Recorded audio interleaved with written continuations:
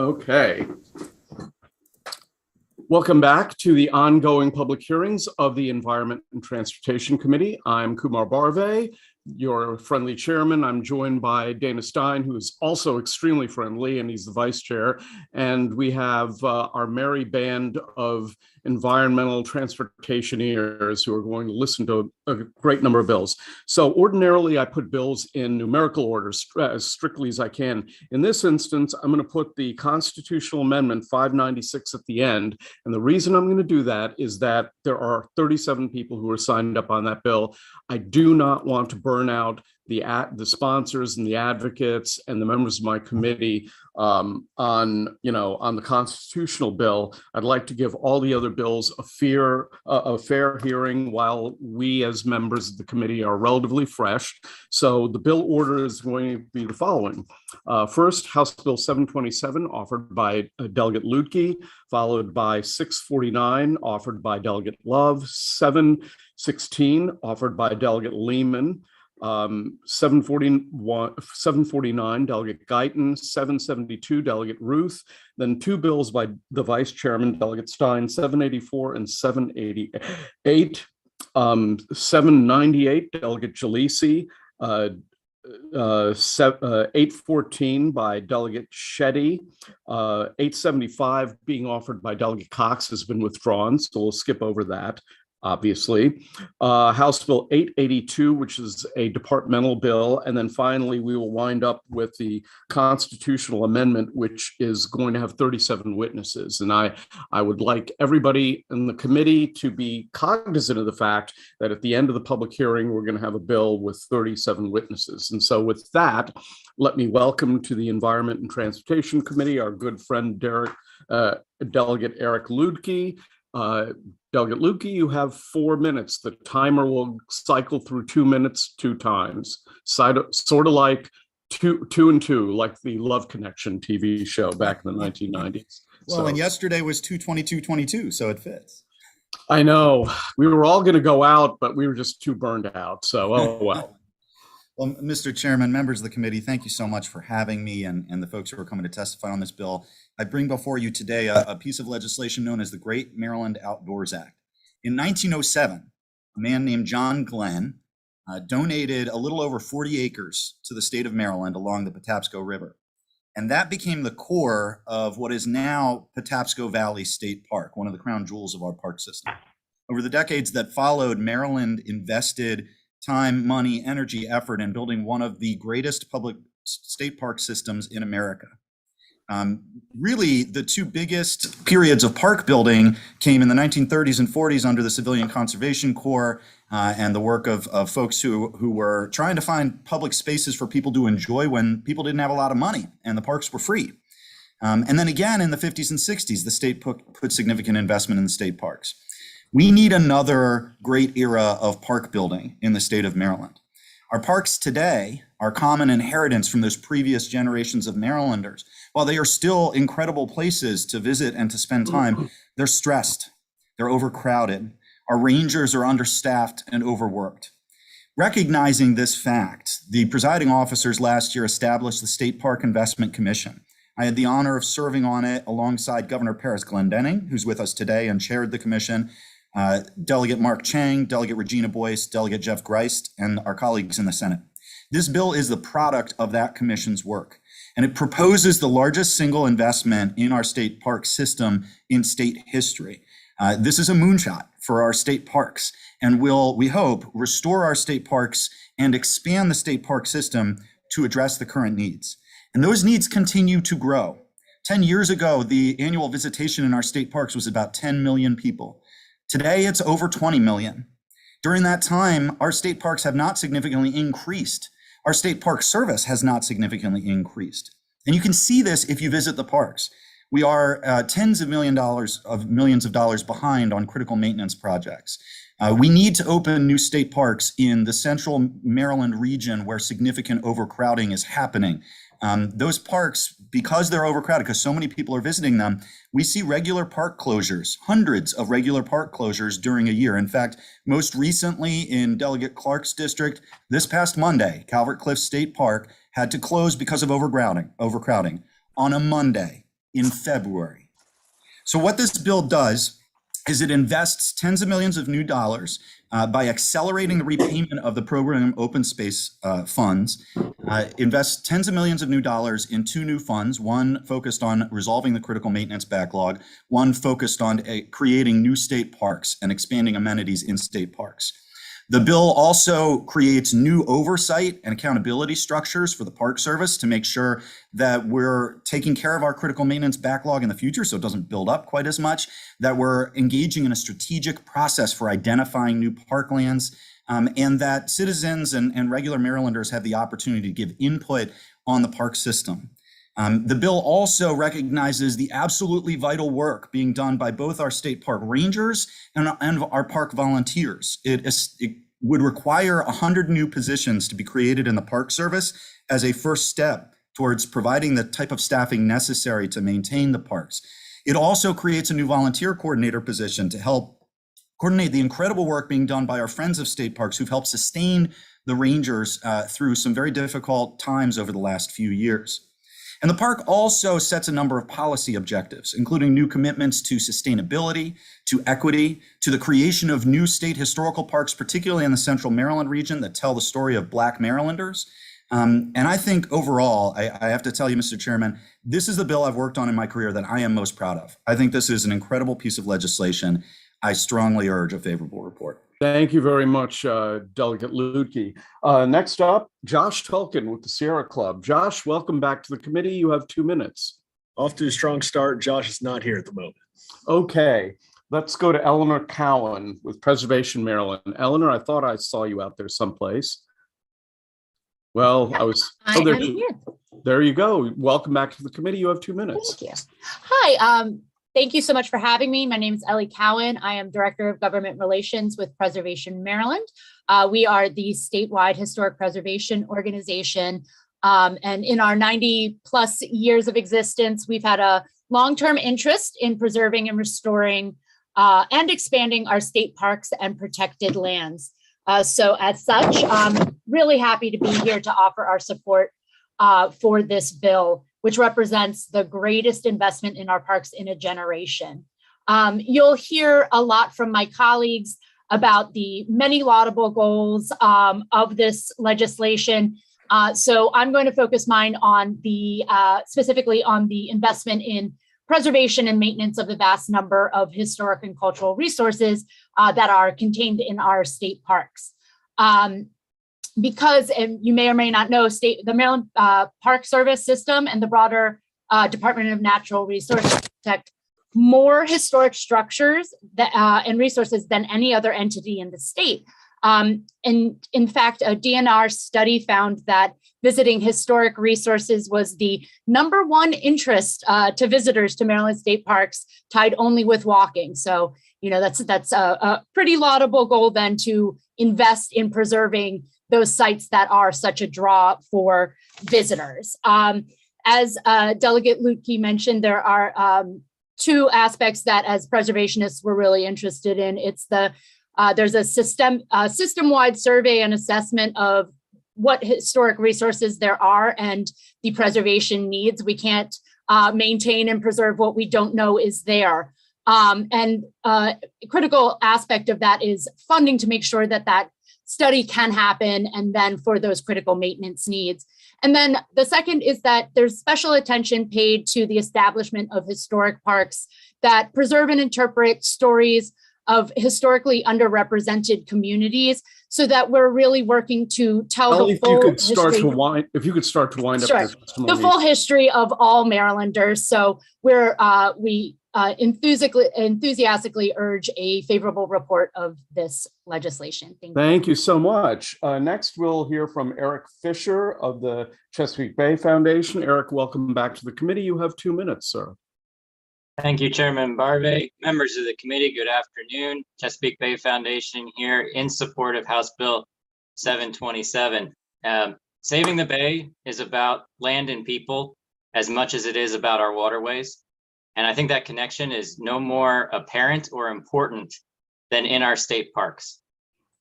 Saving the Bay is about the land because forests, meadows, wetlands, and our open space, those are our best natural filters.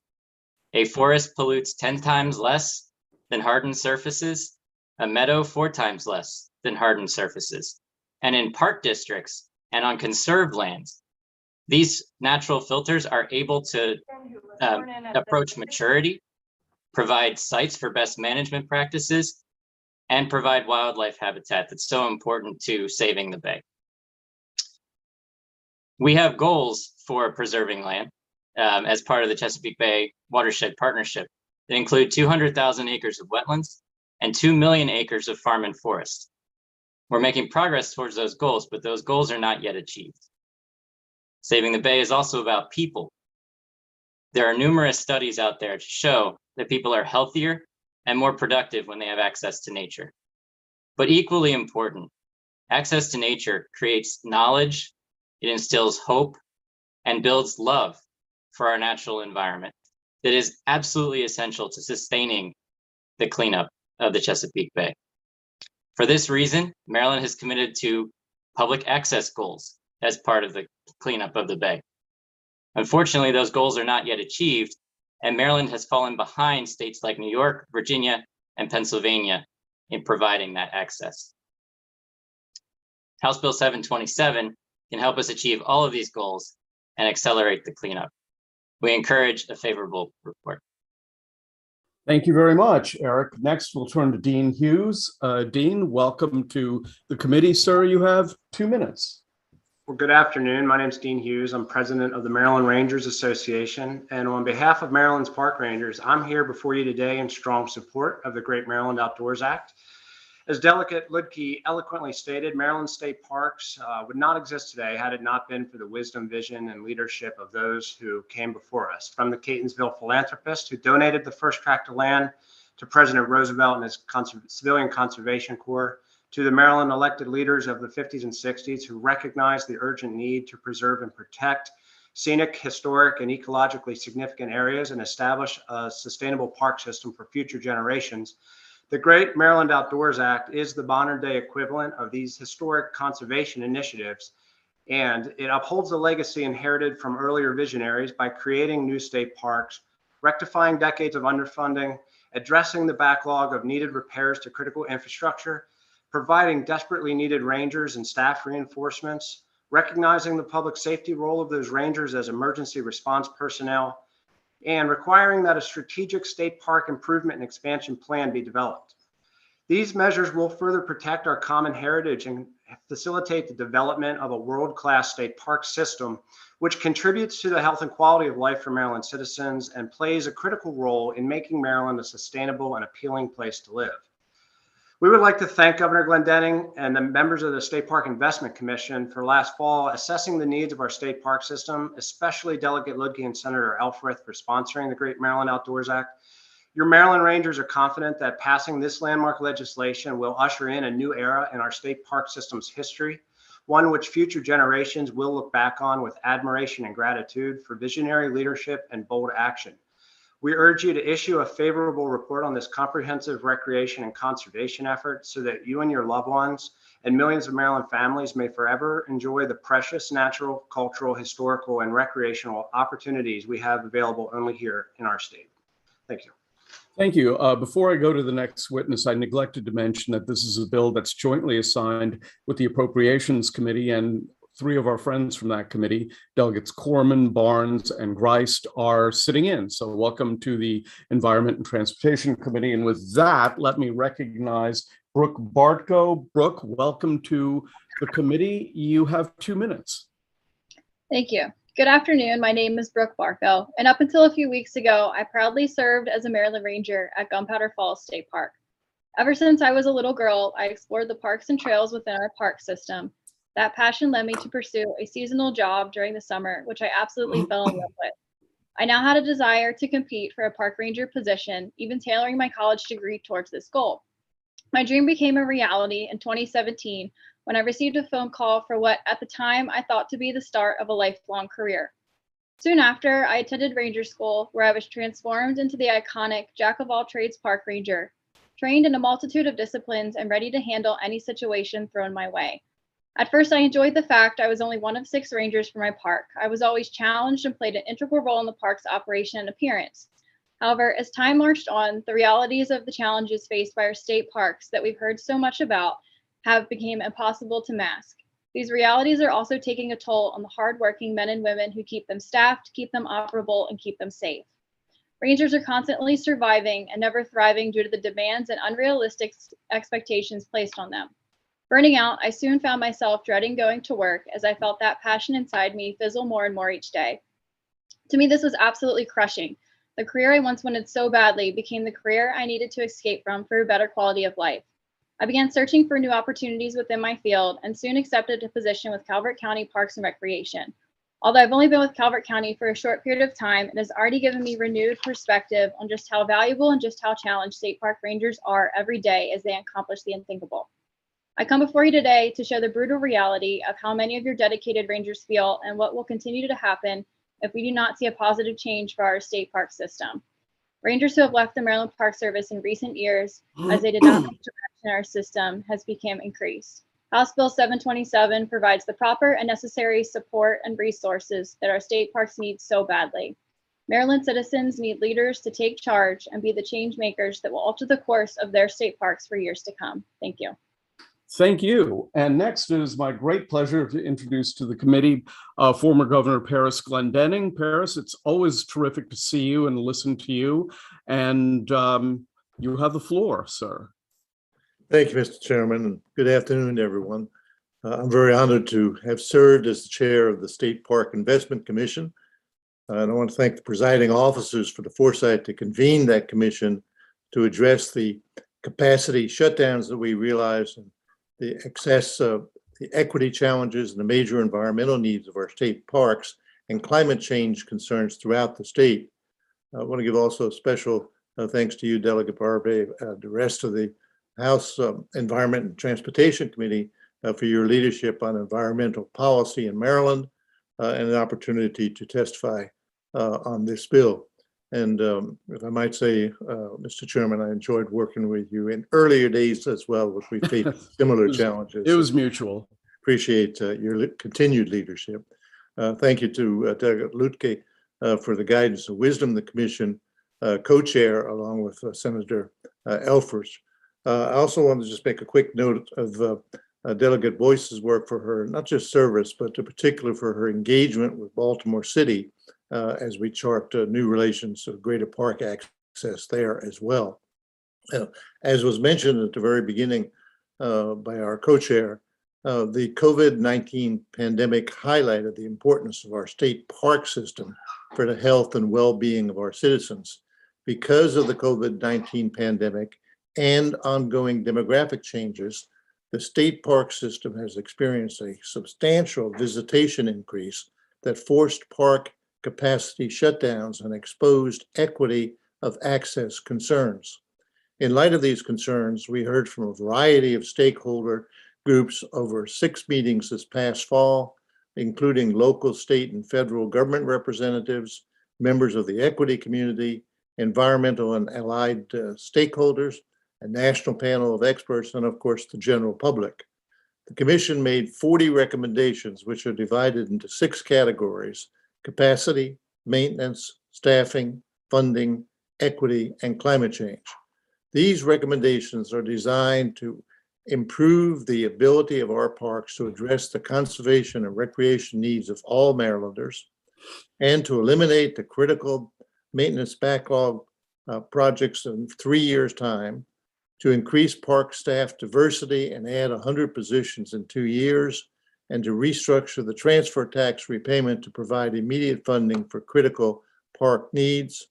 Also to enable greater access of our parks for seniors and Marylanders with disabilities, and to support the state's ongoing climate change mitigation and adaptation activities. If you permit me to take just a moment to make specific reference to recommendation 40, the Equity Reforestation Program, which is of personal interest to me given the combination of human health improvements and the climate change mitigation that it embodies. The proposal for the program works in parallel with the rest of the Commission's recommendations to improve access to Maryland's state parks by bringing parks, or at least park-like environments, to the people.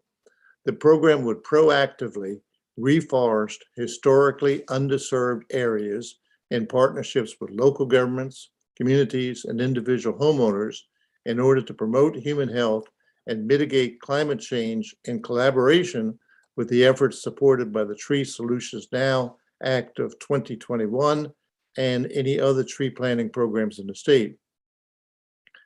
The Commission made its recommendations in the context of historic funding surpluses that allow for a once-in-a-generation opportunity to ensure that our park system is positioned not only as a national leader, but also a model for linking park considerations with climate change, equity, and human health. The Great American Outdoors Act brings the Commission's visions to life, and I commend it to you for approval. Thank you for permitting me to have a small part in this very exciting process and for your support. It's always great to have you in the committee, Governor Glendening. Next, I'm going to recognize, well, before I recognize Tim Casey, I just want to point out to the members of the committee, there are no opponents to this bill. And so with that, Tim Casey, welcome to the committee. You have 2 minutes. Is Tim Casey with us? Yeah, Tim, you're muted. Yep, sorry about that. Thank you very much. My name is Tim Casey with the Friends of Maryland State Parks. I've been volunteering with parks for over 20 years. I love our parks and want the best for their future. The Great Maryland Outdoors Act is landmark, transformational, and strategically provides the roadmap for Maryland over time to be a state parks national model. Its key feature is the strategic positioning of Maryland state parks as a core government function. And it does this in the following five ways. One, was created from the 40 recommendations mentioned before from the Investment Commission. A special thank you to Governor Glendening, Delegate Lukey, and Senator Elford for their great leadership here. Number two, the Parks and Recreation Commission provides oversight and transparency and best practices through a strategic master plan with independent expertise of that plan. This is an effective and efficient closed loop system. Thirdly, park rangers, field maintenance, and staff. It provides competitive pay, equity, and compensation, first responder status, and will show these frontline public servants we value them, their vast responsibilities, and deserve our respect and support. Fourthly, volunteers. They provide skills, training, expertise, and diversity to state parks workforce and serve as advocates to the surrounding park gateway communities.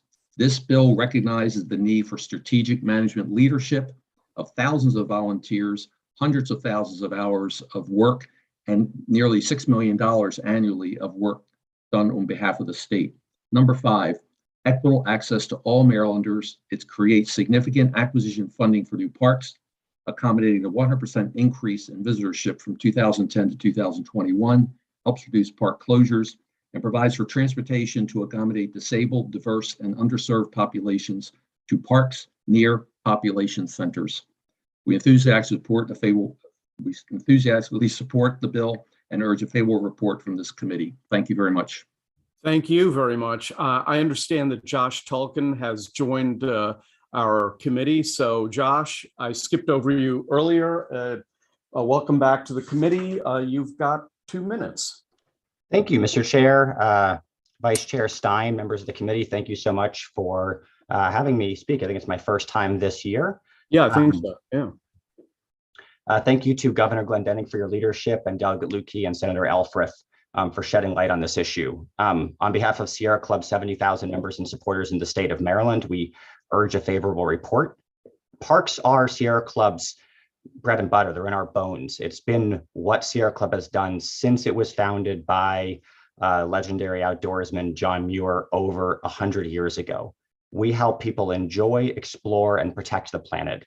We organize hundreds of volunteers to take their very first outings every year. We're so passionate about it that this last year, when we couldn't get people out in large groups, we had individuals out doing hikes on Zoom, talking to people and educating them about what is out there in our state and local parks. What helps us amplify the impact is the quality of the staff and the support system at the park side. So I wanted to emphasize 2 parts of this bill that are really important to us. The staffing allows for maintaining a level of quality from the trails and the infrastructure to the rangers, provides on-site education and consistency that allows every single person to have a higher quality experience when they're visiting. Secondly, is the focus on equitable access. We cannot just ask how many people attended our parks. We must look at who was attending our parks, what the barriers are. There's a working group that will be focused on transit and transportation issues that will ensure that we have affordable options in the future for people to get to those parks so we can have the benefits of this investment reach all Marylanders. We know that access to green space and access to our parks is connected to a bunch of public health indicators. So this is not just for outdoors activities, but it is for helping to expand public health. We believe that any chance to expand participation will allow you to yield a lot of benefits from bringing in new volunteers. There are so many positive things about this bill, but I want to be respectful of the time. So with that, we urge a favorable report. And thank you again for giving me the chance to testify. Not at all. Thank you very much. Next, let's go to Eric Davenport. Mr. Davenport, welcome to the committee. Sir, you have 2 minutes. Thank you. Oh, my name is Eric Davenport. I'm 22 years old and I have worked in Maryland State Parks for 2 years. I began my career with the Maryland Park Service in 2020 as a seasonal park ranger at Rocky Gap State Park in Allegheny County. Working at Rocky Gap was an incredibly fun summer job that led me to discover my passion for the outdoors and educating the public about our amazing natural resources and our duty to protect them.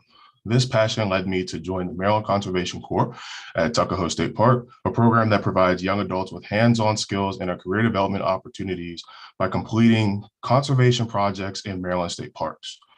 In addition to building trails, responding to natural disasters, and learning about operating and maintaining state parks, we also lead guided hikes and provide interpretive programs to young people and members of the public where I get to teach them about the outdoors, teach how they can be good stewards so that the future generations are able to enjoy Maryland's beautiful natural places like we do today. The Maryland Conservation Corps is often regarded as a stepping stone into a full-time career in the Maryland Park Service. I am hopeful that one day I too will be a ranger and I will have the chance to inspire others to discover their passions, like Rangers Sarah Cliff and Dave at Rocky Gap did for me. I am excited about the Great Maryland Outdoors Act because not only will it create new state parks, it will provide opportunities for me and many others to pursue our dreams and share our passions for the outdoors with millions of people who visit our state parks every year. Please be a champion for our state parks and vote favorably for the Great Maryland Outdoors Act. Thank you. Thank you very much, Mr. Davenport. Next, let's turn to my friend, a former member of the Maryland House of Delegates and now county executive of the great county of Baltimore County, John Olszewski. Johnny O, welcome. You have 2 minutes. Thanks, Mr. Chairman. Good to see all of you, members of Environment and Transportation, visitors from Appropriations, Vice Chair Stein, Baltimore County Executive Johnny Olszewski. Thrilled to be here in support of House Bill 727. You know, the ability to enjoy outdoor parks and open space is a fundamental right of every Maryland resident. Here in Baltimore County, we are fully committed to expanding access to our outdoor spaces, which provide countless opportunities for enjoyment, exercise, health, and a sense of community.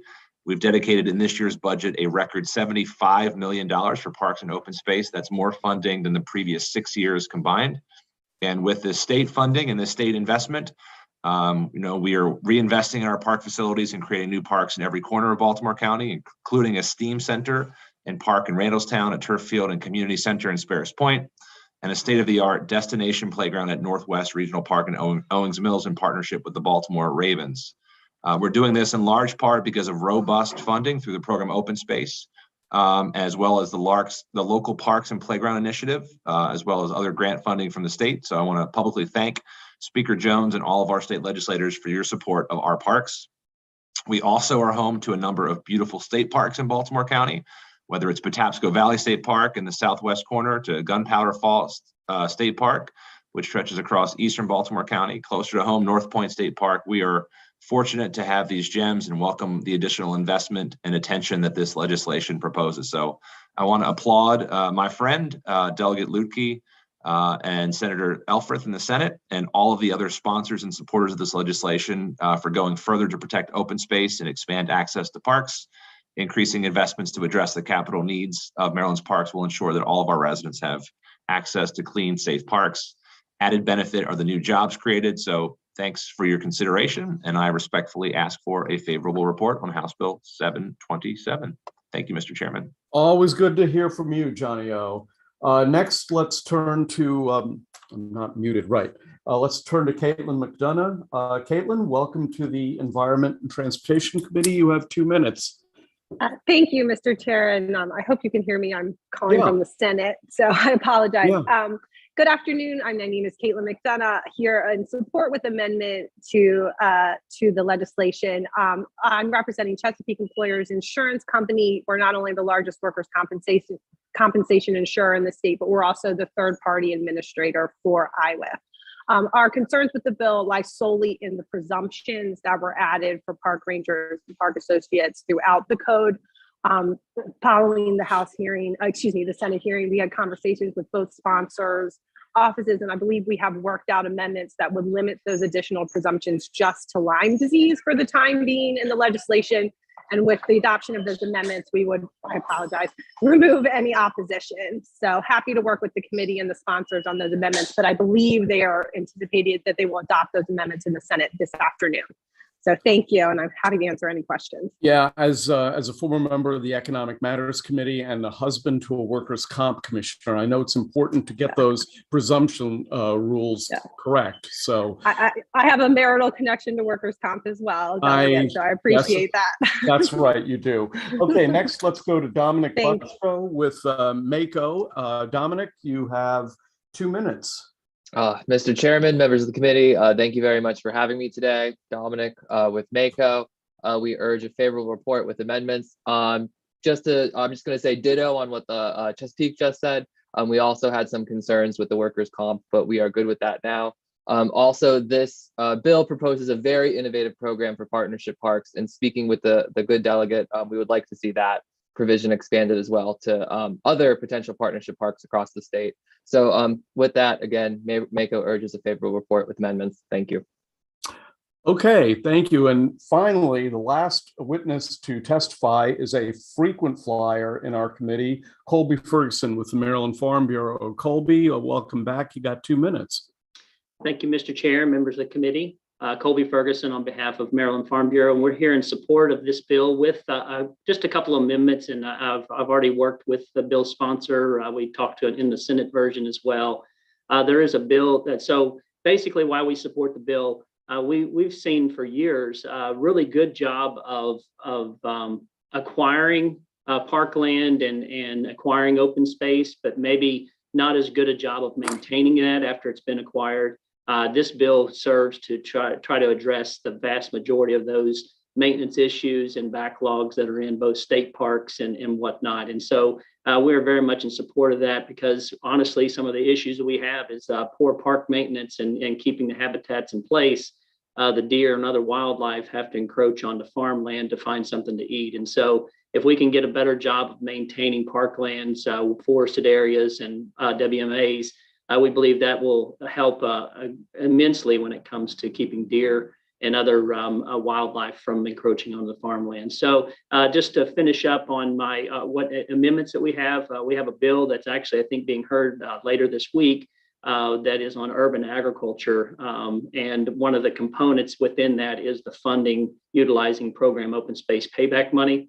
I know we had some discussions with Delegate Lukey on possibility of using some of the funds from the payback money to cover that. And I believe that is being worked out or within the amendments of this bill. So we're very happy to see that and support the bill. Thank you. Okay, thank you very much. We have a number of questions for this bill that has no opponents and the support of the House Speaker. First question goes to Delegate David Fraser Hidalgo. Thank you, Mr. Chair. Thank you, Delegate Lukey. I cannot tell you, you and I have had several conversations about how the parks, both local parks, county parks, state parks, have just exploded since COVID. I know that the lines of getting in, the lines getting out, it's just amazing in a really good way, but also a little bit scary as to how do we keep up with it and how do we continue to promote it. I know that the governor yesterday made some announcements as well, and I'm trying to figure out in my head like how those announcements work with what your bill is. And the last thing I'll say is I love it. I love the bill. So thank you. Sure. Well, thanks. The governor's announcement yesterday consisted of essentially two pieces. One, he was doing a public announcement of appropriations that he'd already recommended in the existing capital budget, to his credit. And I should say, this bill and effort is a bipartisan effort. We're all pulling together on this one. But the governor did propose some increased critical maintenance funding, which is welcome. It's a great start. We need much more, which is in this bill. He also announced the creation that the State Park Service was working on creating, I think, 3 new state parks.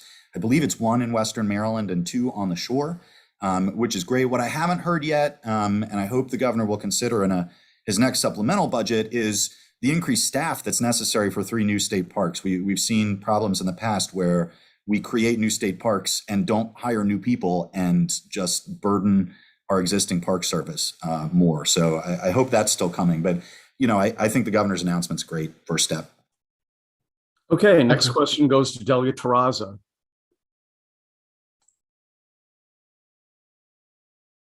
Jen, you have. Sorry, thank you, Mr. Chairman. Didn't realize I was next. Okay. Yeah, I love this bill, and I love the moonshot that it will give our parks. Just really quickly on the issue of disabilities, and I'm glad to see, I'm not sure which page this is, but that you've included people with disabilities and enhancing access. It says programming and amenities. And I'm wondering if you, as part of your discussions, you discussed facilities as well, and would consider maybe putting in enhanced facilities such as changing tables in there. I know that's one of the main things that keeps people with severe disabilities from using our parks. And I'm wondering if maybe that could be added in there somehow.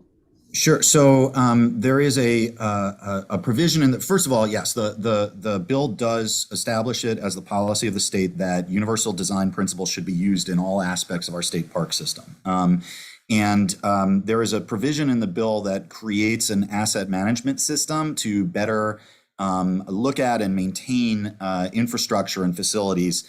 And part of that critical maintenance backlog is ADA related projects, right? It's ADA accessible trails. It's an ADA accessible dock at St. Clements Island, because you can't even get on the island if you're in a wheelchair, things like that. So that's sort of encompassed within that facility management system and our new investments in critical maintenance. Yeah, no, I really appreciate that. And just a quick follow-up. I would hope that we could also add the word facilities, because you have amenities and programming. And so ADA covers a lot of that, but it doesn't cover something like changing tables, which are really important to people using those facilities, so they don't have to come all the way out of those facilities to find a place or to go back home to use the changing table for adult changing stations, like the adult changing stations, I should say. Yeah, it's a great idea. I'm all for it. Great. Okay. Next question goes to Delegate Ciliberti. Barry. You need to unmute yourself, Barry. There we go. All right. Delegate Lukey, you had mentioned the issue of 100 possibly new positions. Do you happen to have a handle on the costs for bringing on those 100 new positions? It's incorporated into the fiscal note. I believe it's approximately 10 million ongoing. Now, that's going to take a while to phase in because, frankly, you can't hire 100 new rangers overnight. So when we say 100 new positions, it's not necessarily going to be immediate. Tonight, yeah. I have the figures of 72 million, 73 million, 43 million. Okay, I see it. All right, thank you. Okay, next question, Delegate Ampry. Thank you, Mr. Chair. And Delegate Lukey, I'm also a huge fan of this bill, excited about what we can do if we invest. One of my first jobs in Baltimore was actually work for Hopkins, and actually took a 9-day voyage in the Chesapeake where I pitched a tent every night in different parks across the state. And I really enjoyed my time doing that. And I think the more we can get people outside is good. My question more so goes along the lines of, there's a very small paragraph on the small business impact in the fiscal note. Just wanted to get a better idea of what could be the possible impacts of a bill like this, where we have more tourism. Like what has been the discussions around the economic impact? I know we talked a lot about what it does for Maryland, but thinking about those who come from outside of Maryland to come visit our parks, what could it mean for us as far as how much of a return on investment we could have with this? Yeah, I mean, the state parks are a major driver of tourism all across the state. You have folks coming from all over the country to see some of our parks. And I think this will build that out. To the points that Preservation Maryland was making, one of the biggest drivers of tourism right now is heritage tourism. It's people seeking out historical sites. And so that's one of the reasons it's a major component of this bill. Also, the governor and DNR recently established a commission called the Moore Commission, focused on the outdoor recreation industry. And some of the recommendations of that commission will be undergirded by this. But it is tens or hundreds of millions of dollars in economic development that will flow from these investments. Awesome. Thank you so much. Okay, next question goes to Delegate Jacobs. Thank you, Mr. Chairman. A couple of questions. I really liked improving the parkland in Maryland. I think that we learned one thing in the past couple of years that Marylanders have well utilized our park system and maxed them out on a frequent basis. But all that being said, in the beginning on the purpose paragraph and other parts of the bill, it talks about increasing the park. I guess you call it park rangers. Now, DNR or NRP police kind of serve more. Jay, we've sort of lost your, I think we lost Jay.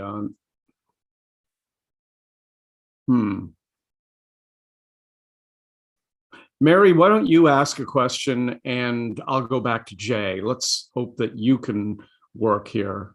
Okay, thank you, Mr. Chairman, and thank you, Delegate Lubke. This is a great bill. I wanted to return really quickly to the asset management system that the bill calls for. Do you mean to say that does not exist right now at all? So the Department of Natural Resources has begun work with the Department of General Services to build out an asset management system. There are challenges with critical maintenance and the use of asset management within DNR, not the least of which, again, is staffing. Frankly, there aren't enough people in DNR acquisitions or engineering and construction. This bill, as part of that 100 new positions, would increase staffing in both of those units. The other thing the bill does is it requires that the DNR consult with the National Park Service because they have a very effective asset management system.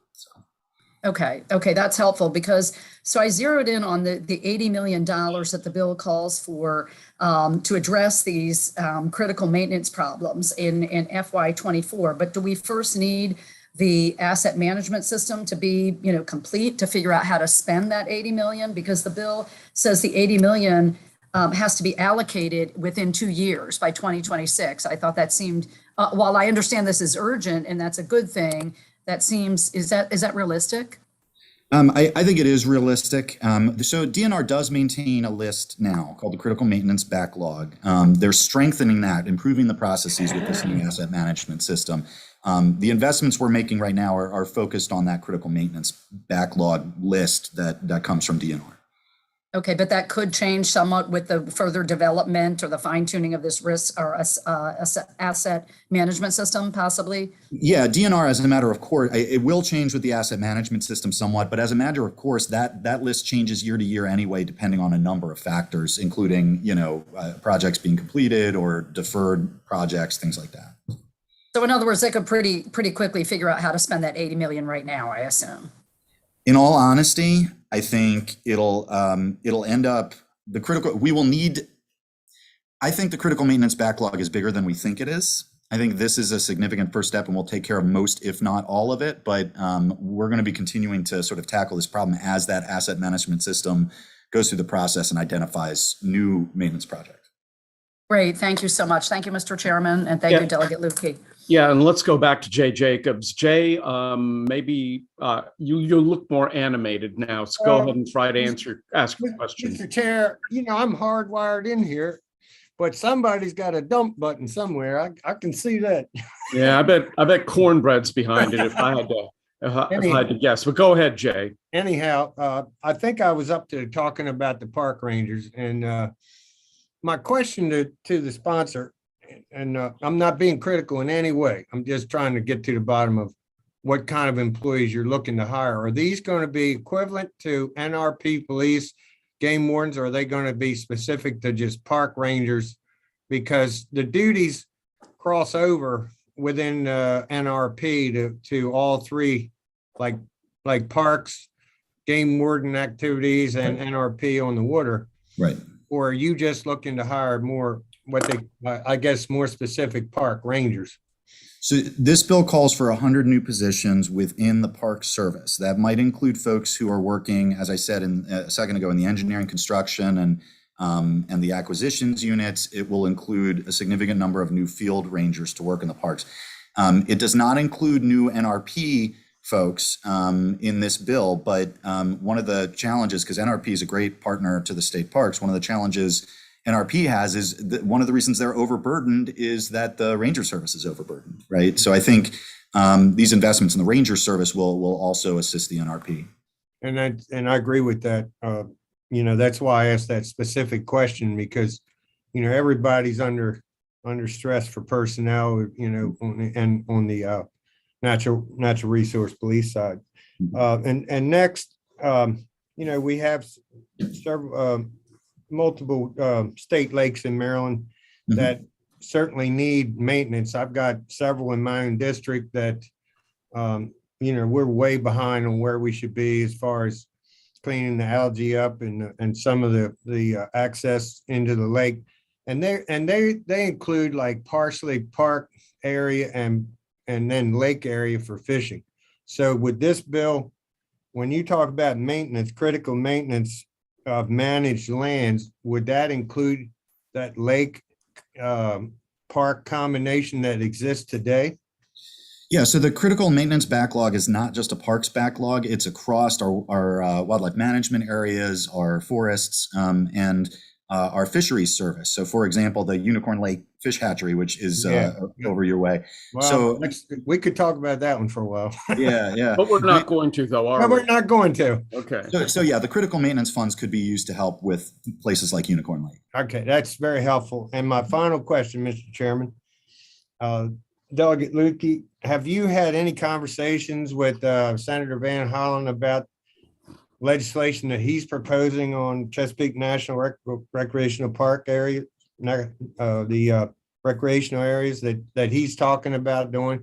Because that's supposed to enhance the parks in Maryland in a big financial way. So I'm looking at it from, that could offset some of this investment, or that could add to this investment. I'm not sure which, but have you had any conversations about that issue as well?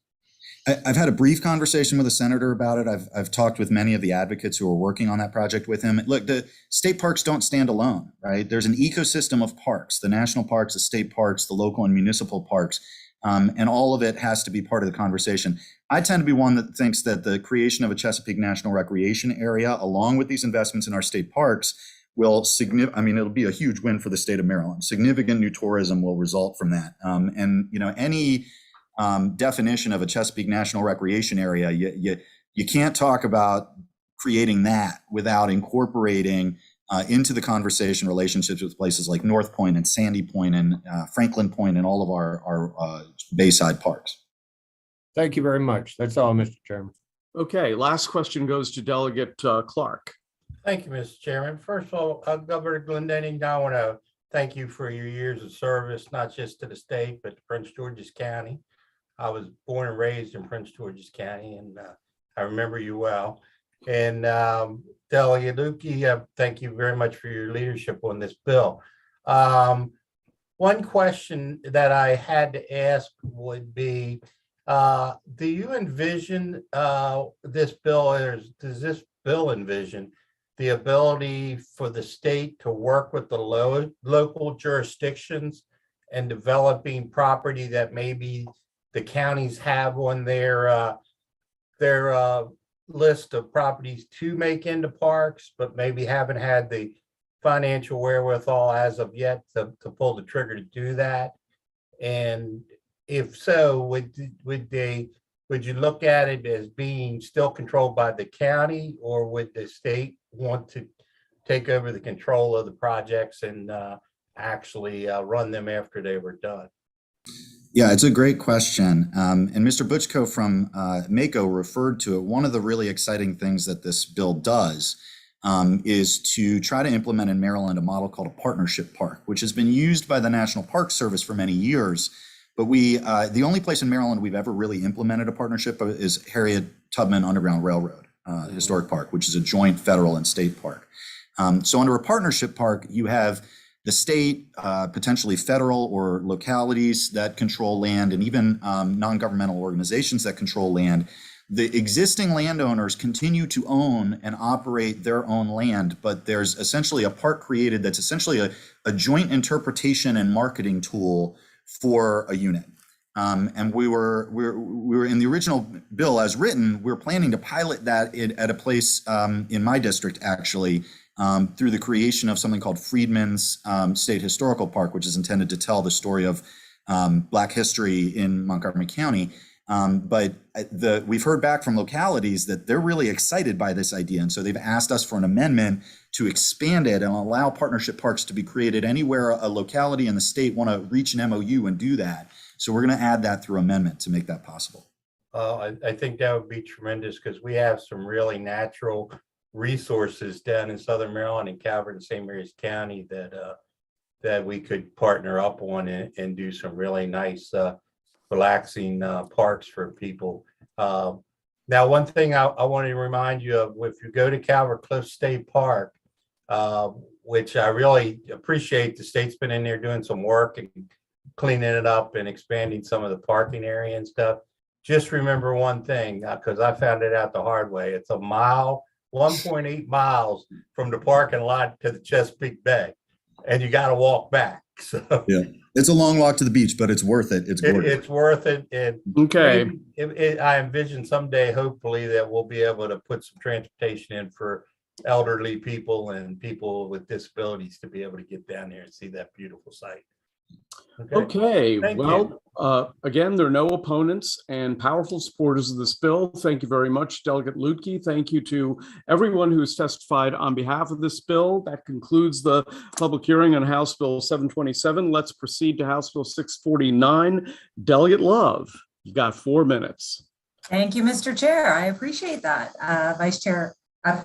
Chair Barbe, Vice Chair Stein, members of ENT, for the record, I'm Delegate Sarah Love, here to present HB 649. This bill seeks to ensure that the Maryland Department of the Environment gets a handle on zombies, not actually the Walking Dead. I am referring to zombie permits, which are water discharge permits that have expired but continue on. So the Maryland Department of the Environment's water supply program has a mission to ensure the safety of the state's public drinking water system. And that supplies drinking water to 5.5 million Marylanders. And the goal is to prevent public health crises like the tragedy in Flint, Michigan. The EPA commissioned a report that came out in May of 2021. It's called the Cadmus Report. And the Cadmus report noted that Maryland once had, and I quote, a robust drinking water program that was able to go above and beyond the minimum federal requirements, end quote. But by contrast, now, due to declining resources, increasing demands, and the need to make cutbacks, MDE may not be able to meet the minimum requirements needed to maintain primary enforcement responsibility.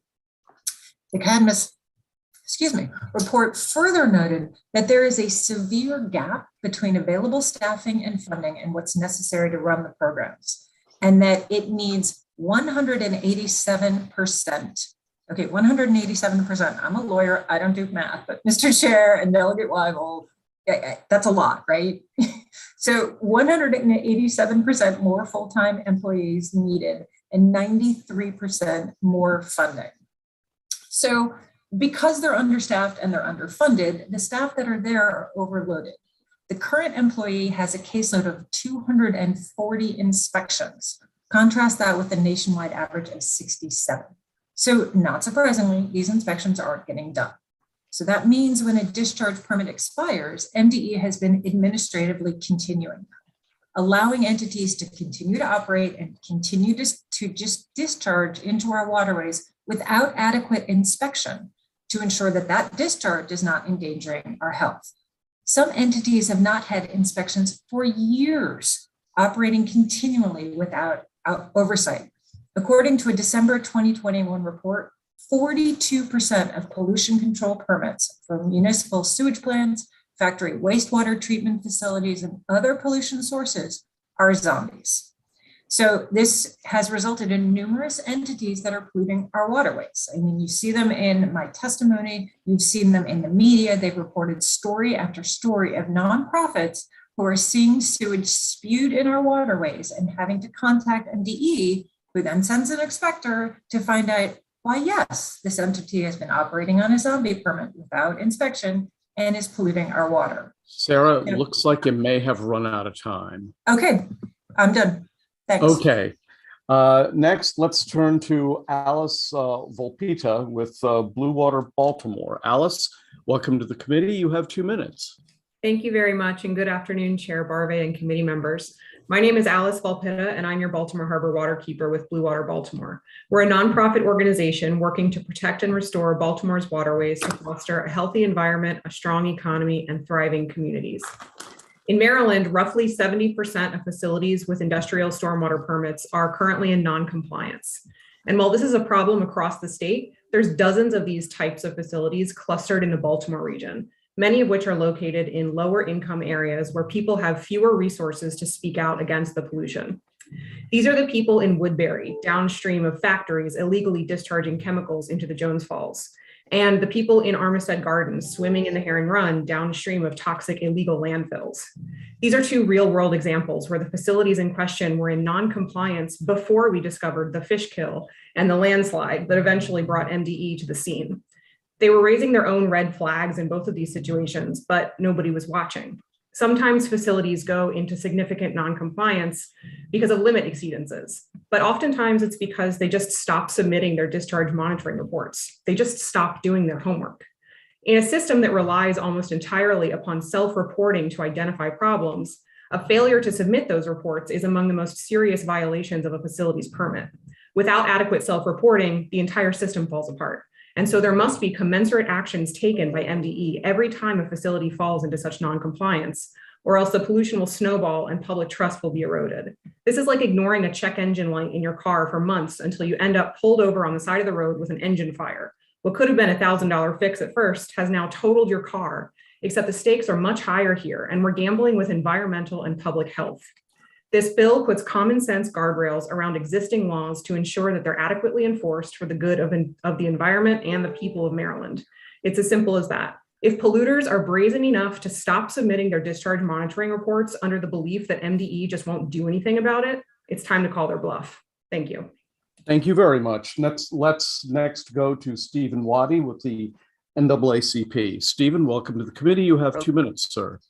Hello, thank you, committee, and thank you, Chair Barve. My name is Stephen Waddy. I'm Political Action Chair for the Anne Arundel County branch of the NAACP. I'm here in support of HB 649. This bill will provide the Department of Environment with the tools necessary to clean up toxic pollution that is harming Maryland residents. I grew up in Howard County. I have fond memories from my youth of exploring the Little Patuxent. We jumped from tire swings. We walked along the river and skipped rocks. We enjoyed the beauty of the snow on those rocks. And I'm here to speak on the protection of the Middle Patuxent watershed. I'm here to discuss some of the locations in South Anne Arundel County, where I live now, that are experiencing environmental pollution. Classified as a historic road, Sands Road, Lothian, Harwood is the home of 181 species of birds. More than 1/3 of these species are listed in the International Union for Conservation of Nature. 2 reclamation centers, the Westport Reclamation and Sandyfield Reclamation. Wooten's Landing, 140-acre wetland park. Middle Patuxent Watershed, Sands Road Park, Al Ray Rubber Landfill, a mining site, 5 mobile home parks, and more than 3 wastewater treatment plants. If we include a larger area, there are 5 mobile home communities in the vicinity, each with its own small wastewater treatment plant that discharges into the nearby Patuxent River or one of its tributaries. The 5 private plants have been in non-compliance of their discharge permits repeatedly over the past 3 years, according to the EPA's ECHO compliance database. As of November 2021, no enforcement action had been taken. All of these diverse and not so compatible entities exist in Sands Road on Lothian, Harwood, Maryland, a road that is approximately 5 miles long. For more than 50 years, Sands Road, Lothian Harwood has been the site for gravel mining operations. Residents of the area complain to the county, and the county says it's the state's responsibility. They complain to the state, and the state says it's the county's responsibility or the federal government's responsibility. Meanwhile, mining permits are given special exception after special exception. Steve, I believe you've run out of runoff. Yes, sir. If you could wrap up. I just urge a favorable report. Thank you. Thank you, sir. Next, let's turn to Fred Pomeroy. Fred, welcome to the committee. You have 2 minutes. He is not here at the moment. Okay, then he'll have 2 minutes later on. Elizabeth Nichols. Liz, I thought I saw you out there. I am here. There you go. Betsy, excuse me, not Liz. Yeah, that's okay. It's the Elizabeths learn. Good afternoon, Chairman, and thank you, Delegate Love, for bringing this really important bill. Betsy Nicholas, Executive Director of Waterkeepers Chesapeake. And our waterkeepers spend every day, like you heard from our Baltimore Harbor waterkeeper, out on the water, looking for problems, looking for violations. While we often work cooperatively with MDE, it's been extraordinarily frustrating to deal with the lack of staff and the lack of enforcement. Many of the sites that waterkeepers find in violation, they report this information to MDE and action isn't taken for months or years while these violations continue. And while some of them may be minor, things like failing to submit paperwork, those aren't the ones we see out there in the community on the water that's killing thousands of fish, causing strange colors and odors. The ones we see when we go and check on them are usually violations hundreds and thousands of times the safe permitted limit for a particular chemical constituent. So there's really significant public health concerns here that we're trying to address with this bill. And this is not a punitive bill. This is a bill about getting the staffing needed at Maryland Department of the Environment so that they can do their job in a timely manner. If they're conducting inspections, this is actually a benefit to those in violation. Many of them may not recognize that it's going on. They had staffing changes, shortages, et cetera, and they're going to find out a lot sooner that there's a problem. They're going to get a notice of violation. They have several months to fix it. And if they don't, they get a small administrative penalty, like a speeding ticket from one of those awful camera things, $250. That's what happens, not hundreds of thousands. But if you go to court, if this goes on for years and you have to take legal action for it, you're going to be paying hundreds of thousands or even millions of dollars for these fines and eating up more time instead of cleaning it up. So we really want to move this forward and address those facilities in significant non-compliance, not, just your everyday ordinary facility. Thank you for your time, and I urge a favorable report. Okay, thank you very much, Betsy. Next, we're going to turn to Robin Clark with Chesapeake Bay Foundation. Robin, you have 2 minutes. Thank you, Mr. Chairman and members of the committee. Robin Clark with the Chesapeake Bay Foundation today in support of HB 649.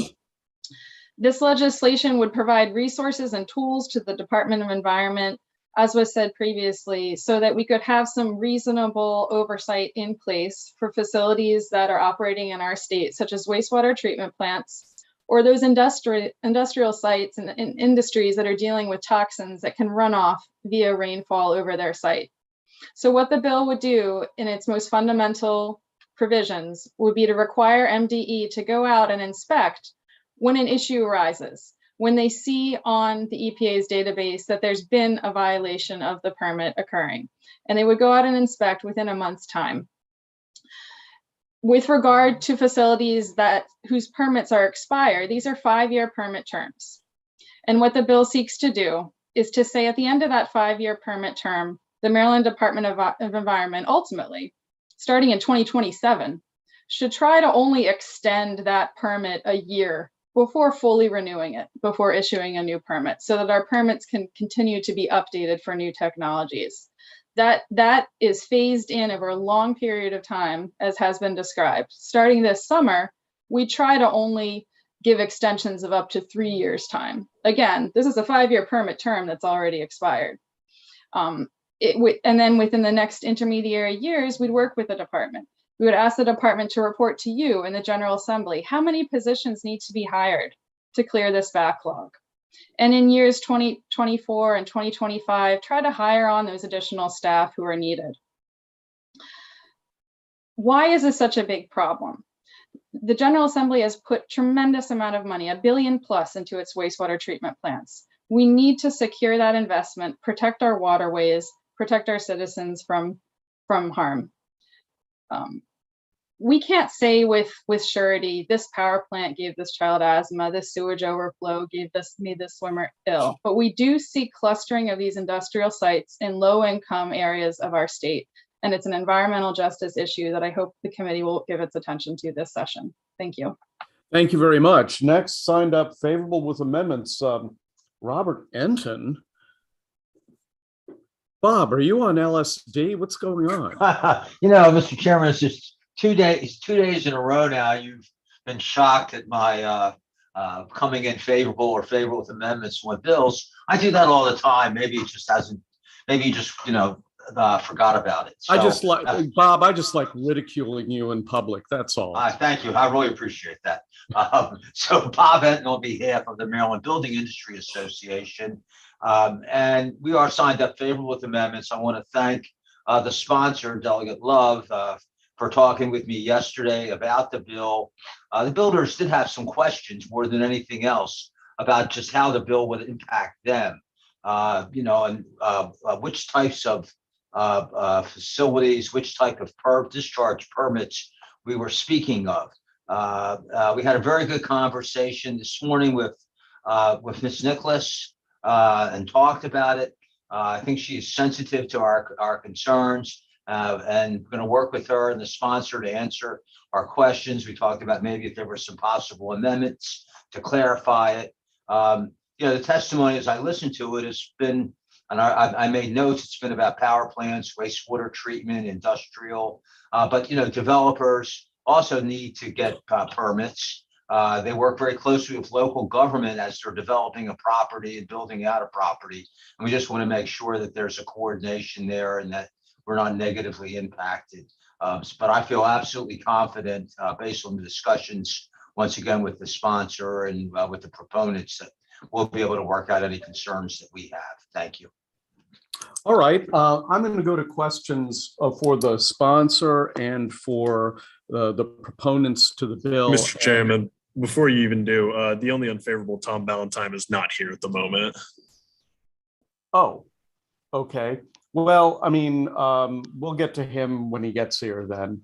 So let's entertain questions for the sponsor and for the proponents. And we'll start with Delegate Boyce and move on to the Vice Chairman of the committee.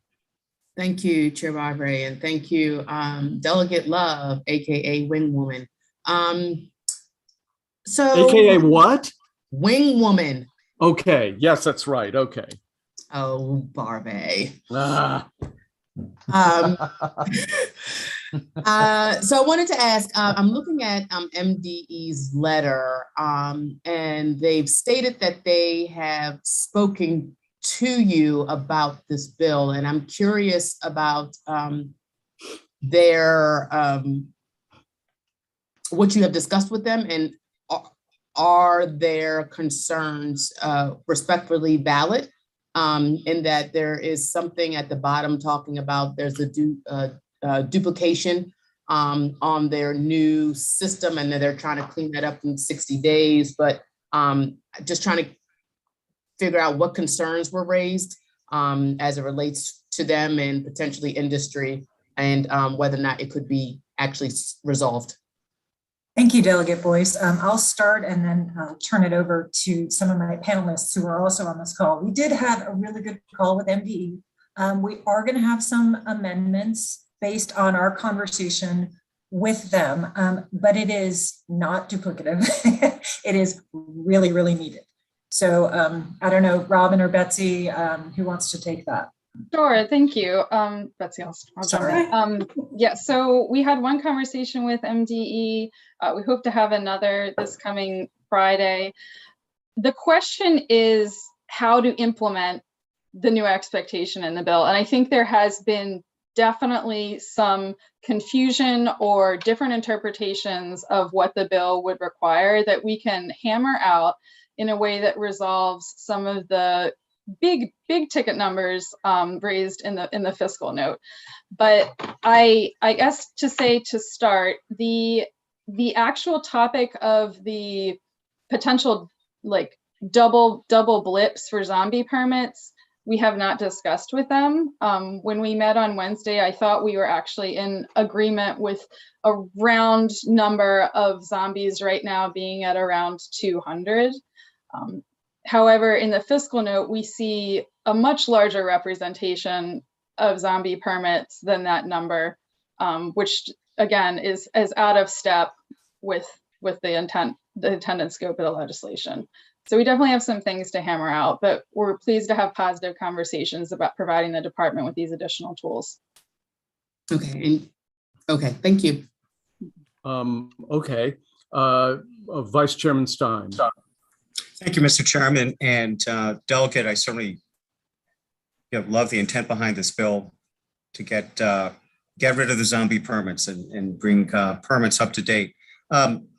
My question for you or any of the advocates is, I guess, a follow-up to what Robin was saying about the projected impact in terms of projected impact on MDE, and specifically what they describe as substantial fiscal cost, potentially millions of dollars every year. So I don't know if there's someone who might be able to address that. I'll start and then turn it over to Betsy. Couple of things.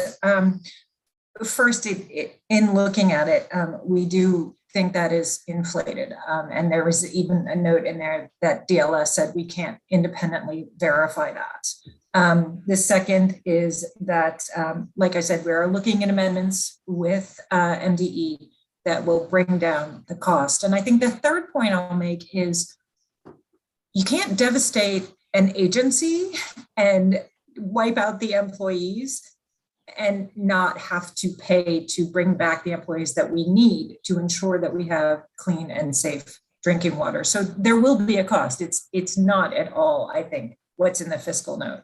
But Betsy, did you want to add to that? Just a little bit. That we looked at the agency's own numbers of their current enforcement personnel, and in not just in the section that this bill applies to, which is the water supply section, but when you add in dam maintenance and some others, because they're all calculated together, it's about 47. They said that at a hearing a couple of weeks ago, Secretary Grumble said that they are hiring some new people, but this is their most recent 2021 report. So if we're going to think that 22.8 million is a reasonable estimate, that's fairly close to the entire budget for MDE. I mean, it's on a scale that's fairly almost comical in terms of the inaccuracy of that fiscal note. I'm not sure what happened. Perhaps information was misunderstood in there, but we're talking about hiring about 10 inspectors and about 10 permit writers. So unless 20 new personnel for MDE costs $22.8 million, there's some digits that seem pretty off in this. And we're hoping on further discussion with MDE on amendments, as well as we're working with the Builders Association and talking to the Farm Bureau tomorrow. I can't say that we can work those out, but I know for the others, we've already gotten a lot of common ground on it. I think that number is going to come way down. Okay, thank you. Certainly keep us posted. Okay, any other we do have Delegate Jacobs is next. Thank you, Mr. Chairman. Delegate Love, I'm trying to find, maybe I've missed it, but is there a definition of significant non-compliance in this bill? It's not in the bill, but there is a definition. Betsy and Robin, you want to tell the delegate where it is? There are two definitions that are applicable here. One is the one that MDE uses, another is from EPA. Because we've heard this question from a few different folks, Delegate Jacobs, we were thinking that this might be an added clarification. And so we were going to work with the bill sponsors and get that in the bill so that it just makes it easier for people to understand and they don't have to go and look it up 2 more times. Yeah, Okay. and I would just clarify that, yeah, AFOs or KFOs are not included in the terms of significant noncompliance. They're under the Land and Materials Administration, and it's a separate grouping. Okay, yes, we do. Jay, you good? I'm going to That's assume. enough. That's enough for now. Thank you. Okay, DFH is next. Thank you. Thank you, Mr. Chair, and thank you, Delegate, for bringing this bill. The fiscal note describes what the cost to comply with the bill is, correct? Yes, That's the $22 million. allegedly.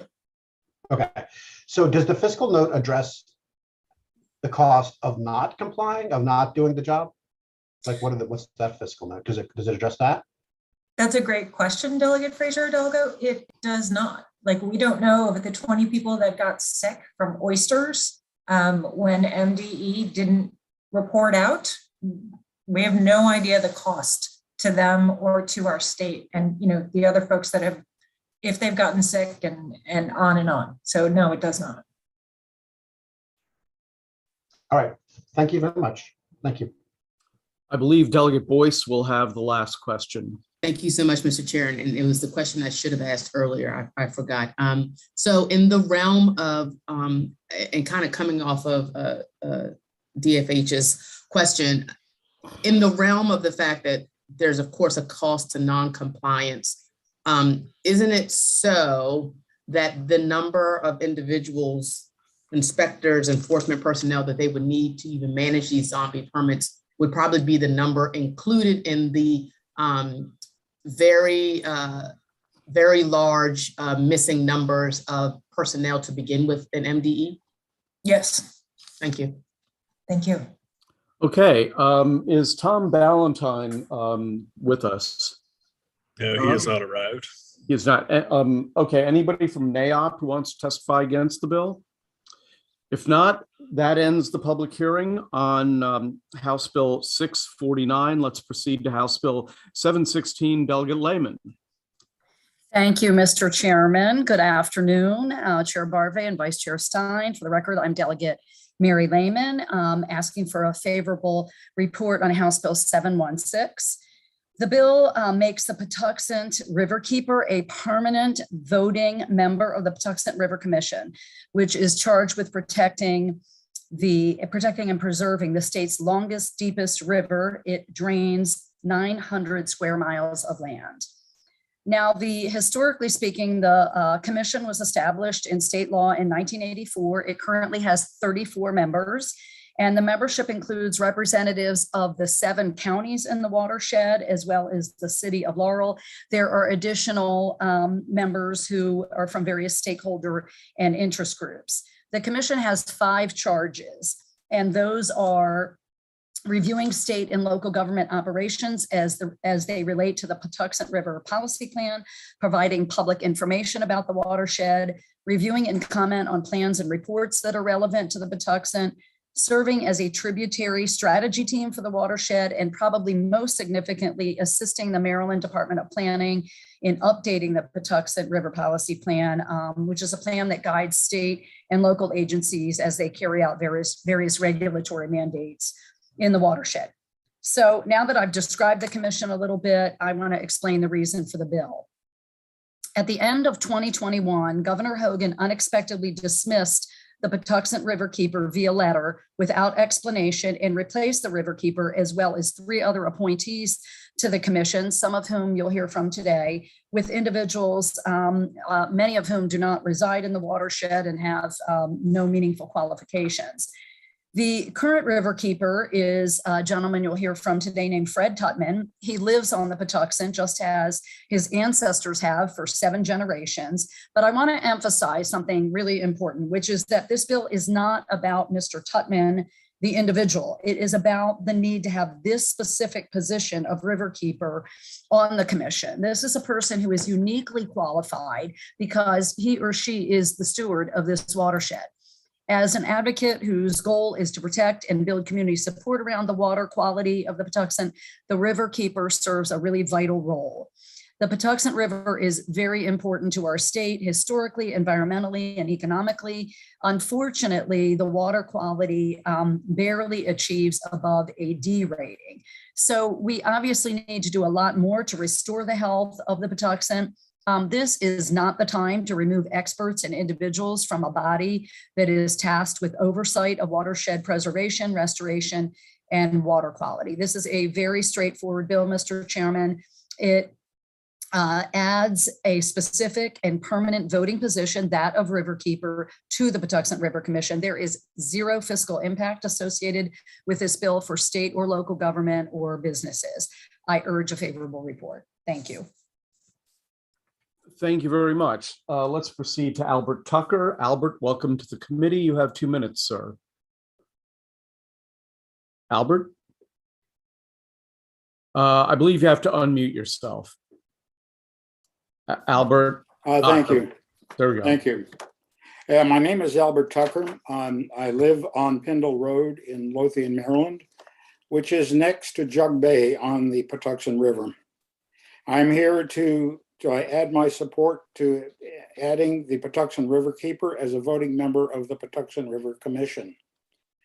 The mission of the Patuxent Riverkeeper is to conserve, protect, and replenish Maryland's longest and deepest intrastate waterway through strategic advocacy, restoration, and education. The goal is long-term sustainability for the ecosystem of the entire Patuxent River Basin and the people who rely on its future. The Riverkeeper is the only all-inclusive citizen-based organization that represents the public interest of the entire river from its source to its mouth. Citizens commissioners represent a relatively small percentage of the non-affiliated members of the commission, approximately 16%. As a former commissioner, I can attest to the fact that the majority of the critical issues before the commission were brought to its attention by citizens through the citizens members of the commission. My personal observation is that the commission is dominated by government organizations, be they state or local. In general, they play a passive role when it comes to multi-jurisdictional issues. However, they do have an important function for the coordination and interpretation of regulations and local plans.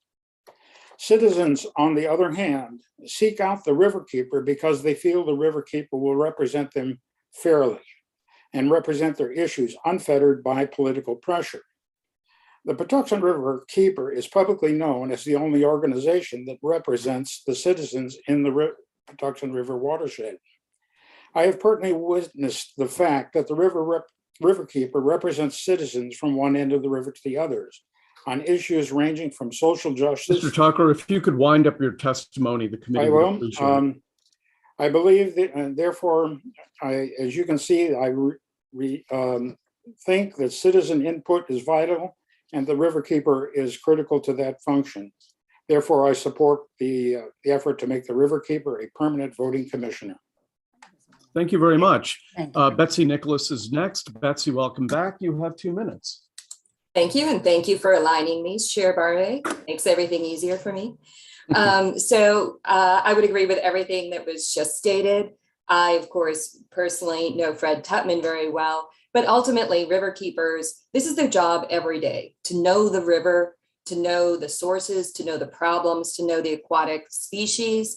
And we're not tied to politics or government spending. We take private donations and that's how we're funded. So it is a voice that can speak out and not get their chain yanked or get fired because they're advocating against a politically popular decision.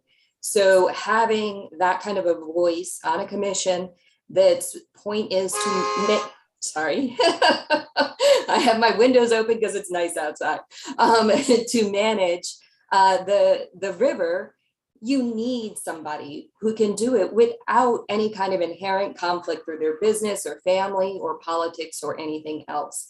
In addition to making the Patuxent Riverkeeper a permanent position on this commission, I would also recommend that those who were appointed consider stepping down to reappoint everyone who was kicked off of the commission for no reason would create a conflict in the number of chairs on there. But from a sort of an ethical and values point of view, this was a wrong act, that all of these people served faithfully as volunteers working to protect the river and were just thrown off. And they have done great work and really worked hard and should have the opportunity to continue doing this and continue protecting the Patuxent River. I urge a favorable report and want others to consider that bigger issue and maybe allow the people who had served to get their positions back on this commission. Thank you. Okay, I'm Dana, are you around? Yes. Okay, I'm going to have to jump off here. Do you have the witness list and everything? Yeah, let me just pull it up real fast. Okay. Yeah, so next witness would be Mr. Tutman. That's right. Okay, thanks a lot, Mr. Vice Chairman. Sure. Yes, Mr. Tutman, welcome to the committee. Thank you very much. So, as you've probably heard, I am Fred Tutman. I've been the riverkeeper on the Patuxent for 18 years, but I served on the Patuxent River Commission for 23 years until this past fall over the holidays when I was not reappointed along with several other citizen representatives. Incidentally, I was originally confirmed by the Maryland Senate, which is exactly what's supposed to happen if you read the statute that created the Patuxent River Commission. The governor does not unilaterally appoint citizens. He gets the confirmation and the concurrence of the Senate. So they really bypassed the usual procedure to get us out of there as quickly as possible. We've been under siege at this commission for more than 2 years by an administration determined to ensure that we don't talk about real estate and land use in the watershed, and also by a Secretary of Planning who has argued that he and his staff actually get to decide on behalf of the governor who can be a commissioner and what the commissioners are allowed to talk about at our meetings. This is really shocking after 23 years to be told that we're essentially censured if we want to talk about land use in the watershed. It's like handing somebody, a hammer with no nails. How do we talk about the problems of this watershed without at least looking at land use and development as a factor? There have never been restrictions in the past on what we can discuss, and there's nothing in the statute that limits that. And the Hogan administration knows this because 2 decisions or opinions from the Attorney General were produced 2 years ago that said exactly what I'm telling you. So they know this, and they essentially waited for a couple of years to throw us off so they could essentially create the commission that they want, one that looks the other way with respect to land use on the Patuxent. The first meeting in January of the new commission had only one item about the Patuxent on it. They talked about the Potomac, the Chesapeake Bay, and they deferred the Patuxent item until the next meeting. So this partnership between Patuxent Riverkeeper and this commission is integral. We run the websites for the commission. We do the trash cleanups, the report cards, all of that. Now we've been moved away from the discussion table into the audience, and that is monkey wrenching the ability for this commission to do its work. So I appreciate the willingness of this group to look at this bill, to put the riverkeeper position back on. Would encourage you to add the watershed manager, who was also thrown off for no particular reason. That's also an important position on this particular body. The citizens of Maryland deserve better from this commission, this unique commission. As far as I know, the only river commission in the state. So thank Mr. you. Tutman, if you could wrap up, please. Thank you for your time, and I encourage you to produce a favorable report with the suggested amendment of adding the watershed manager. Thank you. Great, thank you very much. Next, we'll go to Barbara Solner-Webb. They're not here at the moment. Okay, let's see, Dave Namazi. Hello, thank you for allowing me to testify today. My name is Dave Namazi. I'm the Chief of Staff at the University of Maryland Center for Environmental Science. Chair Stein and members of the committee, I appreciate the opportunity to talk to you today in support of HB 716 with an amendment. The UMC's Chesapeake Biological Laboratory is at the mouth of the Patuxent River on Solomon's Island, and it was established in 1925. The UMC scientists have not only been very active in understanding and restoring the Patuxent River, but have also served on the commission for decades, if not since its origin. These scientists have described the success of the commission in relation to its multiple voices with varying views working together on difficult issues. The Patuxent Riverkeeper is an important stakeholder and whose voice is well heard, and as others have testified to before me. I am here today seeking a friendly amendment for UMCs to have a formal voting seat on the commission and have submitted an amendment to the sponsor or to this committee doing so.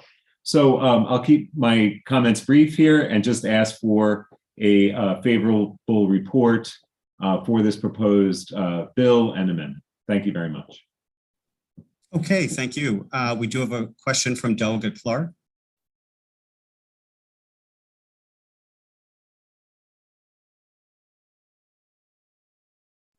Delegate Clark, you need to unmute. Thank you, Mr. Vice Chair. A couple of questions for the delegate. Delegate, who appoints the river keeper? How is the river keeper position itself? How is that filled, or is that an appointed position, or what is that? Now I'm the one who's muted. I'm sorry.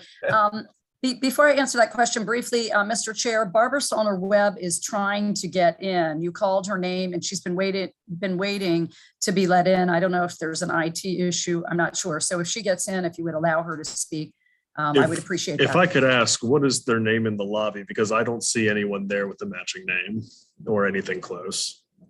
Oh, Barbara Solner Webb. She testified before the committee the other day. She was the one on the horse. So her name should be the same. It appears as Barbara Solner Webb. Unfortunately, I don't believe she's in this waiting room. Okay. She called the office to say she was waiting. So I'm not sure what's going on. Anyway, Delegate Clark, actually, that's an excellent question, and I do not know the answer to it. So I'm going to ask Mr. Tuckman, who I believe said he has been in that job for 18 years, to tell you how he was named to that position. Thank you. Patuxent Riverkeeper Delegate is a private nonprofit organization. I'm an employee of the nonprofit organization with an accountable board of directors. So I'm not elected or appointed. I'm actually the founding riverkeeper. I'm getting old, so there will be another riverkeeper in the foreseeable future, which is why I think the delegate pointed out this is not about Fred Tutman. It's about that role. So that's the best answer I can give you. I'm an employee of a nonprofit. As far as the riverkeeper position itself, and you have it's a nonprofit organization that pays you and all that. Is there any way we could get some information on that organization? Sure, any information you like. Who's on that organization? I'd be happy to forward that information to you. Who's on the board? Its charter information. I think someone quoted from the charter a little earlier. I think the delegate Lehman did. But yes, be glad to supply you with that information, sir. Okay, and secondly, for the delegate, how do the members of the Patuxent River Commission, do they serve at the will of the governor? Are they appointed by the governor? No. So Delegate Clark, thank you for asking that question. If I could go back first briefly to the question you asked Mr. Tutman about his nonprofit group. I had information in my written testimony about some of the things this organization does with river cleanups and that kind of thing. But again, as I said in my testimony, I did not want to make it about him per se, but about the position of riverkeeper. So I removed a lot of those details about what his group does. But to your question, my understanding, and I have talked a couple times to Senator Pinsky about this, he has the cross file of the bill. He believes strongly that there needs to be a more comprehensive Patuxent River Commission bill next year, where we look at the makeup of the commission. It's up to 34 members right now. And I think, as one of the witnesses said, if you start adding back members without asking those members that the governor appointed to step down, you'll be getting up to close to 40 members. And it's getting kind of unwieldy. I think most people would agree. So there is interest in looking holistically at the commission about who is on it, who was appointed at what time. I don't want to get too deep into the weeds, but my understanding is that there's been kind of a breakdown the last I don't know how many years of the Senate confirmation process around certain positions. And I don't know why that hasn't been happening, how folks have just gotten on there without the review and approval process or consent process that is supposed to involve the Senate. I think it's a much longer, more in-depth discussion. Okay. And there will probably be legislation to address it next year. Well, I'm glad to hear you say that. The next question is, if you next year or this year with this bill, would you be opposed to some amendments that gave the counties more power or more say-so as to who is on that, on the commission? Because you have you have counties like St. Mary's and Calvert County and Prince George's County and Anne Arundel County and going up the river, that commission should be made up of people that, in my opinion, wouldn't you say that that commission should be made up of people that have vested interests in the river, like other local elected officials, maybe on that thing? We have UMCs at Solomon's Island, the biological lab that has a tremendous amount of experts. Because quite frankly, I have a vested interest in seeing that the Patuxent River is cleaned up. So I think if we had ensured that most of the people on that commission had a vested interest in seeing that it was cleaned up, wouldn't you say we'd come out with a better end results? Delegate Clark, I couldn't agree more. As I said, and this is not to put you off, I believe that is a really important but more in-depth discussion to look at who is on there. I think, yes, they should be folks that, live in the watershed, that have a vested interest in the watershed. As you noted, as several of the witnesses said, it is the longest river in the state, entirely within the boundaries of the state, and the watershed encompasses 7 counties: Anne Arundel, Baltimore, Calvert, Charles, Howard, Prince George's, Montgomery, and St. Mary's. And it's vital on so many levels to local, economies, the environment. And we need to do better. But as I said, I think it's a more in-depth look at how this commission has grown over the years, who is on it, and what is the role of those various representatives. The 2 biggest municipalities in the watershed are actually the city of Laurel. Hence, there is a seat for someone from the city of Laurel, but the other one is the city of Bowie. And the city of Bowie, actually, as much as I love Laurel, it's my home. The city of Bowie is larger, quite a bit larger than the city of Laurel, yet there's no seat designated for the city of Bowie. So I think there are a lot of issues that should be looked at and factors to be considered around who is on that commission and what they're charged with. So thank you for those questions. I think they're excellent. One more question for the Riverkeeper, Ms. Tupman. Do you remember back when Senator Fowler filed suit and sued the counties up the river for discharge and different things like that? Do you remember that? I think that was probably back in the 90s. Yes, sir. This commission is an outgrowth of that process. This was a commission left in place to monitor the state's compliance with the resolution of those lawsuits. Did the commission or the state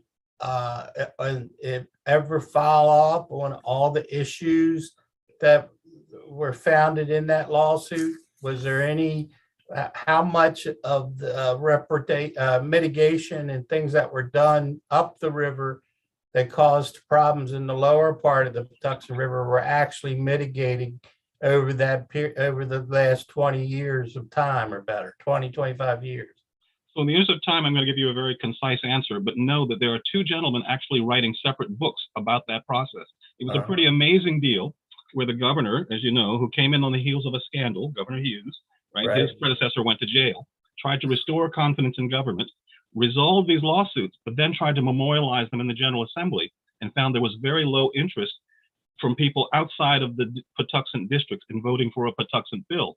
So the governor said, let's start a Chesapeake Bay program. So the origins of the Chesapeake Bay program not only came from those lawsuits, but also this commission, which essentially set the stage for all sorts of technological reforms that now influence policy within the Bay movement. So that's probably the most concise answer. You can tell I'm wound up about it because I think this should be a movie, because I know those guys, the ones that are still living. And if you look in your packets that we uploaded, there are letters from some of those guys who were in the room when this commission was created who thoroughly understand what its Well, purpose is. Mr. Tubman, I don't know if you remember or recollect me, but we had a very lively debate on the Dominion Cove Point liquefaction plant. Absolutely. Between yourself and I believe it was Tom Miller from the Chesapeake Biological Lab and myself, quite a few years back. And it was fun, but I agree with you 100%. I understand exactly what you're talking about. I knew them people too.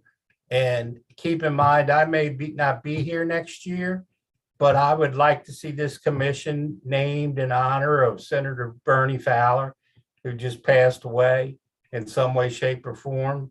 He passed away at 95, 96 years old, or 98 years old. And he was the architect that started the issue with the Patuxent River that actually grew in to the Chesapeake Bay Commission. Because the river is what we were interested in, and it turned out being the bay. And in my estimation, in my opinion, wouldn't you say that the Patuxent River has been slighted ever since then? We were a forgotten issue. The bay became the big issue, and the Patuxent River just became a small part of it.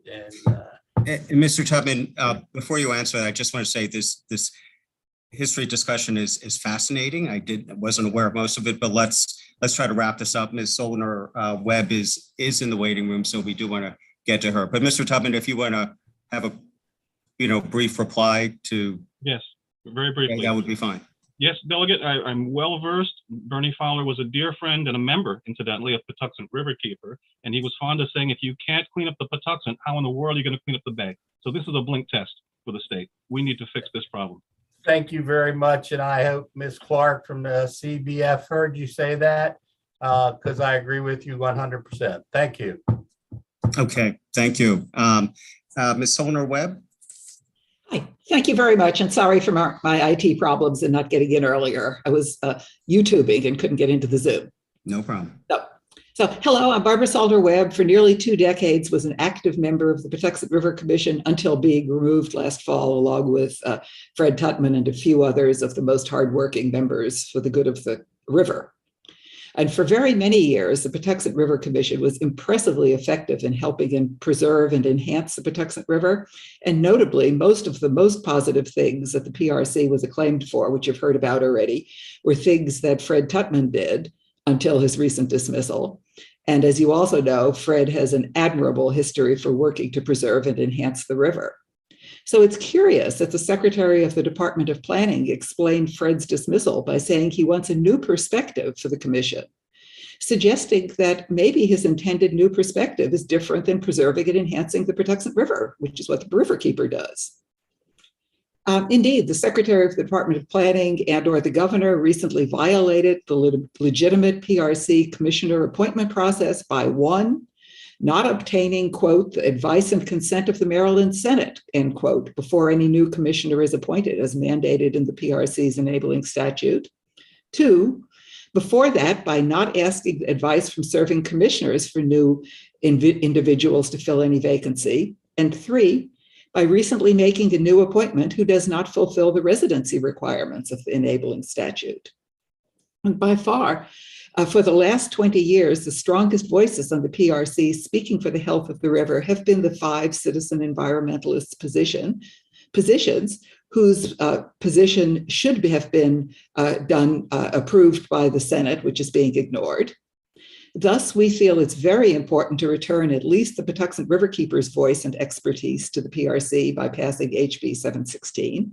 And furthermore, please consider amending the legislation by adding a member of the Patuxent Riverkeeper's Board of Directors to be chosen by the Patuxent Riverkeeper. That would be me. In summary, to hopefully reinstate the PRC to being the best forum in the state for raising and exploring solutions to problems of a formerly healthy river now consistently getting a D- in water quality, please pass HB 716. It would be a wonderful tribute to Senator Bernie Fowler, who was an inspiring force for the PRC and a good friend of Fred's and mine. Thank you. Mr. Vice Chair, you are muted. Yes, thank you. There are no further witnesses. Don't see any hands up for questions. So that ends the bill hearing for House Bill 716. Next, we'll move on to Delegate Guyton and House Bill 749. Welcome, Delegate Guyton. Thank you so much, Mr. Chair Stein and members of the Environment Transportation Committee. So I'm here to request your consideration of House Bill 749, which establishes a Maryland Park Explorers pilot program in 3 counties, Baltimore County, Anne Arundel County, and Calvert County. So according to the Sierra Club, 28 million children in the US do not live within 10 miles of green recreational space. So prior to COVID, and again, this is prior to COVID, the average American child spent an estimated 4 to 7 minutes playing outdoors and an average of 8.8 hours a day interacting with electronics and sitting in front of a screen. Those of us who have middle or high schoolers are not surprised at that at all. But remember, these numbers are before virtual schooling. So we can only expect that things have gotten so much worse.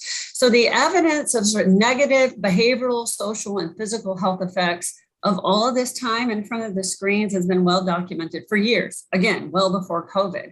But our recent analysis indicates that the problems that kids are having from sitting in front of the screen, they're not just because they're sitting in front of a screen. They're because of what they're not doing. And what they're not doing is going out and interacting with their natural world. So House Bill 749 will encourage children to engage in outdoor play and exploration and fight childhood obesity, one of our biggest problems, exacerbated also by COVID, by building physically healthier children while expanding their knowledge of the environment and also promoting social and behavioral health. So it's a win, win, win, win.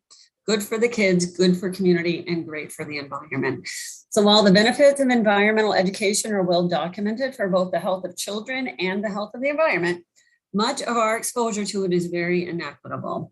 So this bill requires that these programs, the first 3 in the pilot, prioritize children in areas that lack green space and equitable access to outdoor environmental experiences.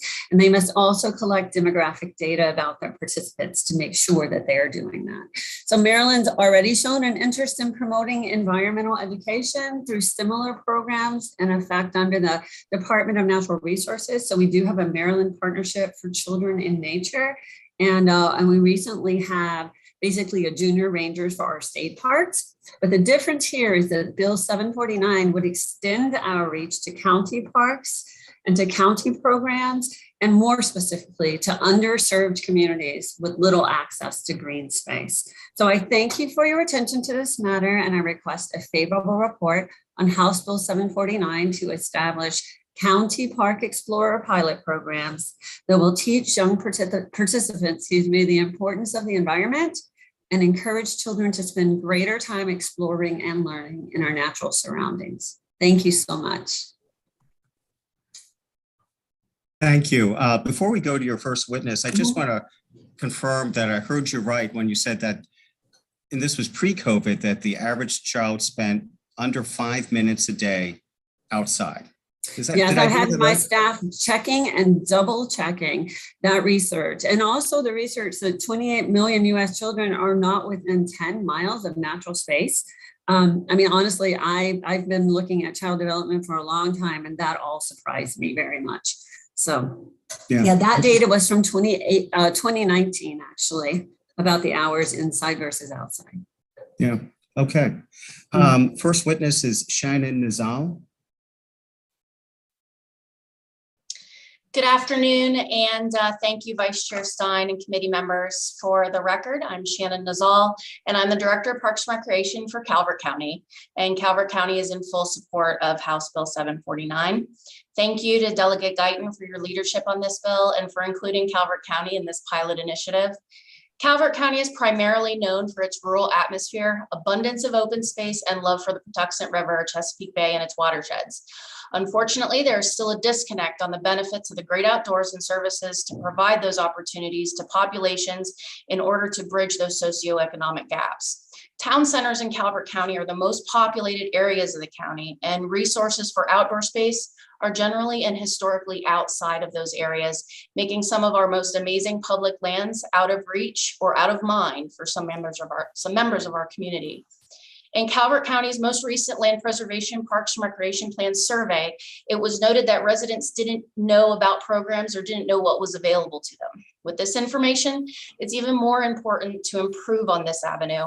With the availability of this program, it provides a concerted effort to ensure members of the public are aware of the great programs, services, and facilities that are offered, and then also have a louder voice on what's important to them.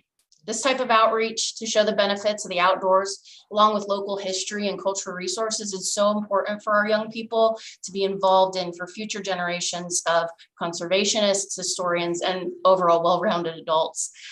Calvert has a very diverse program in natural resources and environmental science. We research American kestrels, saw-whet owls, all types of raptors, and are in all Calvert County public school classrooms of 1st, 3rd, and 5th graders through the ChessPAX program on environmental sciences.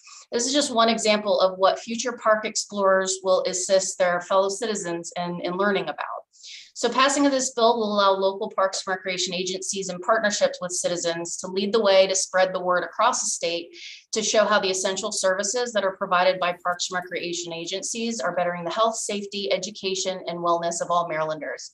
So thank you for your time, and I look forward to your favorable report. Thank you. Next, Bob Smith. Good afternoon, committee members. I'm here to testify in support of House Bill 749. My name is Bob Smith. I am the Deputy Director for Recreation and Facilities Operations at the Baltimore County Department of Recreation and Parks, and we are in support of this bill.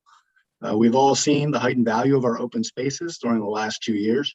Parks and open spaces provide us ways to combat climate change, to provide needed areas to congregate and socialize, and act as ways to both improve physical and mental health.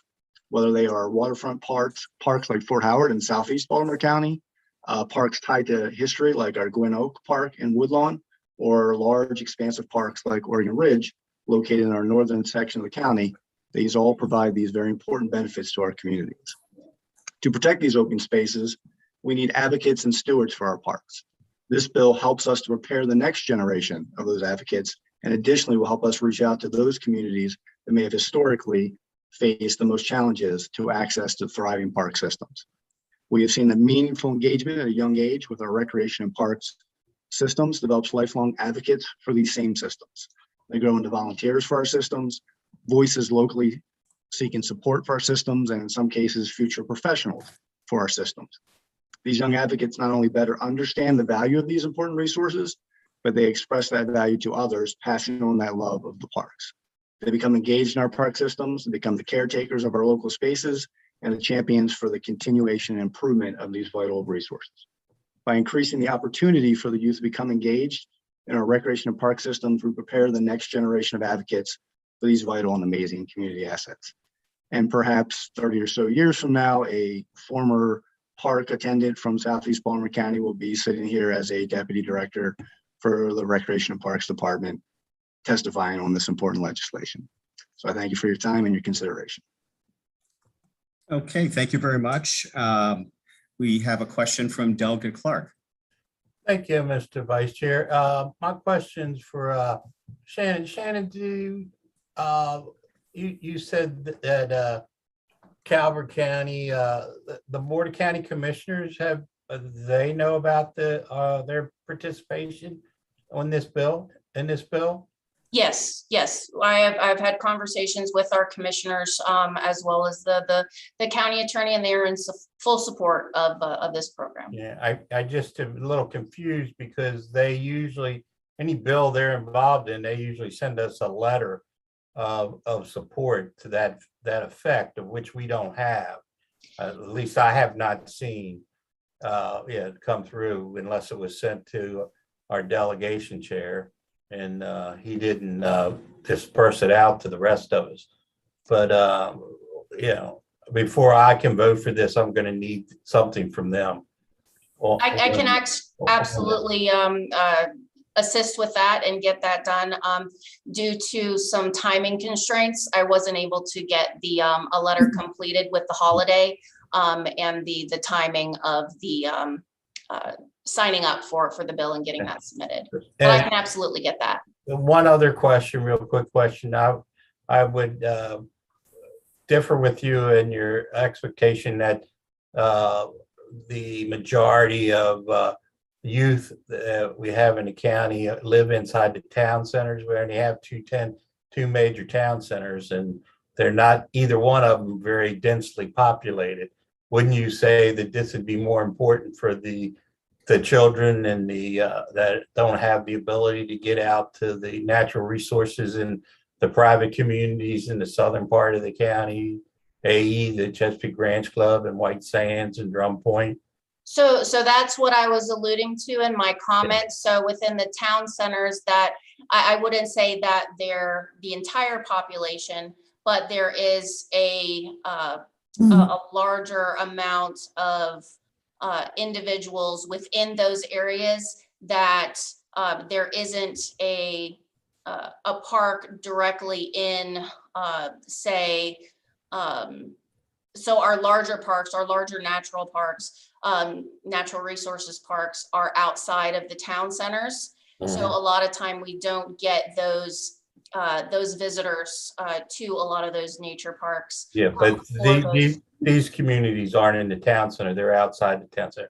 But neither, hey, just for the committee's information, could you please tell them how many regional parks that you have in the pipeline right now, trying to get built out and funded so that we can get them open? So we have one park up in the Dunkirk area, Ward Farm Recreation and Nature Park, where we are opening that. We have our ribbon cutting next month on the 8th for the first phase of that project. And then we also have a park on the southern end of the county, Dominion Energy Regional Park, which we are in the process of design right now for the first phase of that regional park, but it is not completely funded. Thank you so much. You're welcome. Okay, thank you very much. That ends the bill hearing for House Bill 749. Thank you very much, Delegate Guyton. Next, we'll move on to House Bill 772, Delegate Ruth.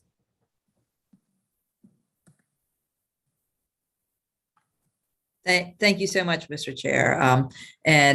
So for the record, I'm Delegate Sheila Ruth. I'm here presenting House Bill 772. House Bill 772 requires that the Maryland Energy Administration adopt minimum efficiency standards for portable electric spas, air purifiers, commercial dishwashers, commercial steam cookers, faucets, residential ventilating fans, shower heads, spray sprinkler bodies, urinals, water closets, and water coolers. Specific minimum standards are specified for each product. Products which do not meet these standards may not be sold in Maryland after January 1st, 2024, and may not be installed after January 1st, 2025. In addition, the bill requires MEA to review standards for 2 additional products: high color rendering index, or CRI, fluorescent lamps, and electric vehicle supply equipment, which are electric vehicle chargers.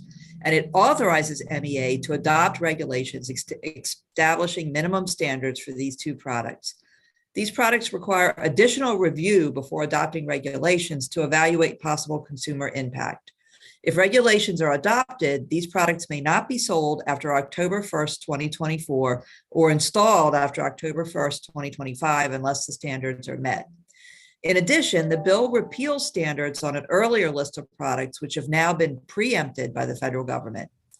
Maryland has been a leader in energy efficiency standards, and these new standards will save energy, reduce water use, and save consumers money on energy bills.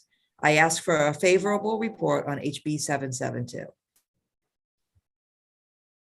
Thank you. Thank you, Delegate. First witness is Tom Ballantyne. He is not here at the moment. It's not here? Okay. Eric Kaufman. Thank you, Chairman, Vice Chair, and committee members. I'm Eric Kaufman, Division Director of Energy Programs for the Maryland Energy Administration. House Bill 772 will help solidify Maryland's track record of leadership when it comes to energy and water efficiency. MEA has worked with the sponsor to help ensure this bill minimizes any potential impacts or effects on Marylanders. If enacted, the bill will result in significant electricity and water savings, ultimately producing an estimated savings of over 2 million metric tons of carbon dioxide by 2040.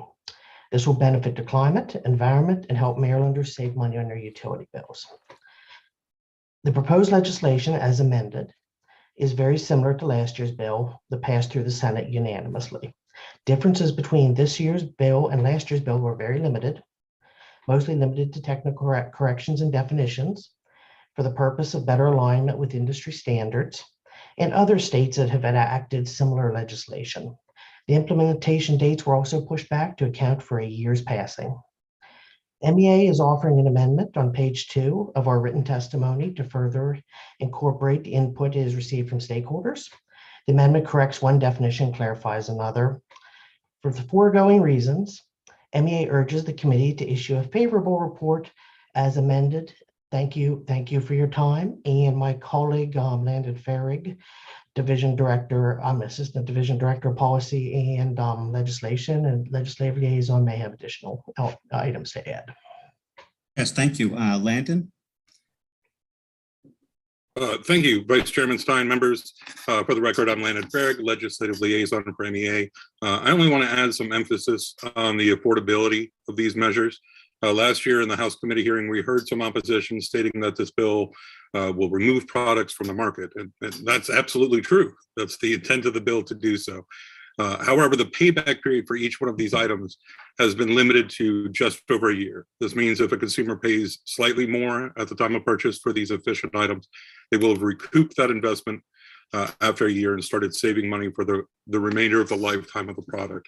For example, for air purifiers, the estimated payback period is estimated to be 0 years, meaning there's really no meaningful price difference between the efficient and inefficient models.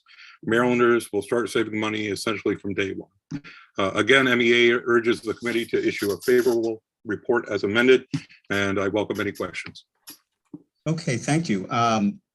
Before we take questions for the proponents, I want to circle back. Is Tom Ballantyne with us virtually? No, I don't believe so. Okay, all right. Let's go to questions for the proponents. First question is from Delegate Healy. Thank you very much. I'm curious, I just would like an answer from MEA. Is it unusual for Maryland to have its own standards separate and apart from federal standards on these kind of consumer products? It's kind of a new idea to me. So can you address that, please?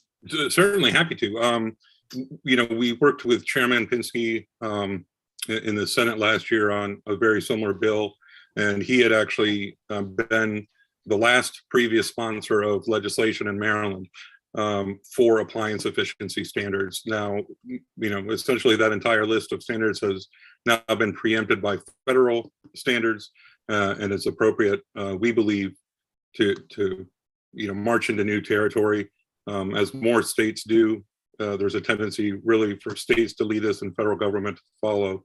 Additionally, MEA has a charge to review these standards, every so often, and this is the manner in which we've done it over the last couple of years. If I could just add, it really shows Maryland's leadership in this area that we enacted standards which the federal government has now followed and preempted, and we're repealing those existing standards because the federal government has followed our lead. And so now we are putting in place new standards as well, and hoping to continue that leadership. Okay, Delegate Healy, you good? Trying to unmute myself to say thank you very much. Okay, great. Next question, Delegate Stewart. Thank you, Mr. Chair. So my question is for either the sponsor or any of the opponents. So I was looking at the testimony from the Association of Home Appliance Manufacturers, who they opposed the bill, and they mentioned something on page 1 of their testimony that I found at least facially sort of alarming. They say, quote unquote, the bill would require, it would restrict the availability of air cleaners and effectively remove approximately 60% of residential room air cleaners from the shelf. I don't know if that's the intent or if that's true or not, but I just wanted to give the proponents an opportunity to respond to that in particular. Delegate Ruth, I'm happy to answer. Yeah, yes, Landon, if you could go ahead and take that, please. Certainly. Yeah, I don't believe that assertion is accurate. The bill specifically exempts products that are already on retail shelves. You know, we want to spare Maryland retailers from being stuck with items in stock that they can't sell. Additionally, you know, as I said earlier, this bill will result in the curtailment of the availability of specific models of items, but in no way limits the overall volume. We're not going to see empty shelves for air purifiers being sold in the state. Got it. Okay, that's helpful. Thanks very much. Thank you. Okay, Delegate Clark. Thank you, Mr. Vice Chair. I must feel good today because all of a sudden my mind's working. This is for the delegate. Is in this bill, is there any subsidy to the homeowner from the state to subsidize the price of what all these appliances that they have to buy because you don't want them to buy the one they want? Thank you for the question, Delegate Clark, and always appreciate your questions.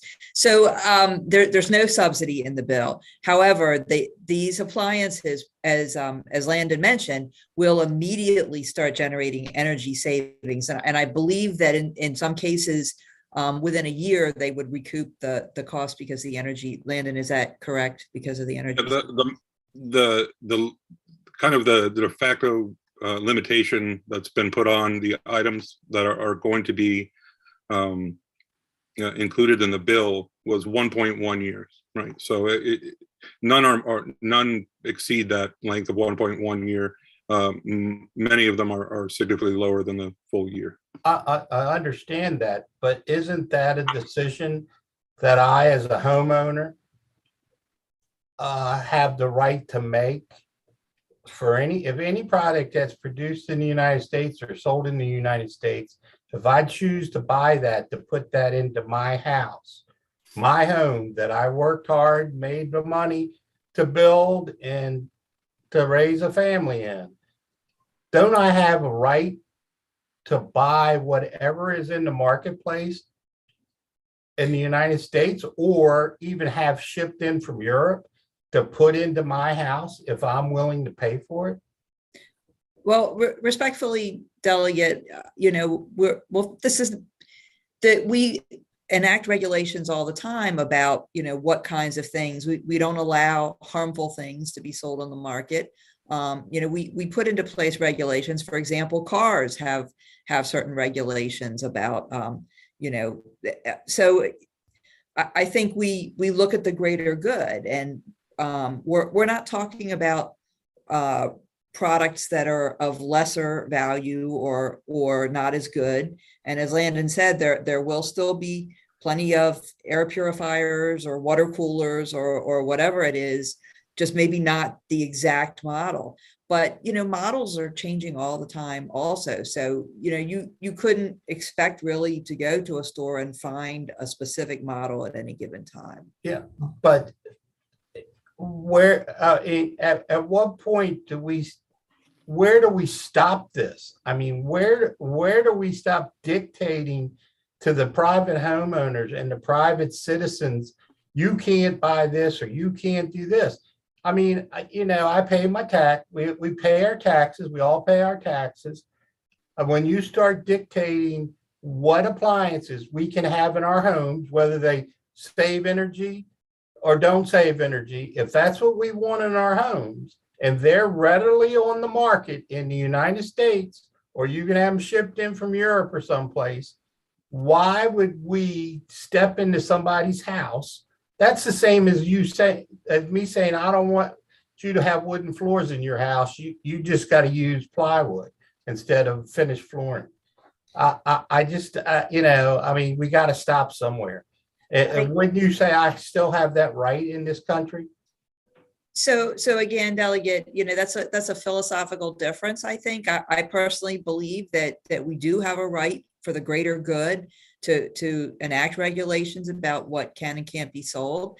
And I don't think it's the same as saying you can't have hardwood on floors. It might be the same as saying you can't have, hardwood floors from, the rainforest, or, something that would be detrimental to the environment if you're using it. And so, I think this is the same type of thing. And we're looking at not just saving, your personal energy, we're looking at the greater good and preserving energy and, preserving the environment. And I think that we do have that, but you and I can disagree on that. It's a philosophical difference. Well, a greater good is a philosophical difference. Well, that's true. It is. I can feel that my opinion is a greater good than your opinion, and you can feel the same way. Absolutely. So my question to you is that something that we should be legislating? Is philosophy? Delegate Clark, let me just jump in. I'm sorry, Mr. Chairman. I just, this that's all right. No, you feel out. passionately about it, but I think Delegate Ruth has already answered that. This flips me out. I mean, they'll be telling you what kind of soap to buy to put in your shower before it's over with. Thank you. Okay. All right. Thank you. Obviously, you know what I'm going to vote on this. All right, Delegate Foley. Thank you, Mr. Chair. I'm not thinking so clearly, so bear with me. First, I have two questions. My first one is for the bill sponsor, Delegate Ruth. Isn't this bill about the sale of these appliances? It's not about what you have in your house, right?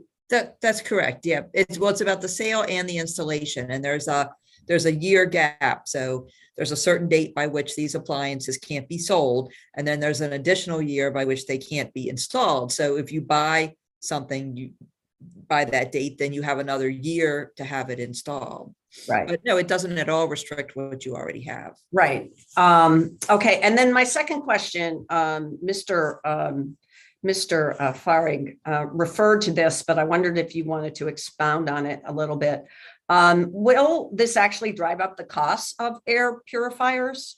You talked about that a little bit. You talked about substituting new models of air purifiers. Will that drive up the cost? Understood. Great question. Thank you so much. Whenever products are limited, I think equity concerns arise. It's something we and the sponsor were keenly aware of.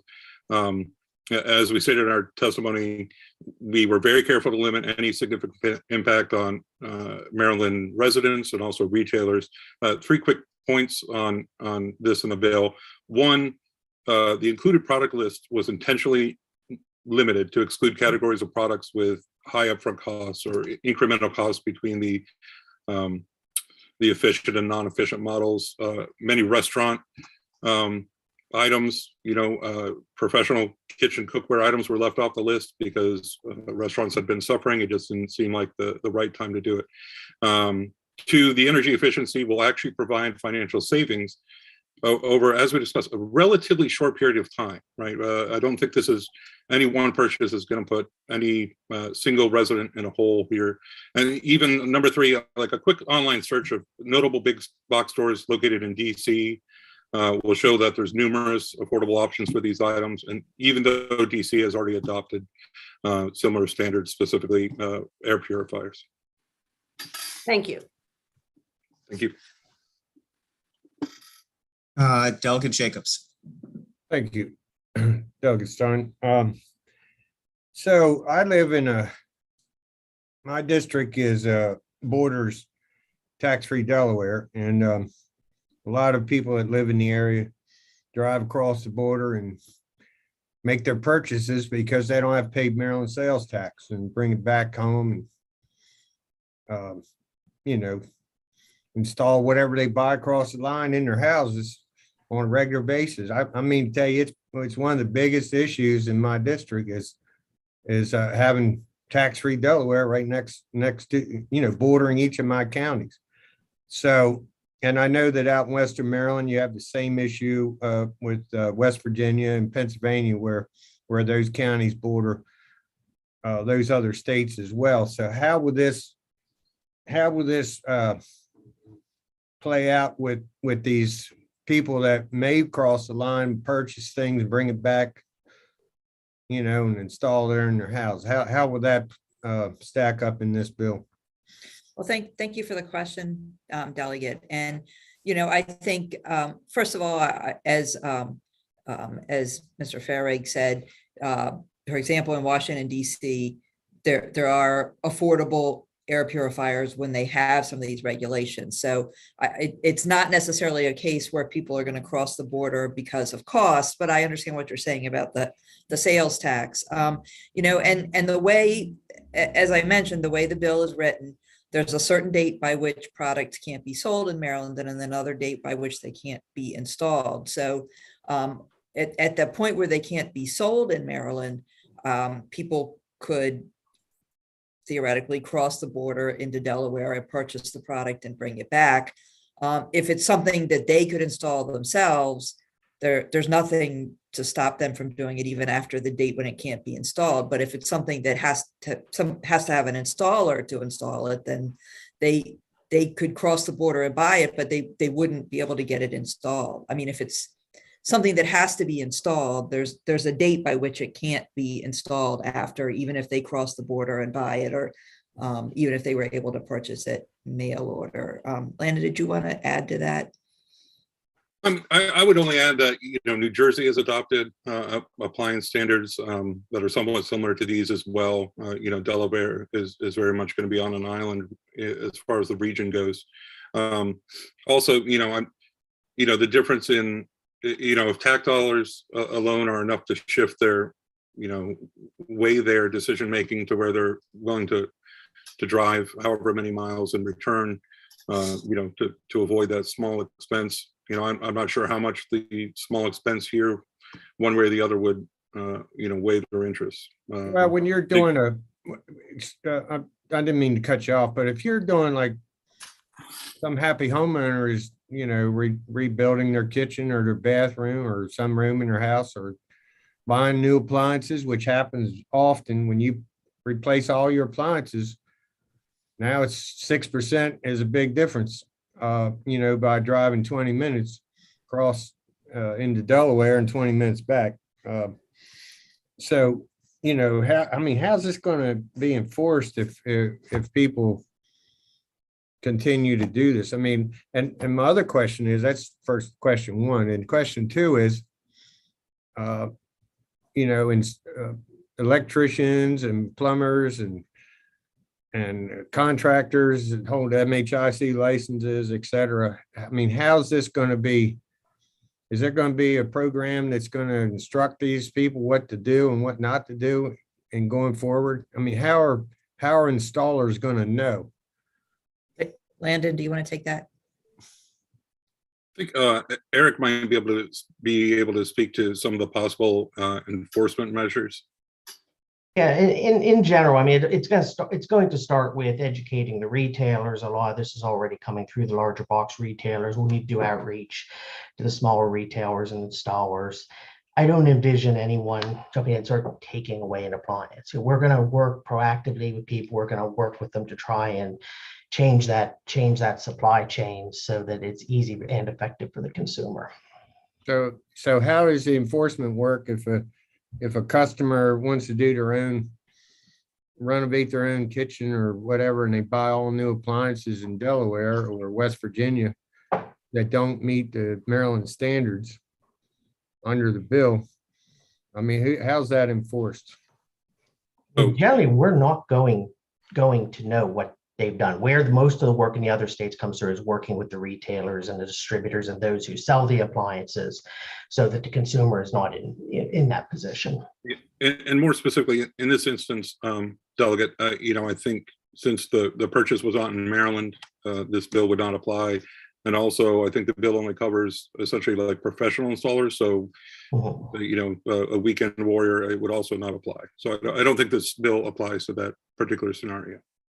Well, I beg to differ with you on that. I live in 4 of my counties I represent border Delaware, and I can tell you that's the main economic factor where in my district is the traffic that crosses that border all the time to make purchases. I mean, they're avoiding sales tax and a lot of times they're buying products themselves and bringing it back over and hiring some contractor to put them in or whatever. I don't know how all this is going to be enforced. It's very Well, concerning to me how this would be enforced.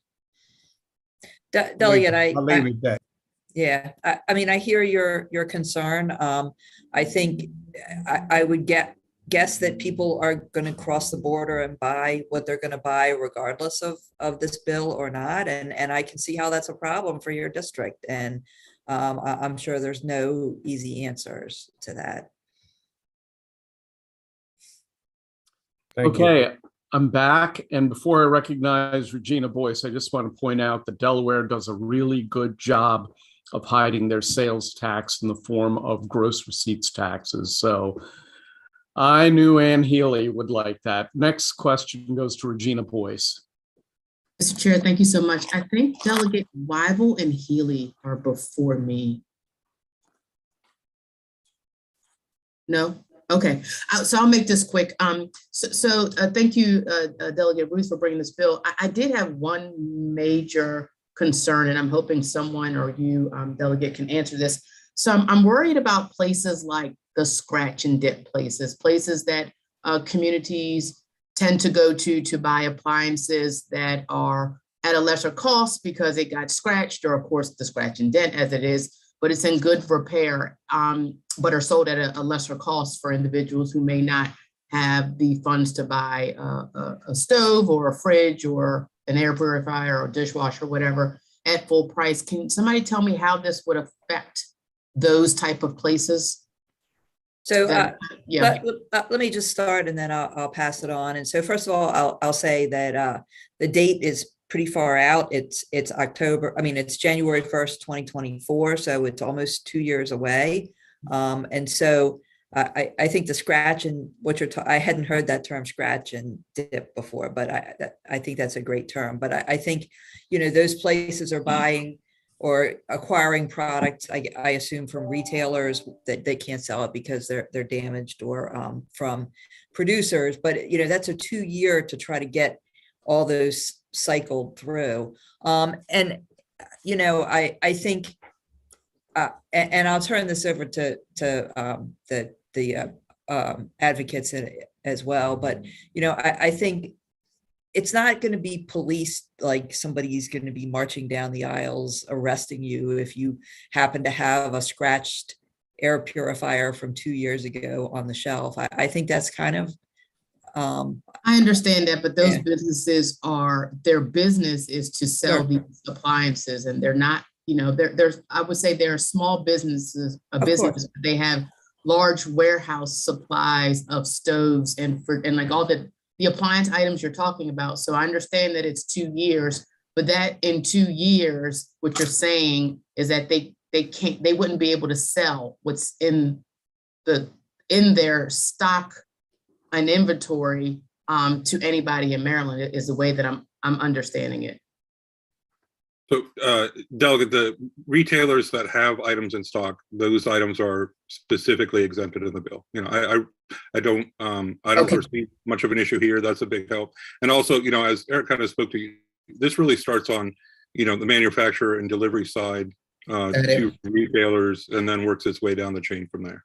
So just so that I'm clear, if an item has already been made, manufactured, and it is in stock anywhere, whether it's, I can't believe anyone's ever heard of a scratch and dent, the scratch and dent places, or in a regular retail store, those items you're saying can be sold. You're saying the manufacturer cannot make any more or sell any more beyond that. Exactly. Selling supply into the state is where it starts. Yep. And specifically for the the kind of mom and pop retailers you're talking about, that's specifically our intent. Okay, next question goes to scratch and dent. Yeah, I actually do remember hearing that. I was watching TV, which I frequently do these days. Anyway, Delegate Wyville. So to follow up on Delegate Boyce's question, we have a store in our community called Restore. It's actually run by Habitat for Humanity to further their cause. So my guess is if someone donates an appliance to them that doesn't meet the standard, they're not allowed to sell it. Landon, go ahead. Yeah, I don't think this would include resale of items. So this is only on new products, not used. Correct. Okay. So my other question is, who established these new standards, and who determined what fixtures were included or selected for inclusion in this bill? Certainly. So there is a nationwide advocacy group, the Appliance Standard Awareness Project, ASAP. They testified on the Senate side, but were unable to attend today. They have brought this issue to the forefront nationwide. And from there, they worked with MEA. We worked with other stakeholders, the delegate's office, and last year the senator's office, and now the delegate's office as well. And that was the process through which this came. Essentially, the ASAP trade organization or what? Just an advocacy group for appliance standards, for energy efficiency through appliance standards. And then essentially their recommendations were, put through the grinder and adapted to best suit Maryland as far as the coalition of people we had together thought we could. And if I could just add that, some of these standards are, specific existing standards like Energy Star or things like that. So they're not necessarily just things that were developed specifically for this bill. So how were the specific items selected? I mean, I noticed some things are obviously noticeably absent where you pick up other things. Is this list inclusive, or did you just select certain appliances you felt would make a big difference? So as I mentioned earlier, Delegate, we did eliminate anything with a payback period over 1.1 years, and that eliminates several items. By including them, the concerns that were expressed earlier in this hearing regarding upfront costs or total costs to Marylanders, those concerns would be exacerbated. All right. So I can appreciate that there is a payback, but I guess we had a hearing yesterday talking about foreclosures and folks struggling to meet their mortgages and all their other obligations. So if someone is struggling to meet their financial obligations, how do you justify forcing them to buy a higher priced appliance? Hey, Delegate Wyville, could you speak closer to your microphone? I had difficulty hearing you. Sorry. So my question was kind of following up from yesterday's hearings on foreclosures and how folks are struggling to meet their, their financial obligations. How can we justify requiring someone to buy a higher priced appliance? I understand it has a payback, but if you don't have an extra $100, to replace your refrigerator or whatever, how can you justify forcing someone to pay more for what you perceive to be a better appliance? Well, I'll just say, Landon mentioned earlier that there was a survey in Washington, D.C., for example, air purifiers that have the air purifier standards, and that there are still low-cost air purifiers. So it isn't necessarily something that would drive up the cost. And Landon, did you want to add to that? Yeah, I just want to emphasize here that the premiums, if we must call them that for these products, are incredibly small, right? And it's I'm sympathetic to. Could you define incredibly small? Is it 10%, 20%, 30%? It would depend on the product, and I'd have to go back and do the research, but on each product. But again, if you're in a better place 6 months down the line, right? Like I think most of these price differences would largely go unnoticed. So, and then my last question to follow up on Delegate Clark's comments, I assume it's more energy efficient to wash dishes by hand. So why wouldn't we just ban the sale of dishwashers outright if that's our ultimate goal here? That's not a serious question, right? No, it's a rhetorical question, but that's where we're headed. Thank you. No, we're not headed that way as long as I'm chairman. If I could just add, to that, when I mentioned the greater good, just we're talking about this bill as is in the MEA written testimony. It would result in 6,000 gigawatt hours of electricity savings, 200 billion gallons of water savings, and over 2 million metric tons of carbon dioxide savings. So that's pretty significant when we're talking about the greater good. And no, we're not looking to ban dishwashers, just trying to make sure the appliances we do use are a little more efficient for significant savings and benefit to the state. Okay, next question goes to Delegate Healy. Well, thank you. I'm glad I waited because I want to ask a couple follow-ups from Delegate Boyce and Delegate Weibel along the same general line. Because I do have a concern about low-income people who, when they need something because their appliance broke and they go to a Scratch and Dent or to the Salvation Army or the Goodwill Industries to find something that will work for them. Or like in my district, we have something called Community Forklift, where you get secondhand stuff and you want to buy a faucet or radiator or shower head. And they're old, they're functional, but they're not going to meet any of these standards. But they're going to be very inexpensive for very low income people.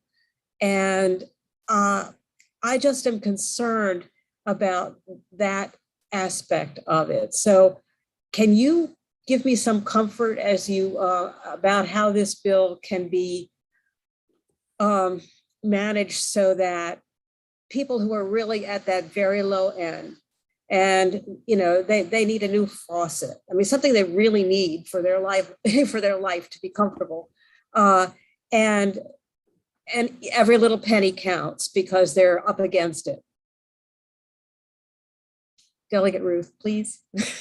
Yeah, of course. And I completely understand that for some people, like you said, every penny counts, and so all I can say is that MEA has done a really good job of trying to make sure that the standards they're enacting are not having major consumer implications.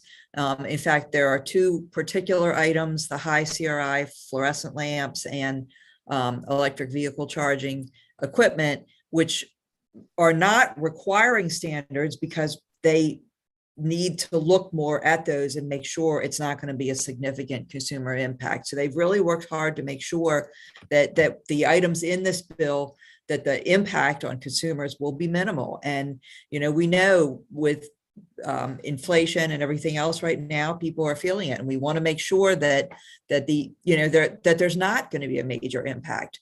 I'll also add a couple of things. That first of all, this only covers new products. It specifically says new product. So if somebody were buying a secondhand something, that would not be counted in this. And again, okay. I'll point to the 2-year ramp up to get. Yeah. Sorry. I think the 2-year ramp up doesn't help for people who are up against it because they might be worse off in 2 years.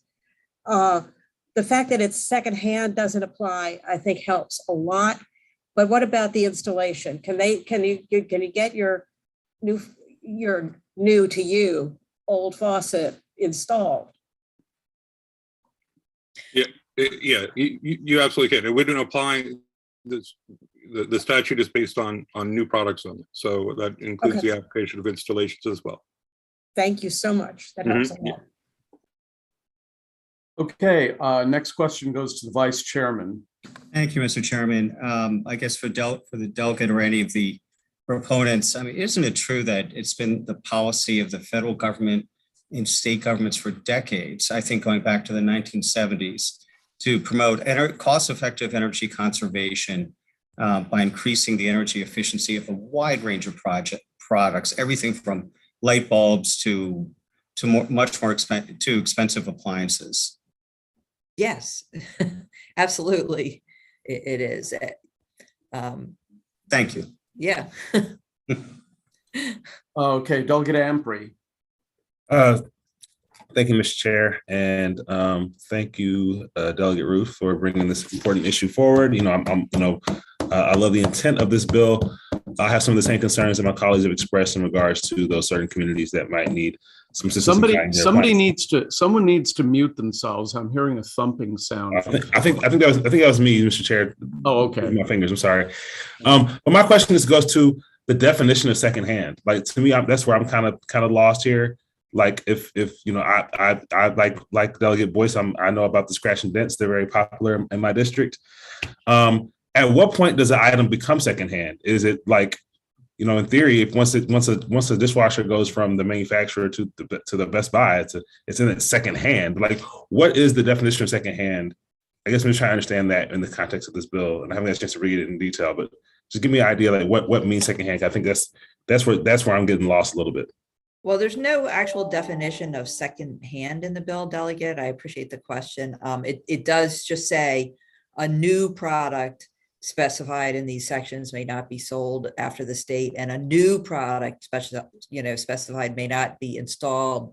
And it does say installed for profit in the state. So if your cousin comes in and installs it, that's not installing it for profit. If you're hiring a professional installer, then that is an installation for profit. And so, I think that there's a car outside that was making a lot of noise. So I think that there are safeguards built into this, but there's no actual definition of secondhand. Landon, did you want to add anything, or Eric? I would just say, Maryland has had standards that exceeded the federal standards before. This language simply replaces older language that was there, right? So this has been the practice of Maryland for years now, to adopt standards that are slightly more stringent, and that, when adopted by other states like our regional neighbors, New Jersey and DC, that have already adopted similar standards, right? That's what ends up pushing the federal government to adopt a nationwide standard, that in turn renders our standards, kaput, and then we'll build on that in a couple of years, right? That's been the process.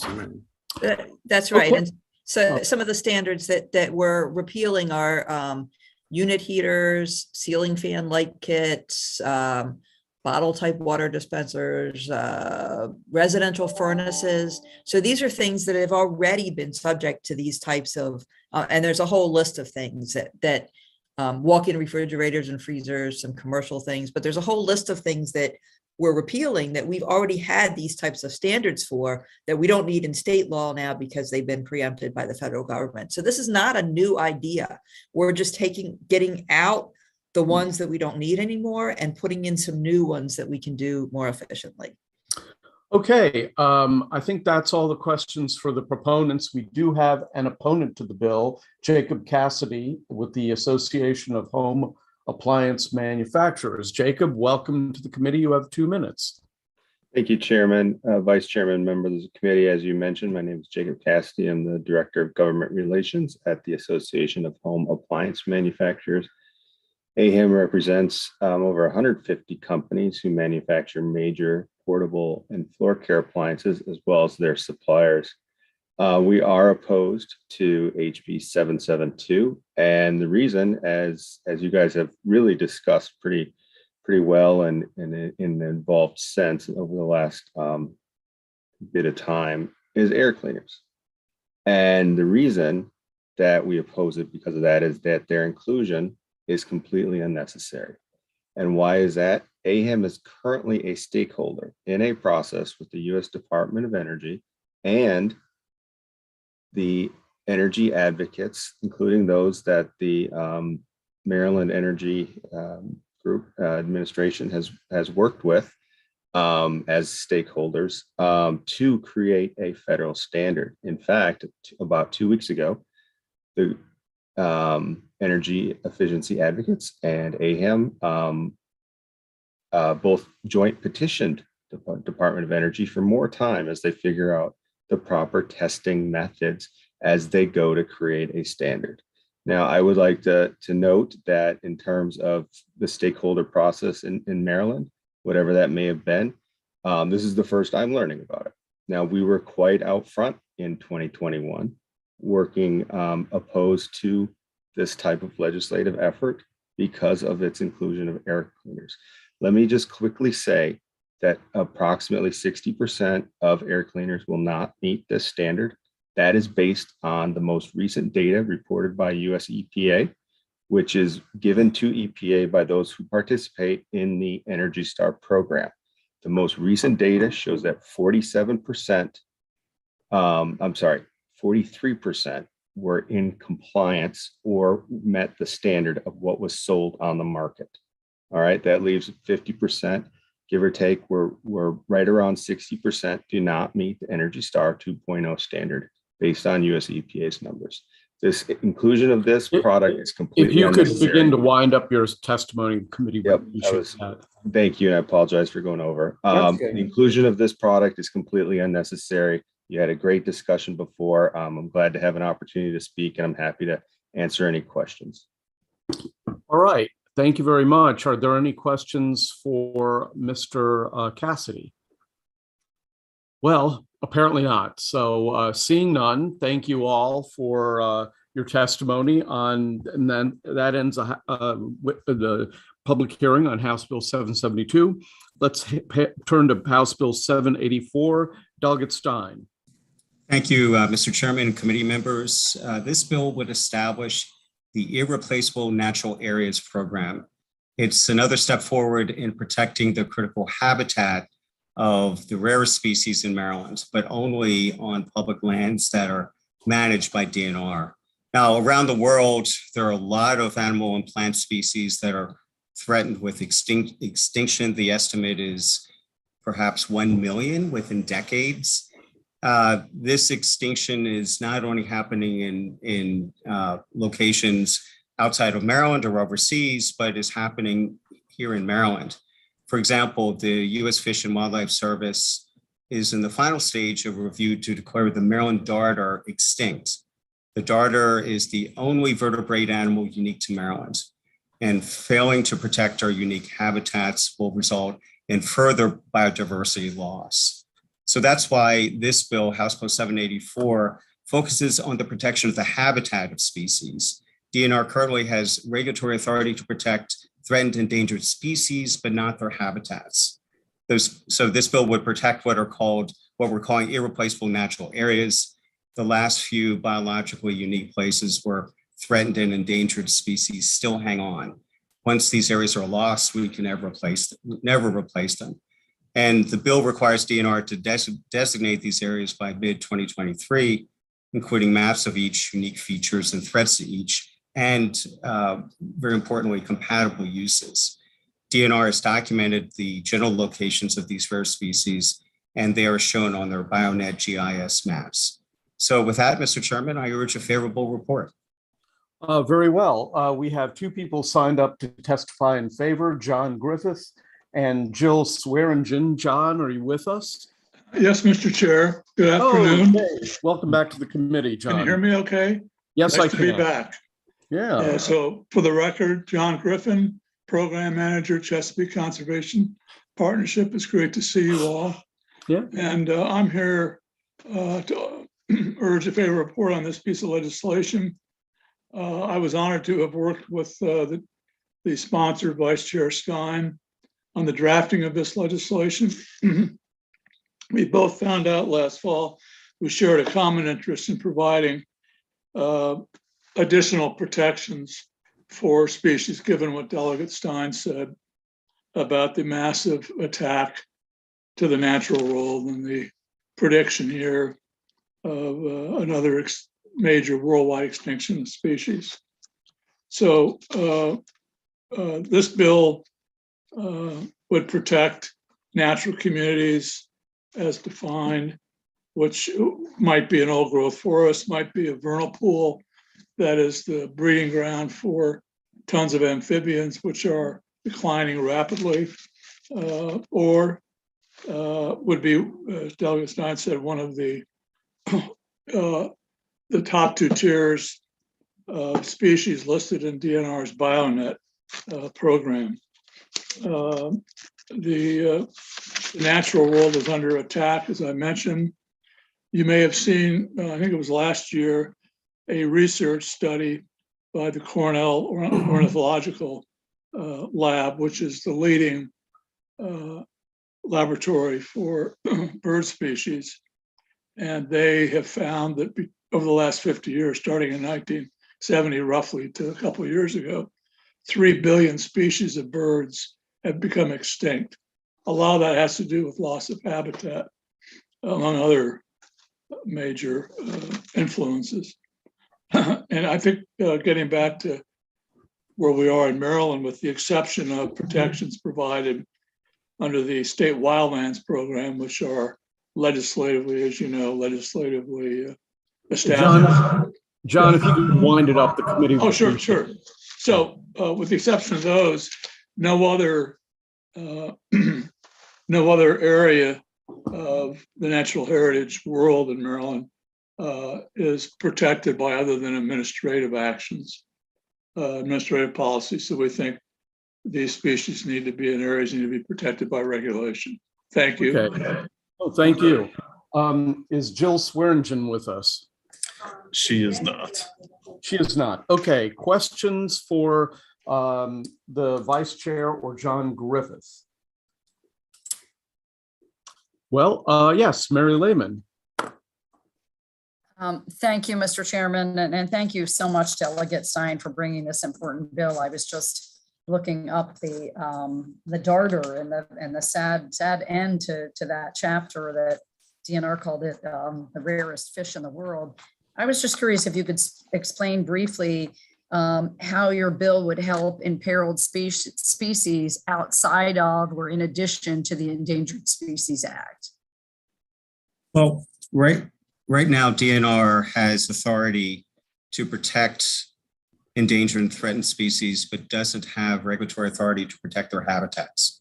So that's what this would do. So there's, I guess, the general distinction is, yes, DNR has authority to protect, those rare and threatened species, but not specifically their habitats, and to take regulatory action to protect the habitats with those species in mind. And if I could ask John Griffin if he has anything to add to that. No, Mr. Chair, I think that's a very accurate response to Delegate Lehman's question. So if I could quickly, Mr. Chairman, ask a follow-up. So would there be, it would be an additional sort of regulatory function of DNR, and it would promulgate regulations the way the Endangered Species Act does around protection of, like with the darter, wherever it existed in the Susquehanna or that tributary unique area of, I think it's Hartford County where it used to live. In like, if you applied it to that species, that's what DNR would be able to do under your bill. Generally, yes. And John, do you have anything you want to add on that? No, I mean, that's correct.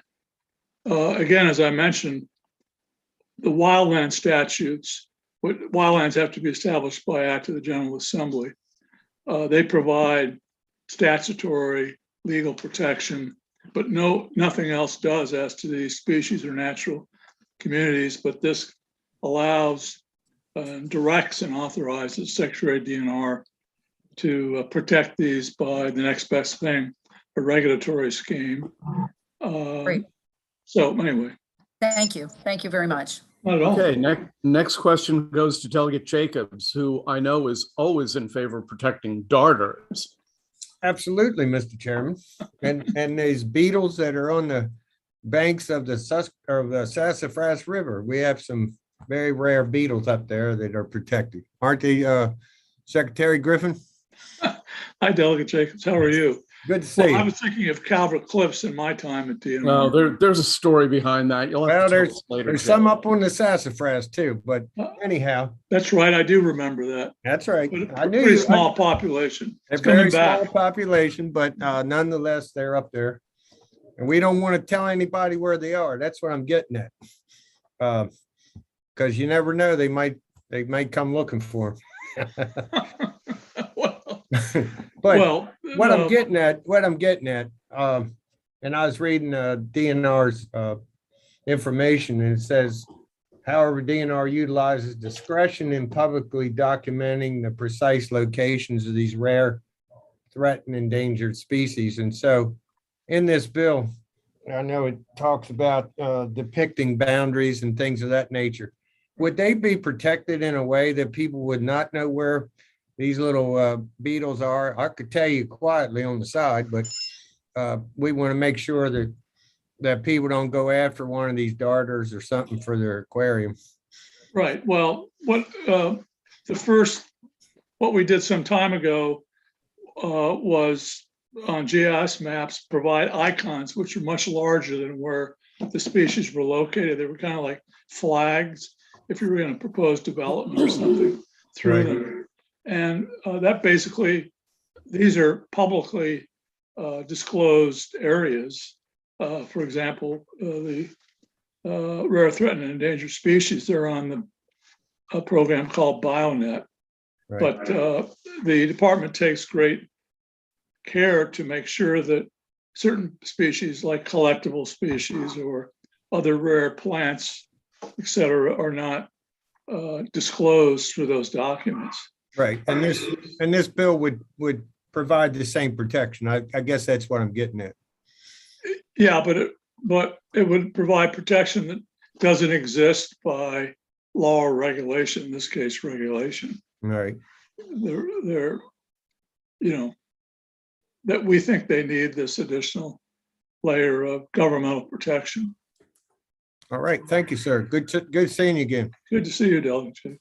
All right, that appears to be the end of it for House Bill 784. Let's turn to House Bill 788. Delegate Stein, once again. Thank you, Mr. Chairman, committee members. We've heard a lot of testimony today about the great value of parks. And so this bill is about welcoming children and their families to our state and local parks. It's about reaffirming that our parks are places where we can retreat from the daily stresses of our lives, and that we will do all we can to ensure that they are safe places. That's especially important for children. The bill's idea is to designate parks as child safe zones. It's meant to convey to children and families that they are welcome. So the program sets up, the bill sets up a program within DNR that would fund improvements to state and local parks that will improve safety. These may include enhanced lighting, landscaping, improved access, and other measures. And implementation is up to DNR and local jurisdictions. By sponsor amendment, security and surveillance cameras and law enforcement activities are taken out as items that could be funded. The idea is to use the principles of CPTED, which you'll hear about from one of our witnesses, crime prevention through environmental design, to help with the design of public spaces. And I want to emphasize that participation by local governments in this program is entirely voluntary. Local governments would decide if they want to apply for funding if this program was established and funded. So in support of the bill, you'll hear from a health system that's focusing on violence prevention and supports this program as a means of helping children and families who are exposed to violence to heal through a safe experience in nature. From an expert in this CPTED, again, these principles, crime prevention through environmental design, and from a community association leader who looks out for the health and safety of his community. So thank you, Mr. Chairman, and I know there are a few witnesses that are lined up.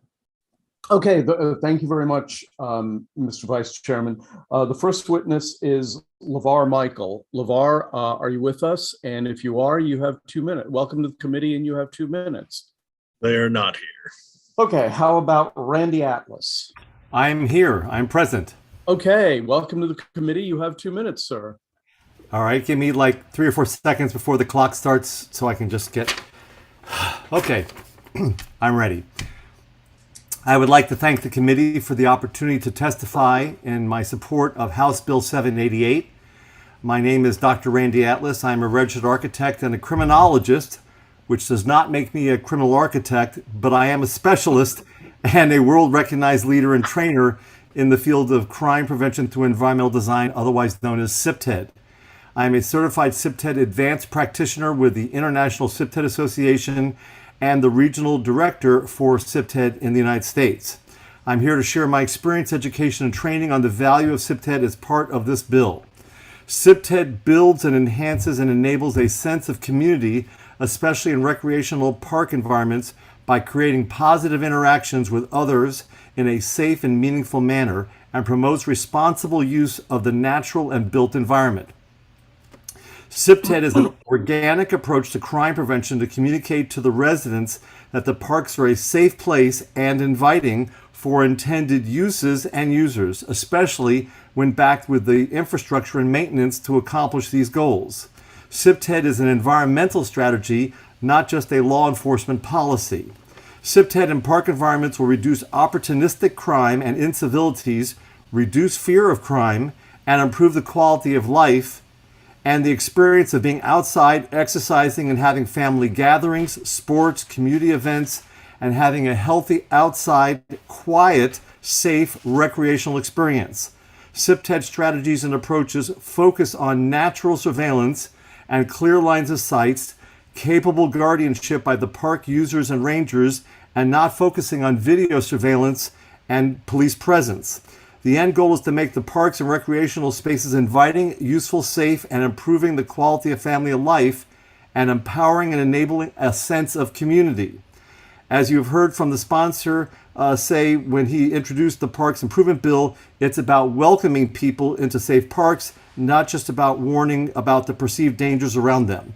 Thank you for the opportunity to present today, and I'm available to you as a resource person as needed. Thank you. Thank you. Adam Rosenberg. Thank you, Mr. Chair, members of the committee, and certainly Vice Chair Stein for introducing House Bill 788. I'm Adam Rosenberg, the Vice President of Violence Intervention and Prevention for LifeBridge Health and the Executive Director of our new Center for Hope, formerly known as Baltimore Child Abuse Center. It is a pleasure to be heard in this committee and a nice change of pace from the judiciary committees. I am testifying today in support of House Bill 788 to create and promote safe spaces to play for children here in Maryland.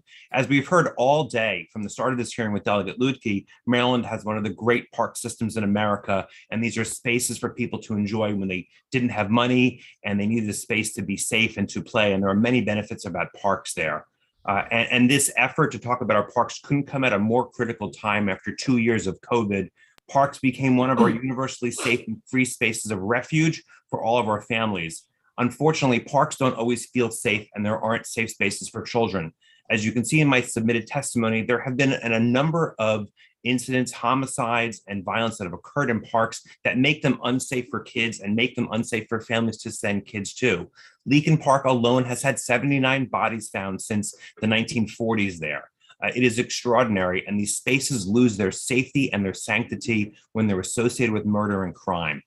We need to do what we can do to make parks a safe space, and that's part of our approach as LifeBridge Health to keep everyone healthy, to find and promote those safe spaces to play so that people have a chance to recreate, which is critical for their well-being there. Fresh air, outdoor space are all important elements to helping children heal from trauma or when they've had exposure to violence there.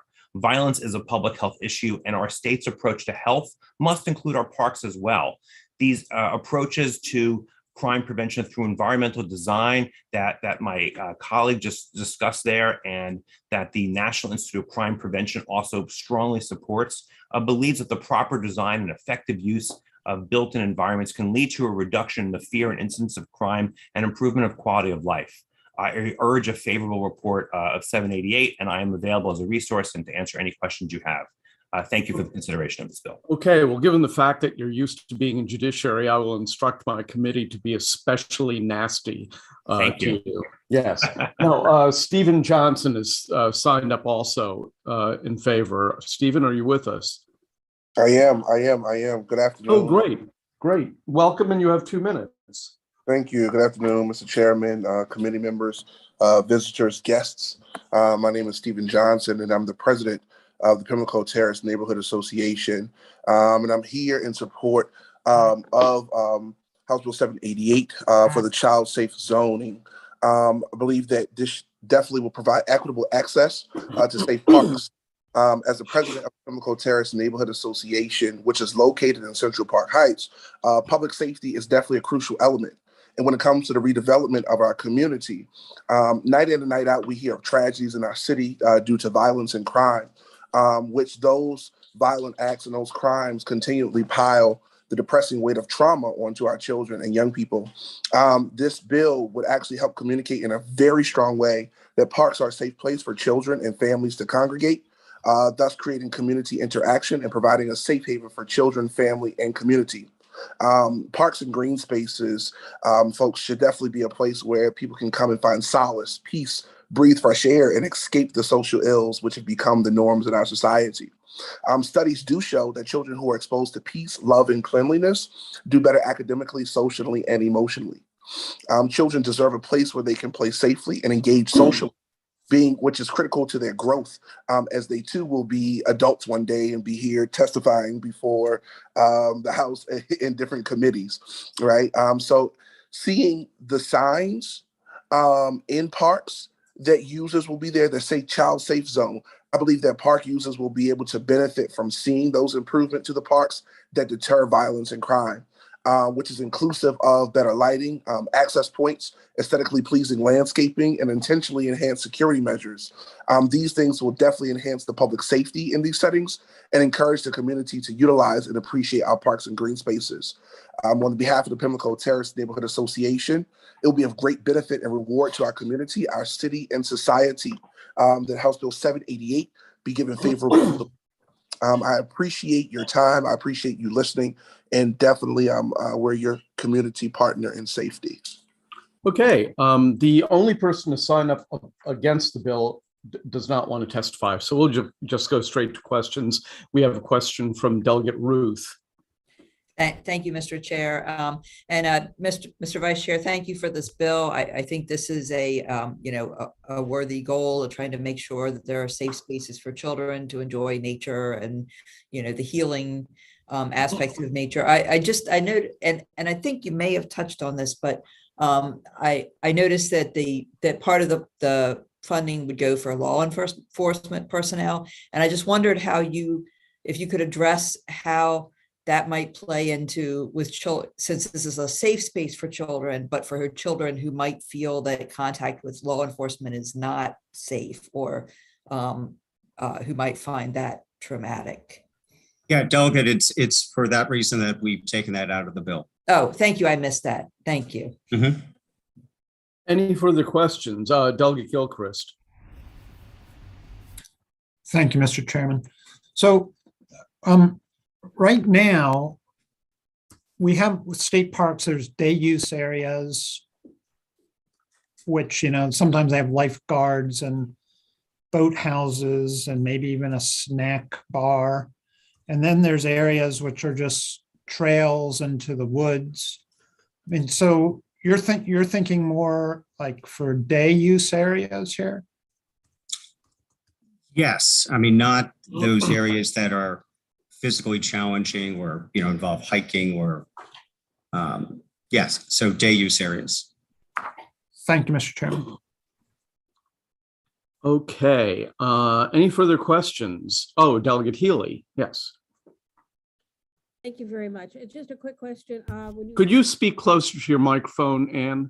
Okay, local governments, municipalities included, because they have small parks and they might be able to benefit from this as well. Yes. Thank you. Mm-hmm. Okay, that appears to be it for this bill then. Thank you very much. Let's proceed to House Bill 798, Delegate Chilisi. Are we complete? Yes, you're done. You're free to go.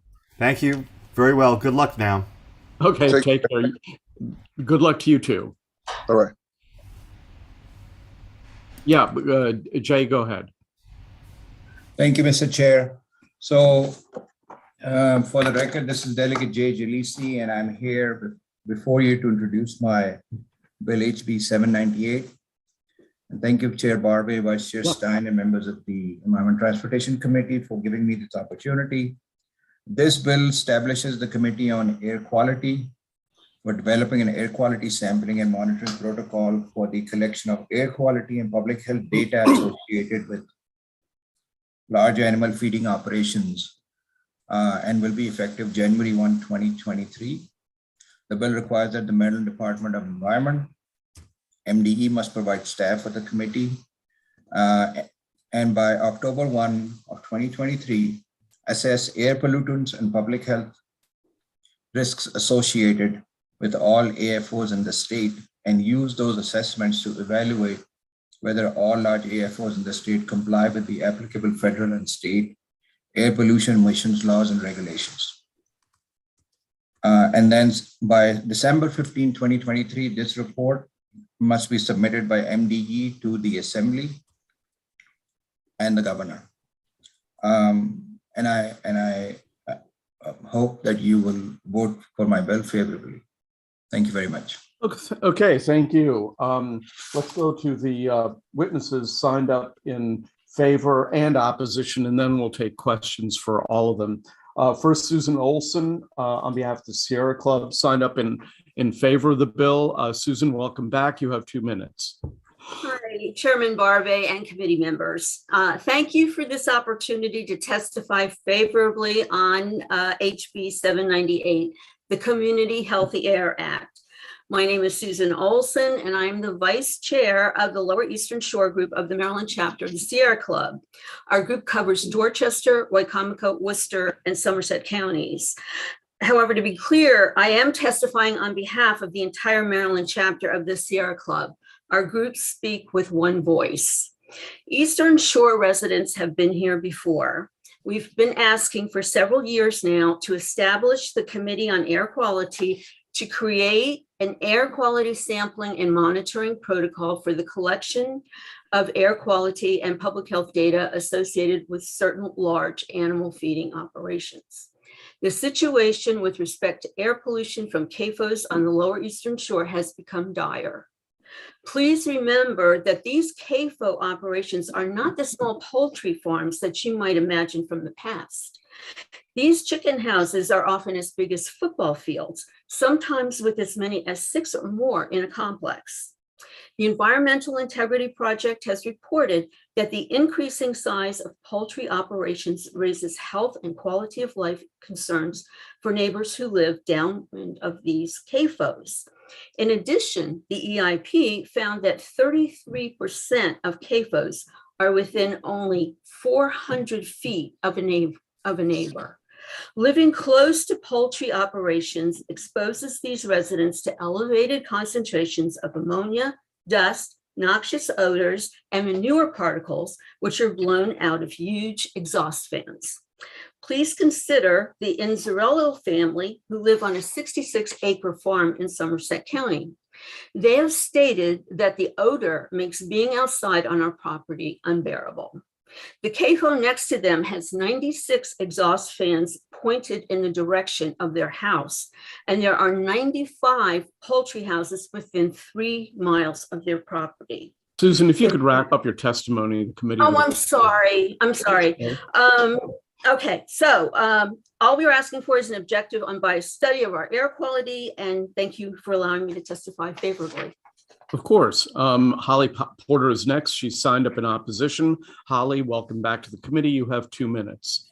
Hi, thank you, Mr. Chairman, members of the committee. Again, my name is Holly Porter. I'm the executive director of the Delmarva Chicken Association, which is the 1,600 member trade association of chicken growers, companies, and allied businesses of Maryland's Eastern Shore. And we are once again here in opposition of House Bill 798. Again, proponents of this bill continue to press for legislation that we truly believe is simply not needed. Now, what is different versus when I had spoken in opposition before is that now we actually have some data. Since April of 2020, there has been data that has been gathered from 2 air monitors that are located on the lower eastern shore of Maryland, one in Princess Anne and one in Pocomoke, and 2 existing stations as well in Old Town Baltimore. The monitoring by the industry and by the Keith Campbell Foundation of the Environment. The monitoring has nearly 29 chicken houses within a 1-mile radius, 70 chicken houses within a 2-mile radius, and quite honestly is probably a greater density than the majority of the residents of the Eastern Shore would experience. In my written testimony, you will find the publicly available website where all of this data has been kept on Maryland Department of the Environment's website. The data clearly shows that average and media hourly values are well below any standards or any thresholds of concern. And even the maximum hourly value over this 20 months is well below any levels of concern. These are ambient air community monitoring stations. As a matter of fact, the fine particulate matter, PM 2.5, was higher on average at the Baltimore station than at either of the locations on the lower Eastern Shore. I don't believe there are any large animal feeding operations near Baltimore City. The data has been gathered. If you could wind it up, the committee would appreciate that. Sure. Again, the data has been gathered. And again, we believe that we don't need this committee. So again, we urge an unfavorable vote. Thank you. Holly, I assume that the link is in your testimony, right? Is that what you said? Absolutely, yes. We had a little bit of trouble understanding you because your connection wasn't very stable. Okay, any questions? I thought I saw a hand up for a question a while ago, but apparently I was imagining it. Okay, thank you very much then. That I believe that is everyone who wishes to testify in the bill. That ends the public hearing on House Bill 798. Let's turn to— Thank you, Mr. Chair. You're welcome. Let's turn to House Bill 814, Delegate Emily Shetty. Emily, welcome to the committee. You have 4 minutes. Thank you, Mr. Chair, and good afternoon, colleagues and friends. It's delightful to be here with you this afternoon. So I just am here today, Delegate Emily Shetty, to talk about HB 814, which will sound very familiar to many of you. It establishes a green business certification program within MDE that builds off of the very successful program that we have here in Montgomery County. It is a voluntary program. It's meant to support and work in support of the existing green business registry that we have in Maryland, but make it more substantive to really allow businesses who choose to pursue the certification the ability to market themselves to consumers as a green business. It allows them to meet metrics designed by the department, ideally in consultation with stakeholders and in looking at other programs that exist to see, let's bring business to the table to help support our goals here in the state to make our communities as healthy as possible. So I'm going to spend most of my time this hearing just kind of giving everybody an update on where we are with the bill. Last year and the year prior, this committee passed in a bipartisan vote a favorable report on this same bill. And then it was voted on nearly unanimously, also with a bipartisan vote on the floor both years. When it got to the Senate in 2020, we had adjourned too quickly. And so we were not able to do a hearing in 2020.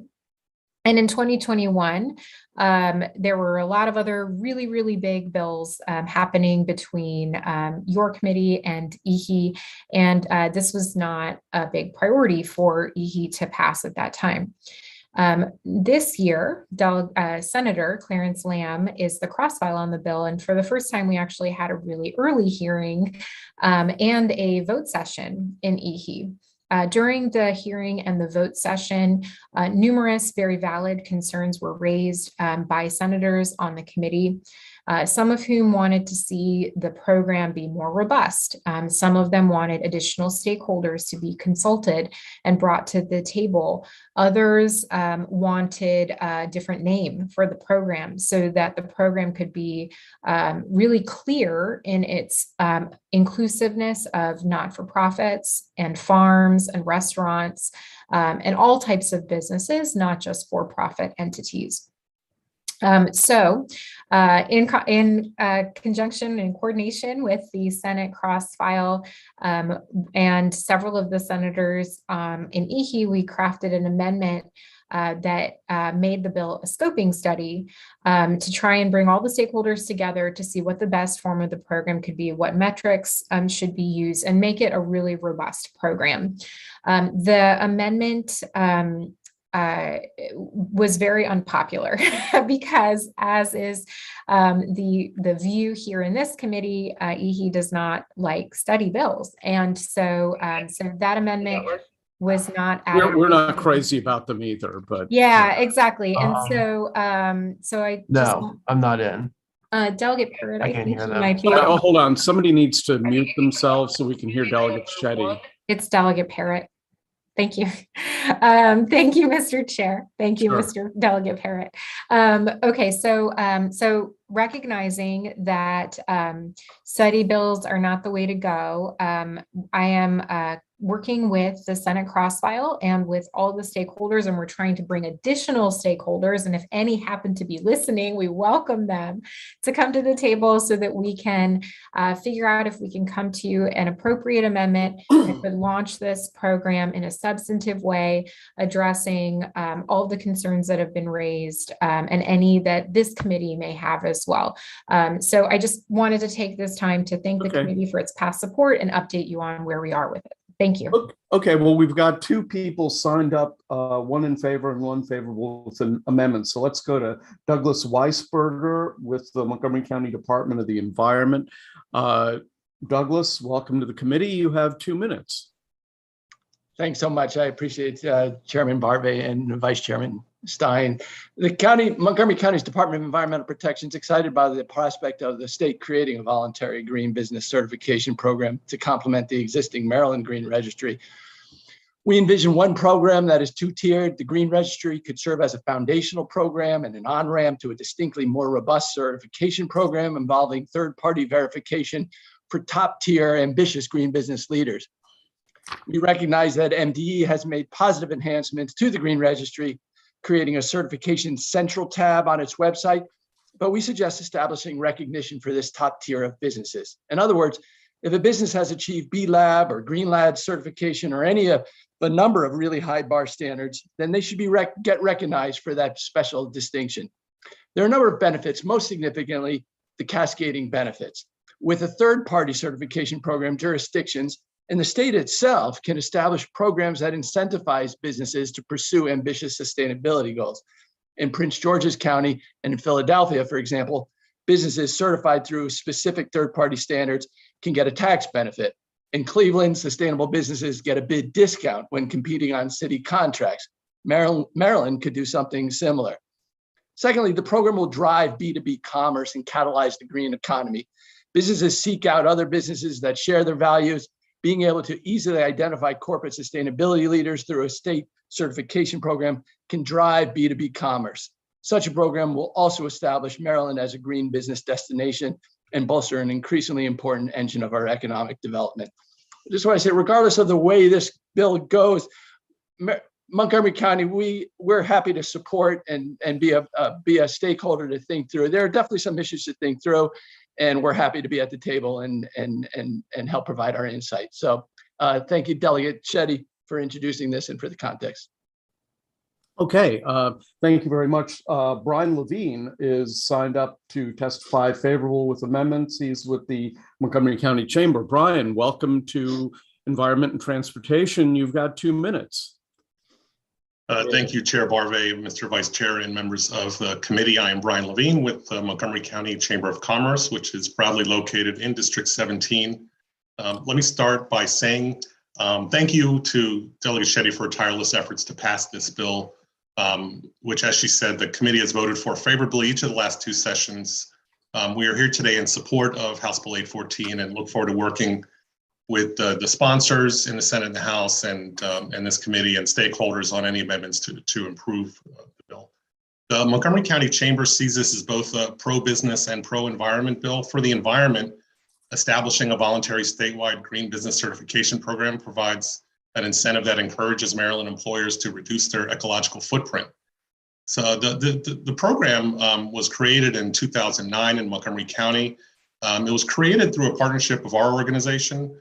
We're very proud to say in Montgomery College and the Montgomery County Department of Environmental Protection, of course.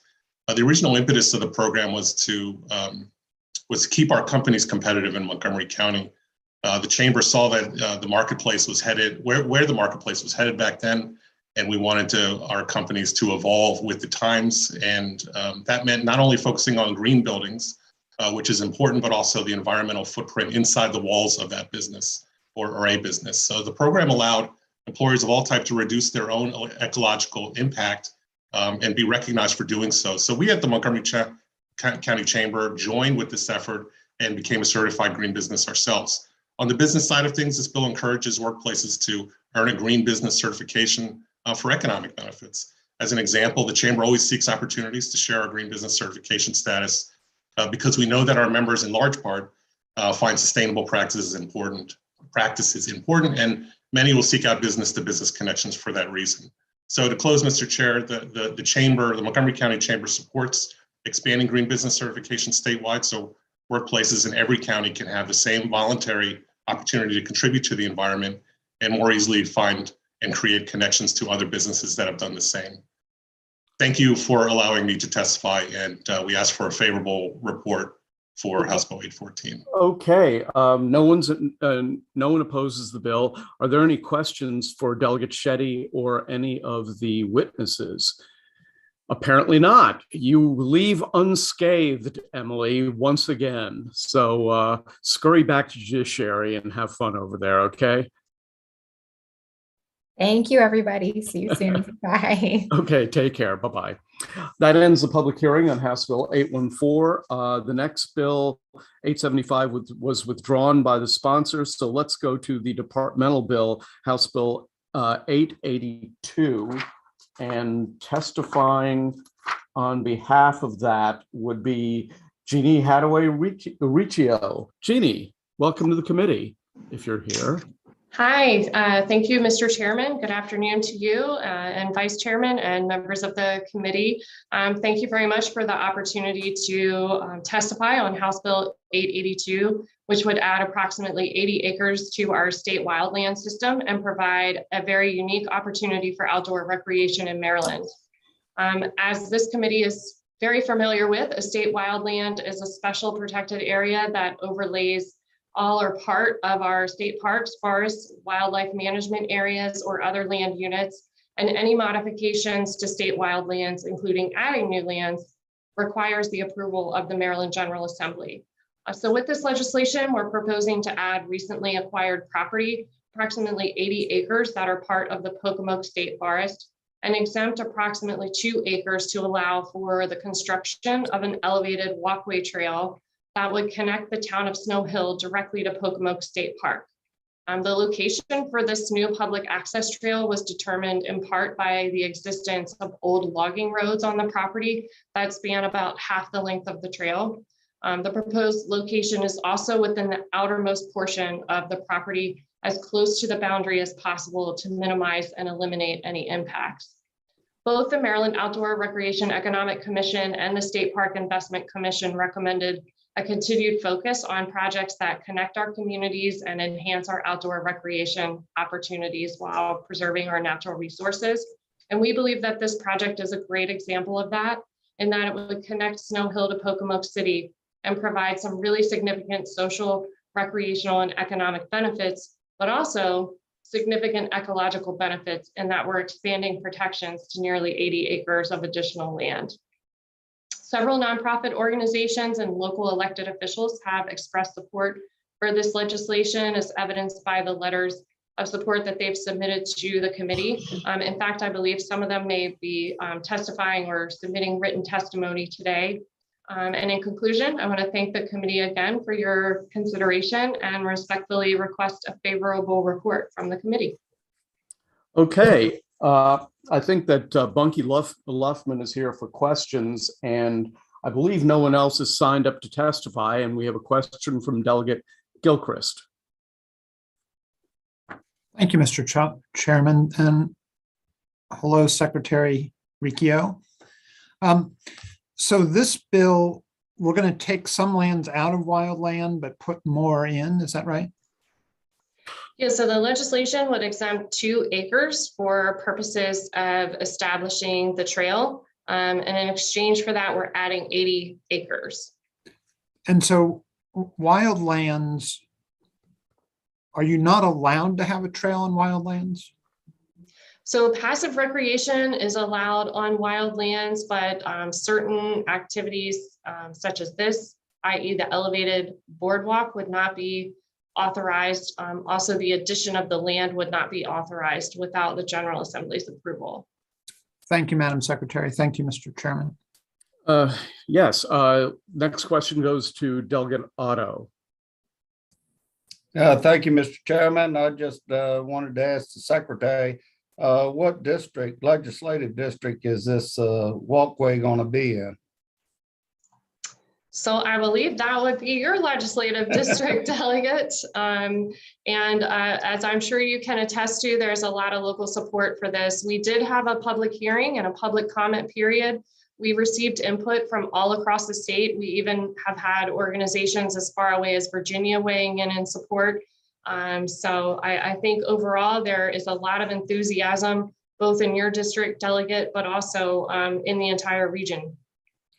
And is not the Pocomoke River a state gem? Yes, sir. It is very much a state gem and a really beautiful place that we would like to allow people to see and experience. Very well. And those cypress trees are nice along that river too. Thank you. What, no more softball questions? Okay, there appear to be no further questions, so that concludes the public hearing on that bill. We will turn to the last bill of the afternoon, which has 37 witnesses, and that is House Bill 596. Delegate Wanika Fisher is here to present. Delegate Fisher, welcome to the Environment and Transportation Committee. You have 4 minutes. I have a question for you. Then we will proceed to go through all the proponents of the bill, and we'll entertain questions for you and all of the proponents, and then we'll proceed to the opponents of the bill. So Delegate Fisher, welcome to the committee. You have 4 minutes. Thank you so much, Chair Barve and Vice Chair Stein. It's not every day I'm in this illustrious committee, and I'm so happy to join you all this afternoon. My name is Delegate Wanika Fisher. I represent District 47B in Prince George's County, and I'm here to introduce to you all again this year the Environmental Human Rights Amendment. Injustice anywhere is a threat to justice everywhere, and the Environmental Human Rights Amendment does exactly that to address injustices around our state. The bill gives this is a constitutional amendment to our state constitution and provides 2 protections to the Maryland Declaration of Rights. One, that each person has a fundamental and inalienable right to a healthful and sustainable environment, and that right should not be infringed. Number 2, it creates that the state, as a trustee, shall protect, conserve, and enhance Maryland's natural resources, including its air, lands, waters, wildlife, ecosystems, for the benefit of both present and future generations. I will say it is up to us to prepare for the future of our state. And I will say, as one of our younger legislators, I would like an environment that I actually can grow old in. And the Environmental Human Rights Amendment will preserve that and give all Marylanders a right to a healthy environment. When a right such as this is established, you actually can able to bring lawsuits on behalf if the right is violated. You also will have agencies and other, our state government and others actually think about someone's inalienable right to a healthy environment as they go through the course of their regulations or any other action that they take. To me, it's very important that we focus on environmental injustice for our most vulnerable communities. For Black and Brown communities throughout the state of Maryland, there's an intersectionality of issues occurring, whether it's criminal justice compounded with economic issues and the environment. Having an environmental human rights amendment will allow justice to be brought to those communities because issues that are facing them, it does not always have to be on a picket line or a rally, but actually a lawsuit brought forth for that community if an infraction is therefore happening. To give you a little history to the committee about this bill, in the 70s, there was a large swell of environmental rights amendments in state constitutions, one of our neighbors, Pennsylvania at that time. And as recently as the state of New York just passed a similar piece of legislation in their state assembly house, giving New Yorkers a right to a healthy environment. I ask for you all to consider this legislation. Young people, young, old, senior students, working folks across the state in this interim. I have been participating in a Zoom or on a call about this bill. There is a lot of support throughout our state, and I hope that this committee takes that into consideration, as this is the third time this bill has been brought to your attention, and I just ask for a favorable report. Thank you so much, Mr. Chair, and the members of the committee. Well, I have one question for you, and then we'll go through all the proponents. So I'm going to read a list of environmental groups. About this bill, there is a lot of support throughout our state, and I hope that this committee takes that. I'm sorry, who was that? Oh, I think somebody was playing back a tape of Delegate Fisher. Okay, so Delegate Fisher here, I'm going to read a group of organizations and see if we can figure out what they all have in common. For Food and Climate Justice, Clean Water Action, Safe Skies Maryland, the Tacoma Alliance for Local Living Economy, the Transit Alternatives to the Mid-County Highway Extended, the Maryland Wildlife Rehabilitators Association, Preservation Maryland, Biodiversity for a Livable Climate, One Tree Club, Friends of 10 Mile Creek, Ectopia, Environmental Justice Ministry of the Cedar Lane Unitarian Universalist Church, the Audubon Natural Society, Sunrise Rockville, Sunrise Einstein, Sunrise Frederick, Sunrise Baltimore, the Cedar Lane Ecosystem Study Group, the Seneca Creek Watershed Partners, Future Harvest, the Chesapeake Alliance for Sustainable Agriculture, Bethesda Chevy Chase Isaac Walton League, Progressive Democrats of America, the Chesapeake Bay Coalition, and the Potomac Bridle and Hiking Trails Association. Any idea, Delegate, what all those organizations have in common? Those all sound like a diverse set of causes that are advocating on behalf of their groups in different communities. Well, yeah, that's true. They also testified, there was a proposal in Montgomery County to set aside 2% of the land for community solar, 2%. They all testified against it. They defeated it, and they got the Montgomery County Council to actually implement a law that was so onerous that 2 solar power developers immediately pulled out of Montgomery County. So here's my concern, and I want you to address this directly. My fear is that the unintended consequence of this constitutional amendment will be to give to NIMBY environmental groups the ability to stop projects that might be a bit controversial, projects like, the Purple Line, which was delayed by many of these organizations for 25 years, and community solar in Montgomery County.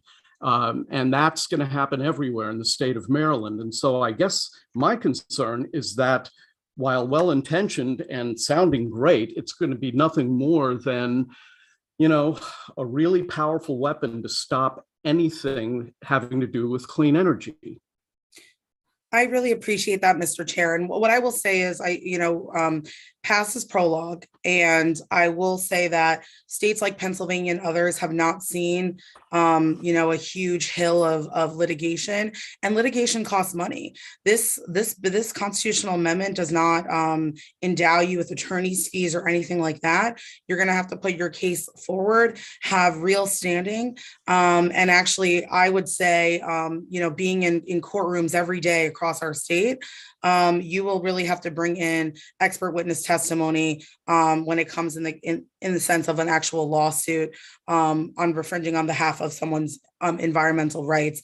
I would also say to you, Mr. Chair, a state like New York that has a huge economy compared to us in Maryland has moved forward on this legislation with those similar concerns. And I think that they also see the value in guaranteeing Maryland's that right, and believe that the nature of the court system, and again, there's no guarantee of attorney's fees or a win.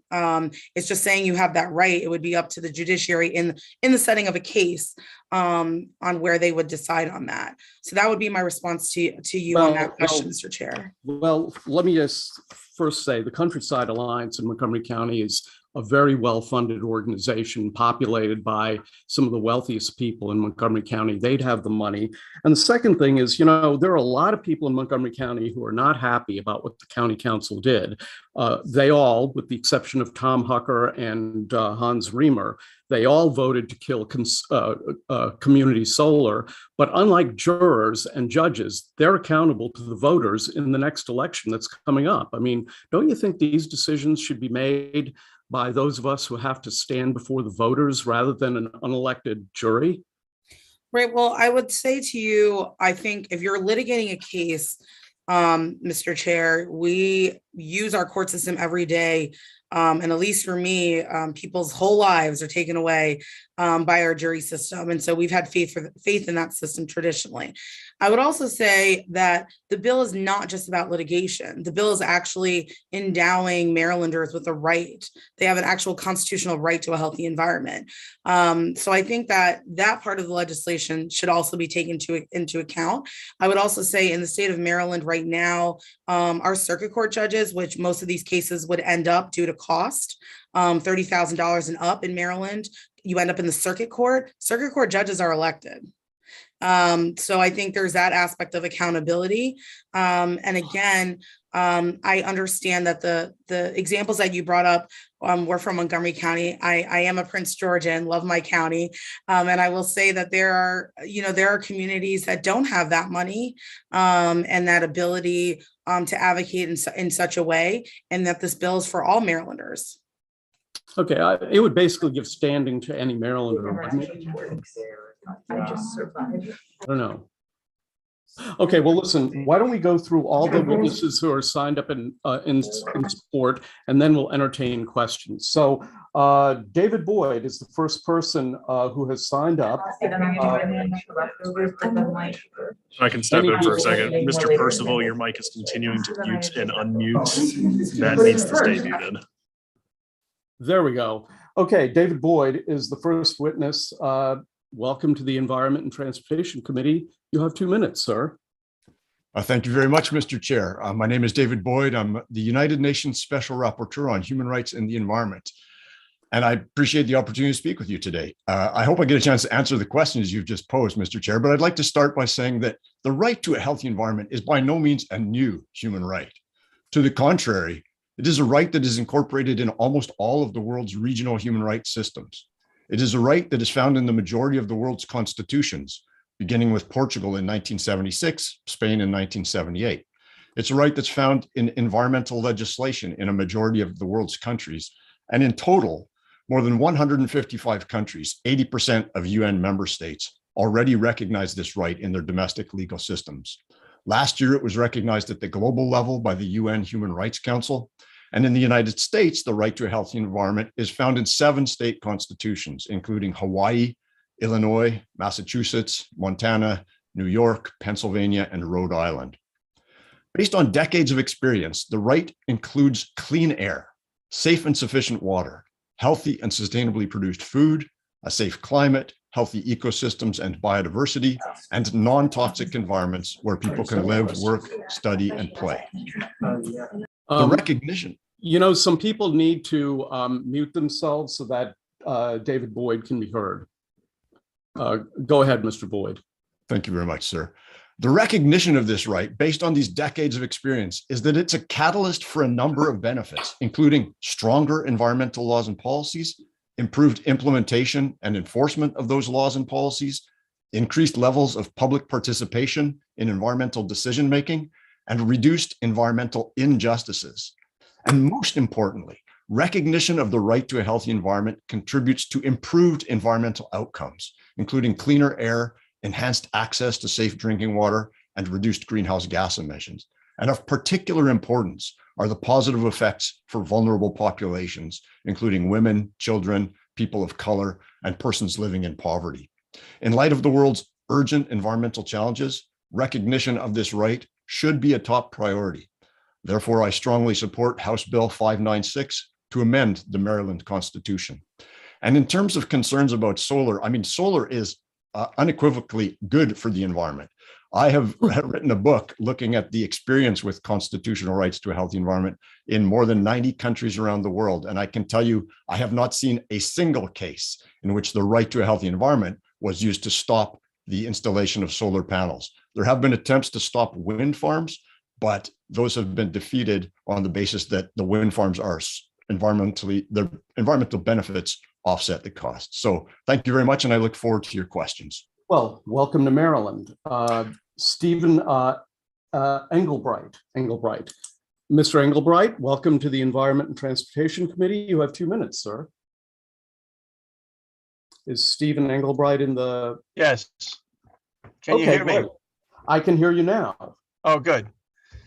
Yes, my name is Stephen Engelbright. I am the New York State Assemblyman from the 4th District. I represent a part of Long Island, New York. I'm a member of the state legislature for 31 years and have the privilege of chairing the Committee on the Environmental Conservation. I'm the prime sponsor of the constitutional amendment of the Green Amendment for the state of New York, which passed with approximately a 70% approval in a statewide referendum this past November. So let me just first say hello to my colleagues in government. It's a privilege. Thank you for this opportunity to share some thoughts and some of our experience as a sister state with you. The amendment in New York is very similar to the one before you. It's now black letter law, having been approved by the voters. It went through our process, which is to have 2 debates and passage twice before putting it before the voters. The premise is a very simple one, that there is a right that should be a part of the citizenship of every member of our state who is a citizen, to know that they can live in a healthful environment and to be able to drink clean water and breathe clean air and not have to be concerned that their loved ones may become diseased because of air or water contamination. That is something that Assemblyman, if you could wrap up your testimony, my committee would appreciate it. I be very happy to. Let me just say, I think that this is worthy of your consideration, and I think it will be good for your state if you adopt this. And thank you for this opportunity. Absolutely, and welcome to a fellow legislator who's had 31 years. Mayor Jacob Day. Mr. Mayor, welcome to the Environment and Transportation Committee. Sir, you have 2 minutes. Mr. Day is not here at the moment. Oh, okay. Well, we'll remind me, and at the end of the proponents, I'll go back and see if he's joined us. Scobie Wilson. Scobie, welcome back to the committee. You have 2 minutes, sir. Thank you, sir. Happy to be here. I'm Dr. Scobie Wilson. I'm with the Maryland Institute for Applied Environmental Health. Social professor. I direct the Center for Community Engagement and Environmental Health. I want to say that I support this bill because it emphasizes the need for protections of those who've been disproportionately impacted by environmental injustice. I think this type of bill would really allow us to fill in the gaps when it comes to industrial development and the differential impacts of industrial development on certain communities. You can look at issues of Brandywine, Maryland, the fight around power plants. You can look at the issue of the Curtis Bay community and dealing with the energy incinerator or the recent coal pile explosion. You can look at communities who are fighting for clean air and clean water around industrial chicken farms. I think this bill would allow us to really codify some of the elements we need when we think about cumulative impacts of decisions that lead to adverse health and environmental outcomes. I think this bill will also allow us to codify the 17 principles of environmental justice. You may or may not know about those principles. Those principles talk about, conservation and preservation of our natural resources, but they also have a social justice element. So I think when you look at issues of environmental injustice, the reason why it happens, a lot of our laws and regulations, we're not providing those equal rights to clean air and clean water to all Marylanders, including our most vulnerable populations, including those who may be people of color, including those who may be economically disadvantaged. So this bill will give teeth to those rights that we all are born with. And so I think it's important to uplift those principles about, safe environment, about sustainability, about protecting resources for our future generations. But also this bill allows us to address social injustices and other injustices that many of these communities experience. So thank you for the time. I highly support the bill. And thank you again, Chairman, and the committee. Thank you so much. Next up is Mayor Noah Waters. Mr. Mayor, welcome to the Environment and Transportation Committee. Sir, you have 2 minutes. Thank you, Mr. Chair, and thank esteemed attendees. I am the mayor of the town of Eagle Harbor, Maryland. It's one of the last predominantly African-American waterfront communities remaining in the United States. Like the moon and stars, we lack dominion over Mother Nature. Beyond affairs, organizations, businesses, and people, we can vote into submission or appeal by verdict of adjudication. Mother Nature's authority is sovereign, established by creation, God himself, intractably joined at the hip. We are intrinsically reliant on her sustenance, drinkable water, breathable air, and nourishing food. As from a mother's womb, our very source of life. Over time, we must evolve, weaning from the very cradle of existence. It has become our time, our responsibility, entrusted in generations yet born to maintain an environment conducive to life. We are running out of time, while Mother Nature in her innocence responds to stimuli, however man-made or cyclical. Being no respecter of persons, cares less about who we are, but how we treat her. Maryland's proposed constitutional environmental human rights amendment supports our human ability to aggrandize Mother Nature's natural ability to support life. Host to this portion of Earth, Maryland can establish legal protection, a vanguard against environmental injustice, and set further example for more states to follow. Egalitarian in principle, whereby both nature and living creation wins, ahead of increasing climate change, rising temperatures, and sea rise. I pray we not require that waters meet our front doorstep before acting.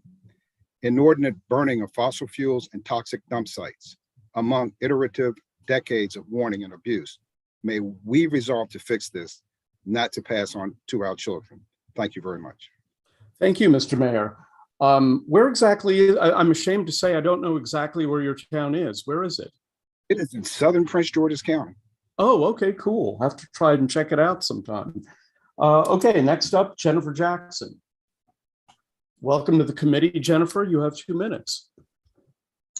Good afternoon, Chairman Barr, Vice Chair Stein, and members of the Environment and Transportation Committee.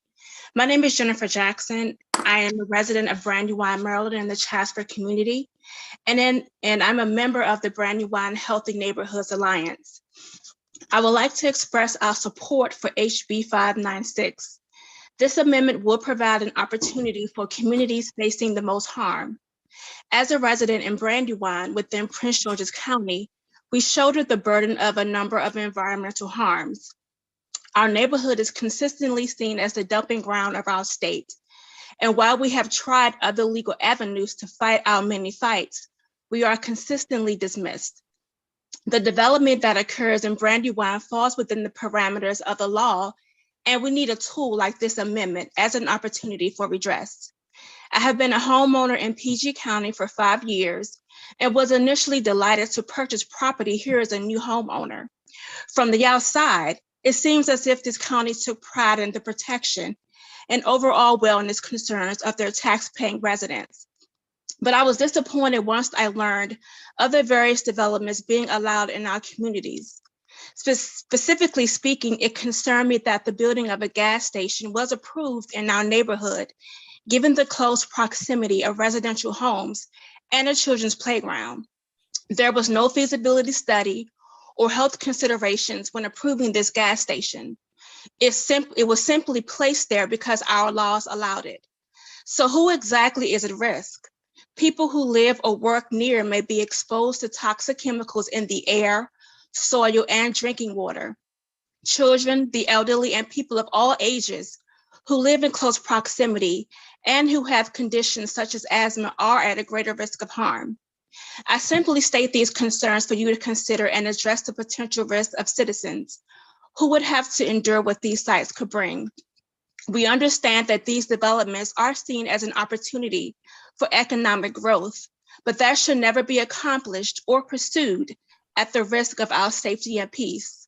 Laws need to be Jennifer, if you could wrap up your testimony, the committee would appreciate that. Absolutely. Laws need to be modified to adhere to current safety protocols that take human beings in consideration, and due diligence must be done before approval of sites like this.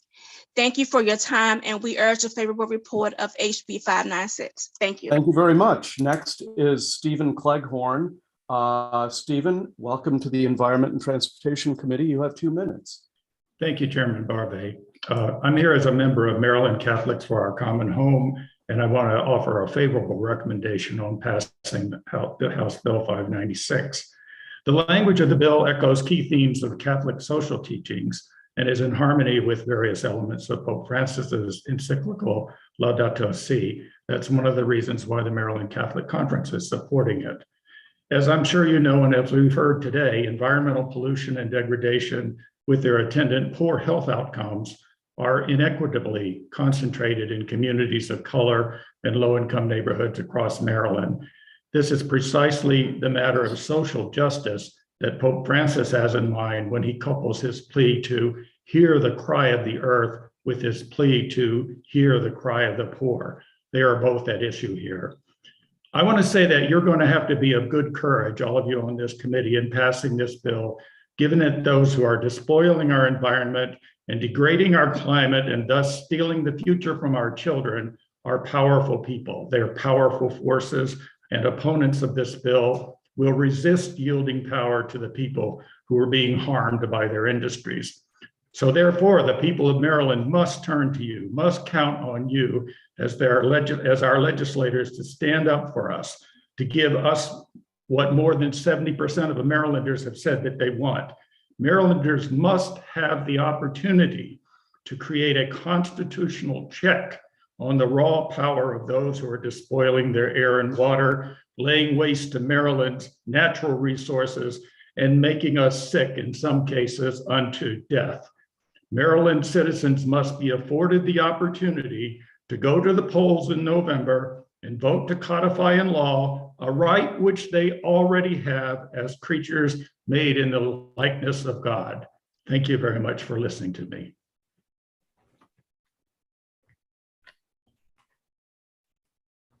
You did it, but I didn't. Chairman, you are muted. Okay, pardon me. Okay, Cleo Braver, welcome to the Environment and Transportation Committee. You have 2 minutes. Hello, Mr. Chairman, Mr. Vice Chair, honorable members of the committee. My name is Cleo Braver. My husband and I own and farm Cottingham Farm in Talbot County. We grow vegetables, herbs, pastured meats, which we sell at our farm store, farmers markets, restaurants, and more recently, institutions. We're very much in support of this constitutional amendment, the recognition of the right of all Marylanders to a healthy environment, and this legislature's emerging recognition and promotion of regenerative agriculture and the role that it can play. The Maryland farming community often expresses the importance of its stewardship of the land and of the Chesapeake Bay. It gives the agricultural community great pride to say that we farm in a way that is protective of the resources that belong to the landowner, to the farmer, and to all of us. Because this is the case, the farming community should have no objection, it seems to me, to a constitutional amendment which recognizes our interest and really only asks that citizens be permitted a voice in the matter. Maryland's food producers know that healthy people require healthy plants and animals, and those in turn require healthy soils. That we now know that carbon can be stored in healthy soils and reverse climate change simply magnifies the importance of getting this right and recognizing truly regenerative practices, both in farming and other areas. Farmers, I think, have an inherent obligation to protect our soil from physical, biological, and chemical disturbance, to protect our waterways from chemicals, synthetics, and sediment runoff, and to protect our climate from irreversible change, and some to protect our earth and each other. Natural resource scarcity is in our future unless we as farmers and you as legislators move us in the right direction. I think stating our intentions is a very good start. Thank you very much. Next, let's turn to Nina Carden. Nina, welcome to the Environment and Transportation Committee. You have 2 minutes. Thank you very much, Mr. Chairman. Thank you, Vice Chair Stein, honorable members of the committee. My name is Nina Beth Carden. I am the director of the Maryland Campaign for Environmental Human Rights. I want to first draw your attention to the statement of intent our organization submitted as our testimony. It was drafted by a world-class team of lawyers and scholars, and it offers the meaning, context, and purpose of the amendment, and hopefully serves to answer many of your questions. And I defer to the others on this panel for their experience, wisdom, and expertise. I'm so proud of them, and I reserve my remarks to 2 points. I understand the fears of those who will testify against this bill and the concerns raised in the fiscal note, which is why we spent 3 years studying those concerns with the University of Maryland Environmental Law Clinic. And we have looked at 5 states which have had similar amendments for over 45 years. And according to our findings, no state has experienced any of the fears you will hear about, whether it be unreasonable expansion of standing, judicial overreach, increased litigation, stymied development, or impaired business. The amendment has been used for good, for protection from harm where other remedies were not sufficient. And there is every reason to believe it will be used appropriately for good here too. And this amendment is more than a bill. It is even more than a law. If passed here and at the ballot box in November, it becomes a constitutional promise, an enduring intergenerational legacy from Marylanders of today to Marylanders of tomorrow, ensuring that our government will always work to take care of all of us equally through its laws, regulations, and enforcement by caring for the earth upon which our very lives depend, as this committee knows so well. Environmental rights for all is an idea whose time has come. It's an idea whose influence is growing, and I urge you to give a favorable report on HB 596. Thank you very much. Next, let's turn to Teresa Ball. Teresa, welcome to the Environment and Transportation Committee. You have 2 minutes. Thank you. Good afternoon to the distinguished chairman and members of the committee. I'm Teresa Ball, a resident of Charles County. My county has a soon to retire coal-fired plant, legacy PFAS contamination on the nearest military base, and lack adequate monitoring of air quality here, amongst other things. I find it to be befitting that we're talking about environmental human rights during the month of February as the nation reflects on the developments of the civil rights movement. The civil rights movement of the 1960s sounded the alarm in various states about the lack of environmental protections and public health dangers to communities of color, economically disadvantaged, and those without political influence. As you know, the United States Declaration of Independence states that all men have certain inalienable rights. Yet, there are countless examples in Maryland by which the government failed to affirmatively protect these God-given rights for some of our most vulnerable. Whether these impositions on our rights have been intentional or not, we must acknowledge that, like the civil rights legislation of 1964, our efforts under this bill to reestablish the rule of justice surrounding environmental protections and the responsibility of the state to protect its citizenry is not arbitrary. To ensure the inclusion of environmental justice as an inalienable right within our state, we must make this small but measurable change to our Constitution. Our state constitution codifies the core values of people within the state of Maryland. And this proposed amendment not only provides explicit language to embody our values related to environmental justice and environmental rights, but hopefully establishes a new governance system in the wake of legacy environmental injustices and environmental racism in Maryland. This amendment recognizes that clean air and water and non-toxic living conditions must be viewed as a basic civil right, no less important than other freedoms such as that of freedom of speech and of voting. Thank you, and I urge you for a favorable report. Thank you. Thank you very much. Next, let's turn to John Breen. Mr. Breen, welcome to the Environment and Transportation Committee. You have 2 minutes. He is not here at the moment. Okay, well, we'll come back and see if he shows up later. Matt Littleton, then, if you're here, we'd love to hear from you. Welcome to the committee. You have 2 minutes. Good afternoon, Mr. Chairman and members of the committee. I appreciate the opportunity to testify today in support of this critical piece of legislation. I'm an attorney in private practice. Part of my practice is to represent people that seek to protect the environment and human health. Sometimes that means suing the government. I spent a great deal of the last few years litigating against the federal government, often alongside attorneys from the Maryland Attorney General's office. At other times, it means intervening to defend the government when it acts to protect human health and the environment. And yet another part of my practice is to represent local governments against people's claims that certain of their constitutional rights have been violated. So believe me when I say that I understand both sides of the debate, whether to constitutionalize the right to a healthful environment. But I come down firmly on the side of this amendment for 3 reasons. First, and most fundamentally, the government must not act in a manner that deprives anyone in this state of a healthful environment. The General Assembly said as much 50 years ago, and the fate of this legislation will show whether you mean it.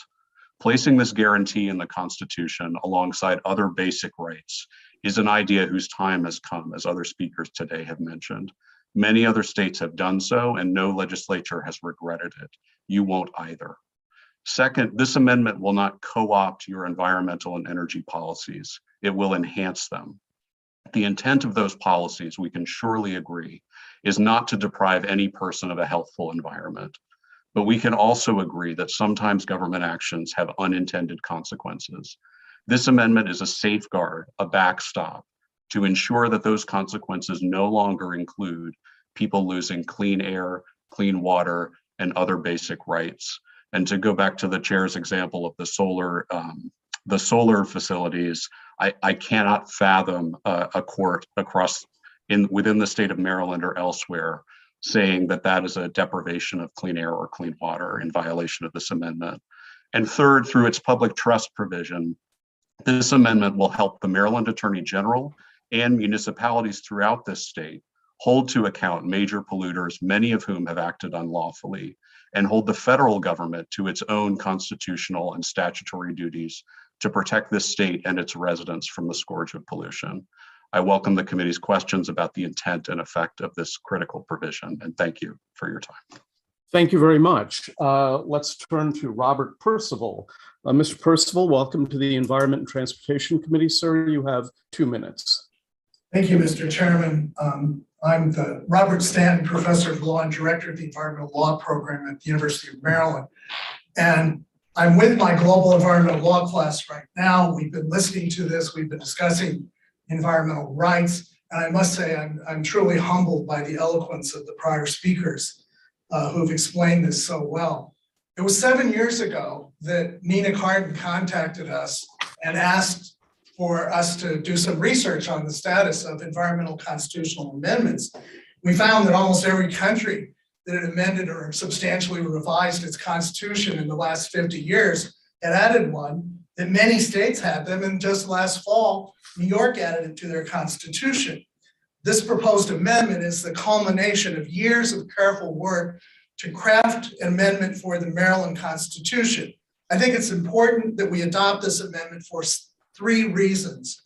First, it makes a powerful statement concerning the importance of environmental protection for all Marylanders. As Dr. Wilson explained, it can be important from the standpoint of environmental justice to disadvantaged communities. Second, it strengthens the ability of all branches of Maryland government to protect the environment against environmental threats. Third, it provides insurance against unexpected future threats to Maryland's environment from other states or even the federal government. It was not long ago that we had a federal government that was trying to roll back environmental protections and even interfere with states' abilities to protect their own environment. We now have the Supreme Court embracing novel legal theories to undermine important health and safety legislation. This amendment will strengthen Maryland's ability to protect the state's environment from external assaults now and in the future. Thank you. Thank you, sir. Next, we'll turn to Kara Cook. Kara, welcome to the Environment and Transportation Committee. You have 2 minutes. Thank you. And I'm here in place of Kara Cook. I'm Katie Huffling, the Executive Director of the Alliance of Nurses for Healthy Environments. Go ahead. Great. Thank you so much, Mr. Chairman, Vice Chair Stein, and members of the committee. I'm speaking on behalf of the Alliance of Nurses for Healthy Environments. We're the only national nursing organization focused specifically on the intersection of human health and the environment. The Alliance strongly supports HB 596, Constitutional Amendment for Environmental Rights, which would establish the fundamental right for every person to have a healthy and sustainable environment and require the state to conserve and protect the environment for people now and in the future. As nurses, we see how the environments in which people interact greatly affect one's ability to live a healthy life.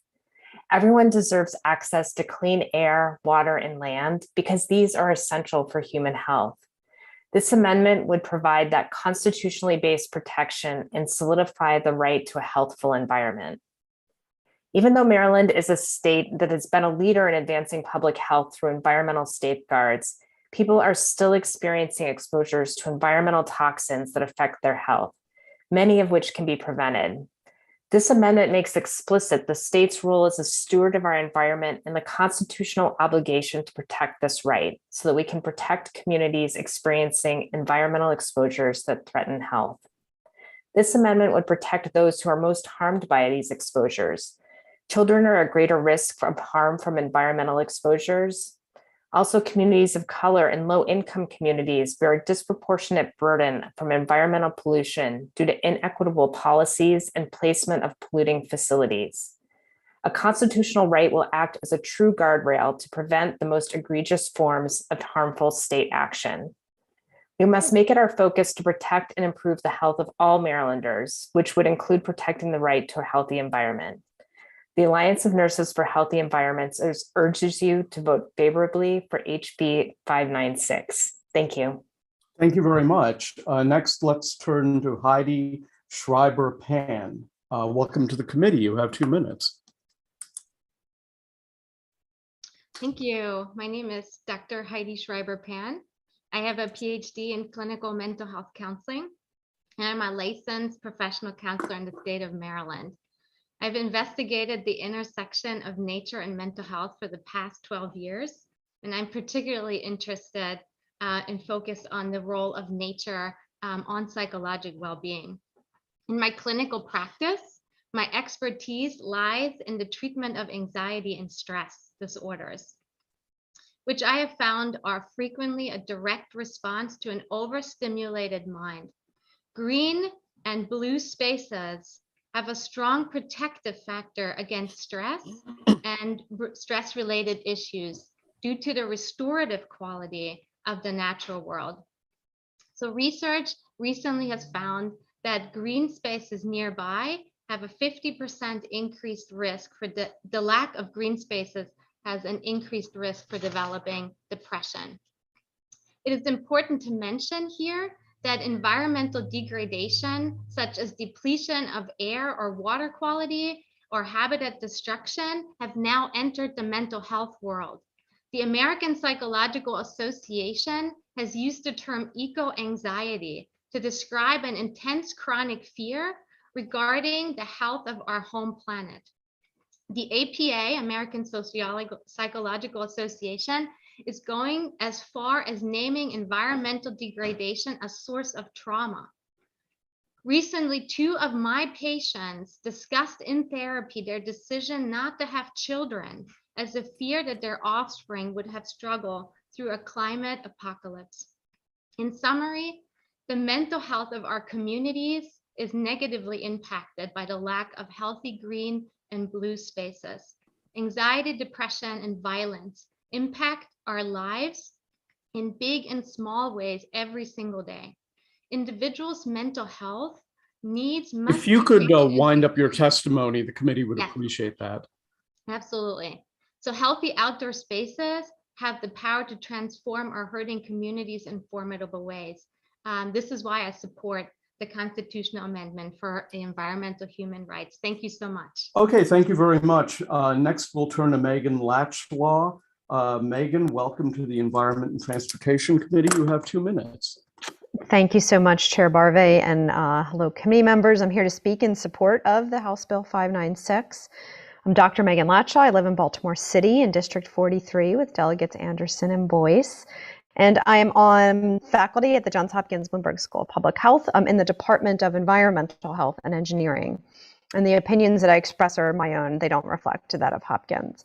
So I always like to talk to my students about thinking about the Earth as a fishbowl. If you ever won a goldfish at the state fair, but you didn't have a fancy aquarium like I did not actually, the fish died pretty quickly, right? It's because too much of the fish's waste built up in the water and it ran out of oxygen. Just like the fish, our planet Earth is a fishbowl, and we humans use up our natural resources and we pollute the planet with our waste. Pollution can go directly into our water, it can get into, and then it gets into plants and animals, it can go into the air. Ultimately, that pollution ends up in us. And all of this impacts our health, right? And the leading causes of disease in Maryland, heart disease, cancer, stroke. These illnesses aren't typically linked to infectious diseases. Rather, they're linked to behavior, genetics, and our environment. You already know about connections between environmental exposures and cancer, right? As well as connections maybe between air pollution and respiratory diseases. But not many people realize that how we design our communities contributes to our health. Those of us who live in communities that are designed for walking or who live near parks are much more likely to engage in physical activity. And those of us who live in communities designed for cars, we're more likely to drive. And that leads to increased air pollution and greenhouse gases. Bottom line, it's these and there's so many other connections between our environment and our health that make this amendment so important. This amendment brings a systems approach to caring for the environment rather than trying to address individual environmental health issues as they arrive with one-off bits of legislation. So I hope that you will support this amendment. Thank you. Thank you very much. Next, let's turn to Franklin Curry. Mr. Curry, welcome to the Environment and Transportation Committee. You have 2 minutes. Is Franklin Curry in the house? Yes, can you hear me now? I can hear you now. Okay, Mr. Chairman, thank you very much, members of the committee. I am Franklin Curry, and as a member of the Pennsylvania House of Representatives, I introduced and was the chief sponsor of the environmental amendment to the state constitution, which became Article 1, Section 27. The bill passed the House and the Senate with complete bipartisan support, and on May 18th, 1971, was approved by the voters of Pennsylvania by a 4-to-1 margin. So this amendment has been on the books for 50 years, a half century. And the Maryland provision in 596 is quite similar to it. So I just want to give a couple of comments based on Pennsylvania's experience, because this bill has been road tested. It's been in and out of the courts. There's no surprises in it. There's no hidden wallops in this. Three things you should be noted. First, the amendment is not aimed at anybody, any corporation or business. What it does do is set a broad principle of what our environmental policy should be for the state of Maryland, and everybody has to live with it. It's not aimed at any individual. It's broadly stated principle, which is part of the framework of government of Maryland if passed. Secondly, it did not create any kind of flood of litigation. There have been lawsuits, obviously, but nothing like a flood. So that's a false card right there. But the third thing is this amendment will not adversely affect private ownership or development in the state of Maryland. In Pennsylvania, business has continued, property has continued. The other thing that changed is this: you cannot use private property to damage somebody else's environment. And so the big difference in Pennsylvania is before, developers would do what they wanted to do to the environment and then worry about it afterward. Now they have to plan in advance what they're going to do to mitigate environmental damage. So business and development has continued in Pennsylvania. It's not been adversely affected. So I just want to close with this thought. I served in the Pennsylvania House for 3 years, or excuse me, 6 years, and in the Senate for 8 years. And as I look back over that time period, nothing I did in the legislature gives me a greater sense of satisfaction than passing that bill, which became Article 1, Section 27.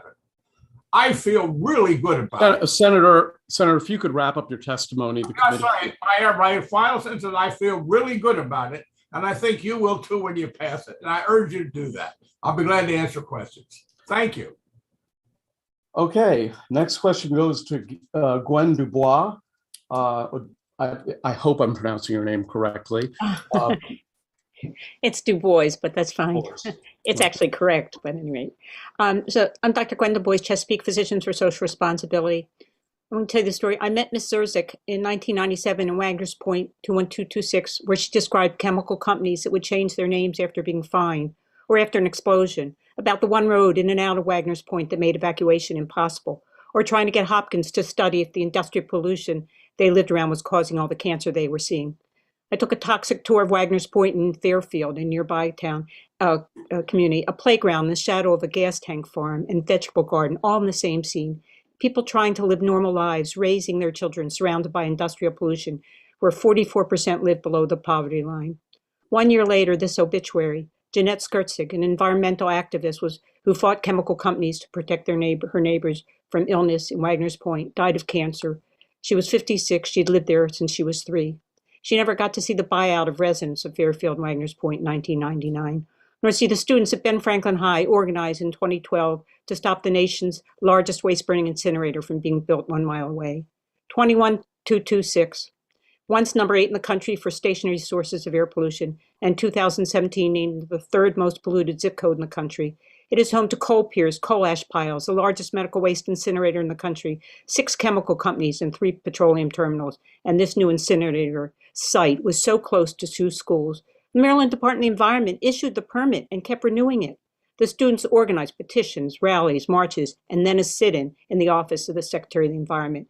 Finally, the permit was pulled before it was able to spew harmful pollutants associated with heart disease, asthma, lung cancer, and neurological damage in children.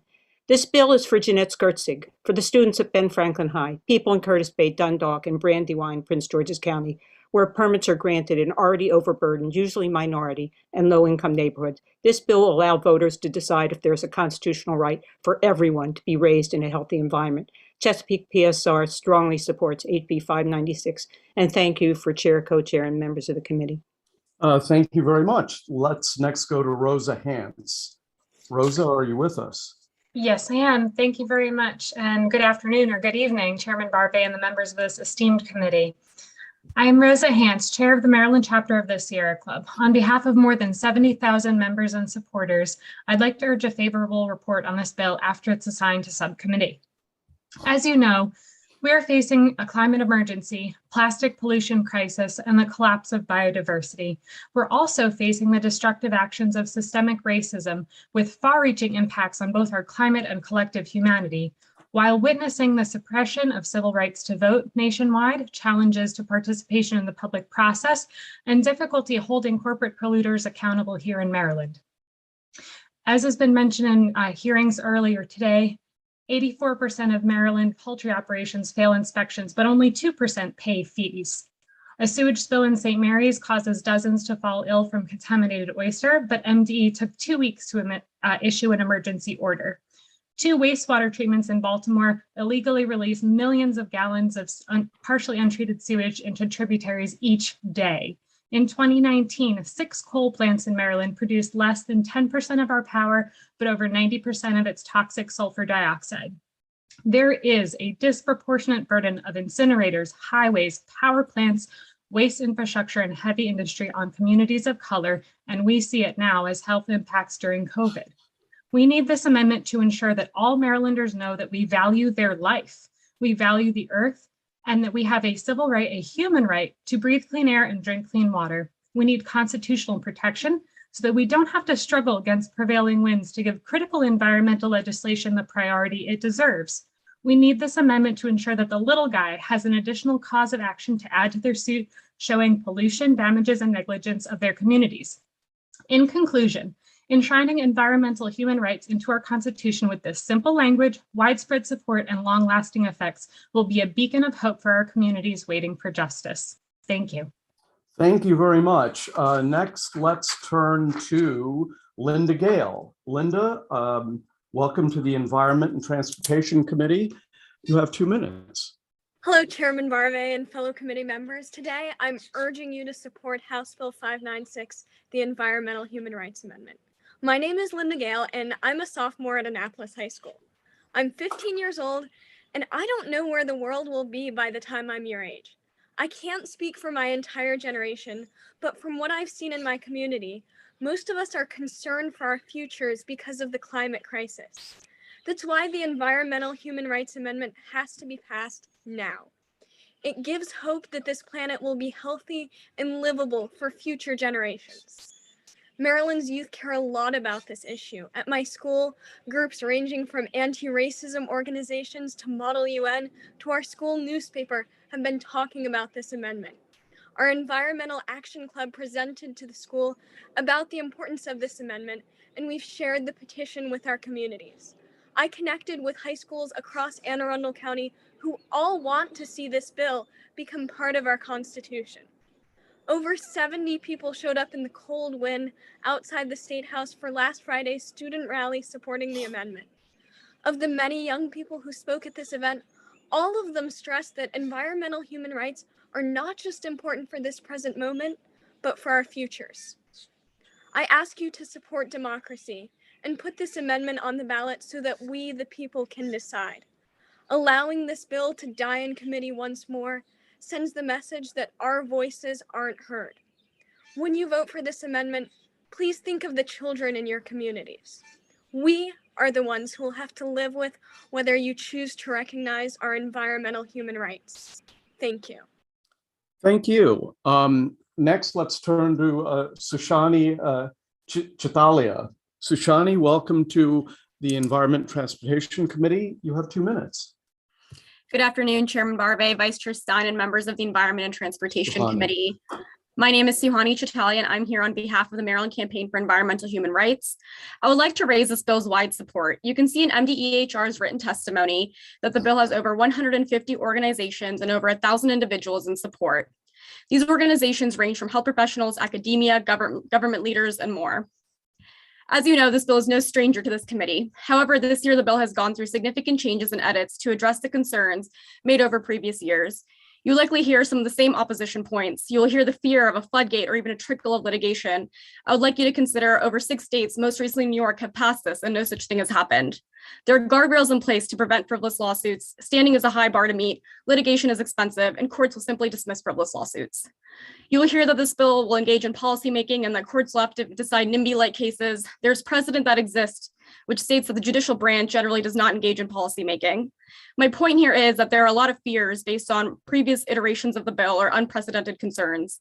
Importantly, this bill actually does do a number of great things and serves many benefits. This bill quite simply can provide an opportunity for the communities most often left behind. I urge you to consider Brandywine, Lothian, Baltimore City. These are regions of heavy pollution that shoulder the impacts of cumulative impacts. This bill will provide an opportunity to the most burdened communities where existing laws may not be addressing their needs. An amendment like this is proactive. It can encourage good decision-making by both government in terms of enforcement, but also businesses in terms of compliance. This can encourage and bolster public participation and encourage community members to engage in the decision-making process. This bill also withstands the ebbs and flows of politics. While we have a legislator that is steadfast and thoughtful in environmental policies now, we may not always have this. This amendment ensures that regardless of how partisan or bipartisan environmental issues may be, our state will recognize this fundamental right for its residents. With that, I thank the committee for your time, and I'm always available to answer questions around the bill. Thank you, and we urge a favorable report on HB 596. Sorry for mispronouncing your first name. As an Indian American, I should know better. That's okay. Okay. Reverend Hinton, welcome to the committee. You have 2 minutes. Thank you, Mr. Chair. I am the Reverend Delene Hinton from Gwinoak United Methodist Church, and Arlington Lewin United Methodist Church is located in Baltimore City. But more importantly, today I come to you as the chair of Central Maryland Ecumenical Council, and I am keenly aware of our call for creation care. Each of the 9 denominations participating within the CMEC recognizes environmental human rights as fundamental in our understanding of creation care. As a Baltimore City pastor, I recognize that many of my constituents do not own their own homes. Therefore, they may not have a direct impact on the environment, but their right to clean and healthy environment must be recognized and preserved. As a parent and a grandparent, my family has struggled with respiratory issues, lead in water and soil, and the havoc brought on by the climate crisis. In 1973, the Maryland General Assembly passed the Maryland Environmental Policy Act, which recognized that each person has the fundamental and inalienable right to a healthy environment. For almost 50 years, the right has been the articulated policy of the state of Maryland. Unfortunately, the MEPA only applied to state agencies, and few developed the mandated rules to enforce this right. As a result, this right has largely been ignored. All too often, the interests of private industries have been preferred over the health and well-being of Maryland's residents. I would say to you that our call is to protect our environment, that our environment may protect us.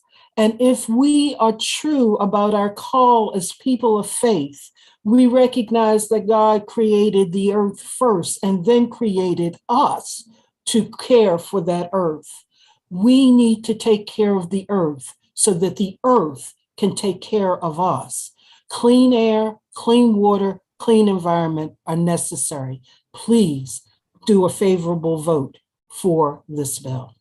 Thank you very much. Let me now turn to Maggie Duane.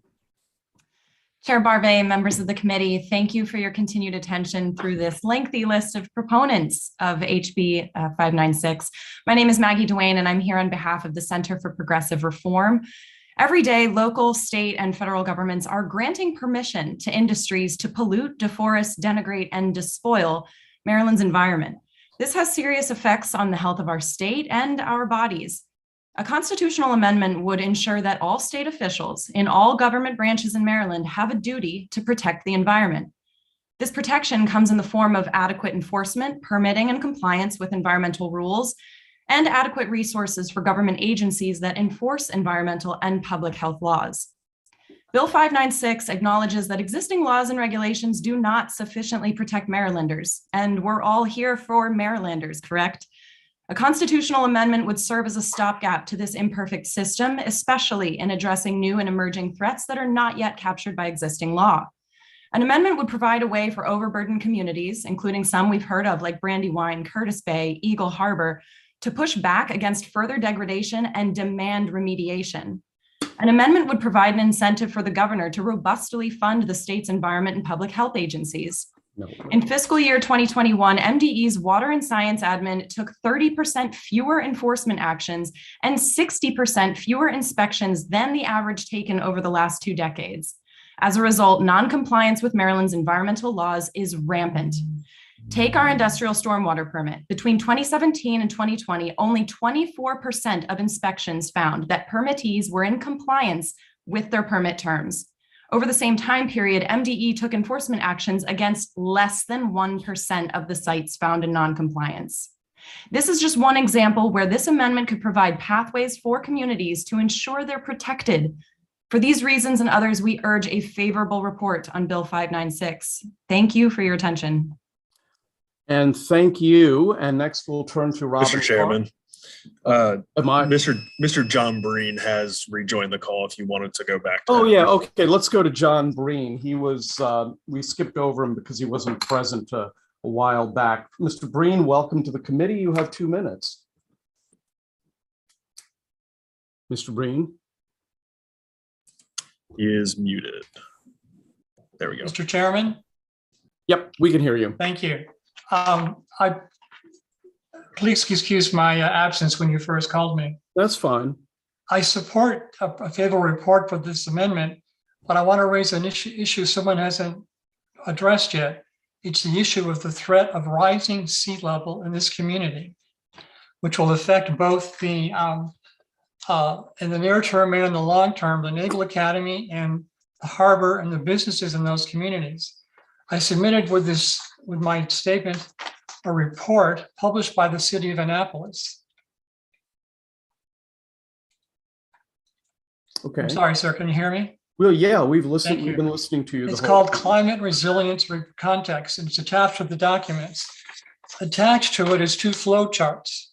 These were created by consultants for the city of Annapolis and the Naval Service Academy, which exists, and it shows at a high mark, sea levels rising to 1.9 to 2 feet in the year of 2030 plus, and as high as 8.2 feet in the year of 2100. The medium figures that's a high-end figure probably created by FEMA, the flood insurance company. The medium figures seem to meet in the realm of 4 to 5 feet by the year 2100. More importantly, in the second chart, the defense of this problem, as suggested by the Navy and their consultant, is to establish a 5.2-foot seawall around the Naval Academy and the Inner Harbor to prevent that from happening. There's another report that's come down in the last month, and I've submitted a summary of that to you in a 1-page summary in my exhibits. And it talks about the sea level rise over the next 30 years. The NOAA report, and you can find that at the website, called the 2022 Sea Level Rise Technical Report, suggests in the next 30 years, 2050, there could be a rise of 10 to 12 inches. Mr. Breen, if you could wrap up your testimony. Fine. It also suggests that by the year 2100, if we don't take steps to reduce releasing carbon and methane into the general climate, we could see sea level rises up to high to 5 to 7 feet in the year 2100. Okay. In your harbor in Annapolis. Yep. Okay. Thank you so much. The data is in the chart. I apologize for trying to speak it out so quickly. Thank you for your time, sir. Not at all. Thank you for yours. Next, let's turn to Robin Clark with the Chesapeake Bay Foundation. Thank you, Mr. Chairman, members of the committee. Thank you for your attention during this long hearing. Robin Clark with the Chesapeake Bay Foundation here today in support of House Bill 596. Incorporating this fundamental right to a healthful environment in our Constitution could provide greater consistency across agency actions. Would create a minimum bar spanning different administrations and preserving certain priorities in tough budget times. It could also provide the stability, dedicated and equitable considerations that are very important to a successful Bay cleanup. For these reasons, we support the legislation and urge the committee's favorable report. Thank you very much. Let's proceed to Lori McGilvray. Lori, welcome to the Environment and Transportation Committee. You have 2 minutes. Thank you so much, Chair Barve and committee members. My name's Lori McGilvray, and I'm speaking on behalf of the Climate Justice Wing of the Maryland Legislative Coalition. We're a statewide coalition of over 50 grassroots and professional organizations, and we take the justice part of our name very seriously, which is why we strongly urge you to vote favorably on HB 596. You've heard many eloquent speakers, so I'll be brief. I have three very important points. First, Marylanders need an environmental safety net. This esteemed body can pass great environmental laws, but state agencies may do a poor job implementing or enforcing those laws. For too long, communities of color have aspired to live in healthy, clean neighborhoods, and yet have seen state and local government allow polluting facilities to be concentrated near their homes. Today's Washington Post described projects in Dorchester and Talbot counties where the Maryland Department of the Environment failed to issue, enforce, or renew permits to protect Chesapeake Bay tributaries. Whether through dereliction of responsibility, inattention, or a lack of staff, the environmental harm is the same, and there should be accountability. Having a constitutional right to a healthy environment would give Marylanders another tool for redress, a safety net, when other avenues fail. Second, Maryland would not be breaking new ground. 7 states have constitutional environmental rights, some for nearly 50 years. When cases were brought, they aimed to protect citizens from environmental harm when state agencies failed to do so. Why shouldn't Marylanders have similar rights and protections? Third, let the voters decide. Passing this bill is the first step. It must go to the voters. A recent poll found that 76% of Marylanders surveyed would support a constitutional amendment for environmental rights. Shouldn't Marylanders have a chance to decide whether to add these rights to the Constitution, especially when they already appear to support it by a large margin? Let's not wait any longer to join these visionary states. Please vote favorably on HB 596. Thank you. Thank you very much. Let's go to Aya Lindquist. Aya, welcome to the Environment and Transportation Committee. You have 2 minutes. Hello, my name is Aya Lindquist. I am a science and climate policy communicator, along with being an appointed member of the Anne Arundel County Agricultural Commission. I have worked with and been educated by regenerative farmers throughout the state on the importance of farming with the environment instead of against it. I am providing testimony today in support of House Bill 596 because this amendment has the power to protect and defend this clean water, healthy soils, biodiversity, and climate necessary to support the future of farming in this state. This amendment can serve as a tool to protect agricultural lands and our waterways from the unsustainable development and irreparable environmental harm. This protection will preserve Maryland's local food economy and ensure opportunities for future farmers and generations. A core tenet of this amendment is that Marylanders have a right to a healthful environment. A healthful environment means all Marylanders have access to fresh and healthy foods grown locally, and we must support our farmers to accomplish this. Climate change and environmental degradation is not the fault of farmers, and yet they face many of the consequences. The effects of climate change and unsustainable farming practices are already being felt across the state, from increased flooding, droughts, insects, pollution, and hotter days. This amendment can lay the groundwork for future legislation that can support farmers in implementing more regenerative practices that make their farms more resilient to these impacts. This amendment would require the state to conserve and protect the land, and they can do this by working with farmers to ensure they have resources available to continue to be stewards of the land. Supporting the future of agriculture in the state of Maryland is crucial to preserving the state's history, which is why I urge our legislator to give a favorable report for House Bill 596. Thank you for your time. Thank you very much. Let's turn now to Casey Hunter. Hello, thank you so much for having me. I'm Casey Hunter here on behalf of the League of Women Voters of Maryland. The League of Women Voters of Maryland supports House Bill 596, which would affirm the constitutional right of each Marylander to benefit from a healthy, sustainable environment. Social, economic, and environmental factors have tremendous influence on our health and on our overall being as adults, including one's ability to meaningfully contribute to their economies and communities.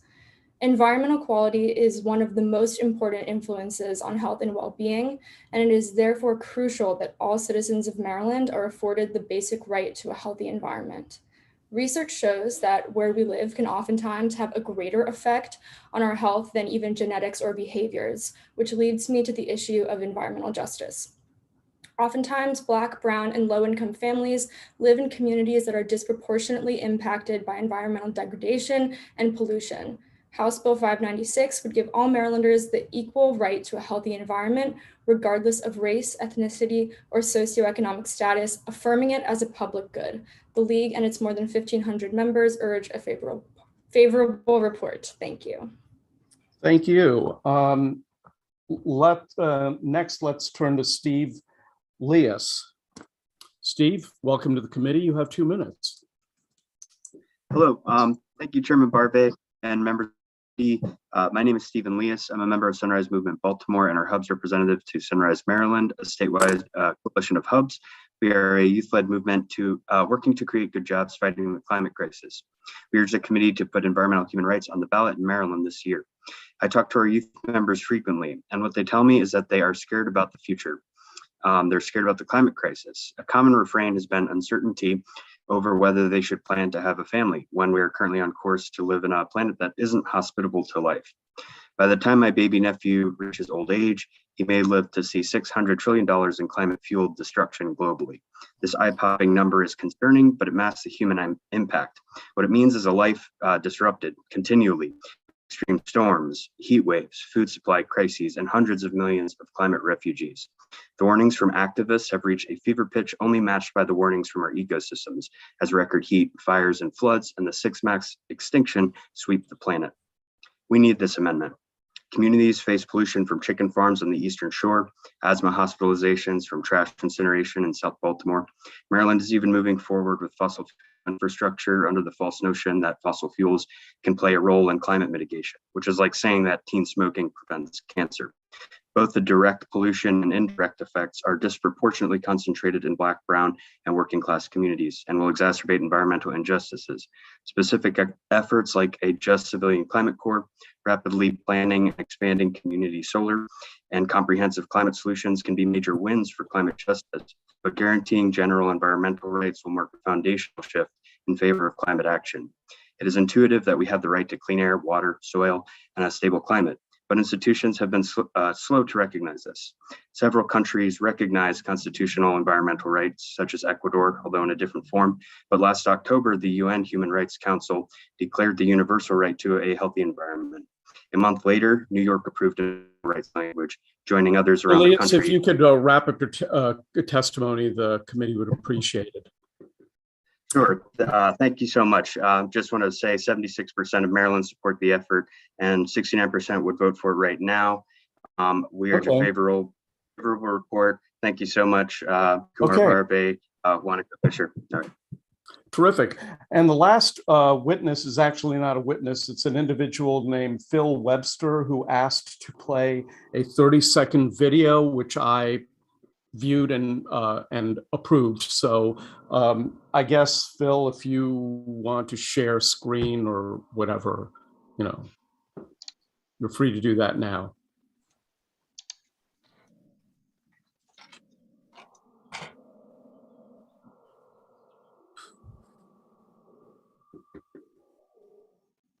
Trish, what's going on? It looks like he's working on it. If he's not able to get it working, I can also run it as backup. Okay. I mean, I want to get to questions, so, and then we have the opponents. Here, I'll go ahead and just run it off of mine since I have it ready. Sure, okay. Go ahead, Ben. Are you guys able to see that?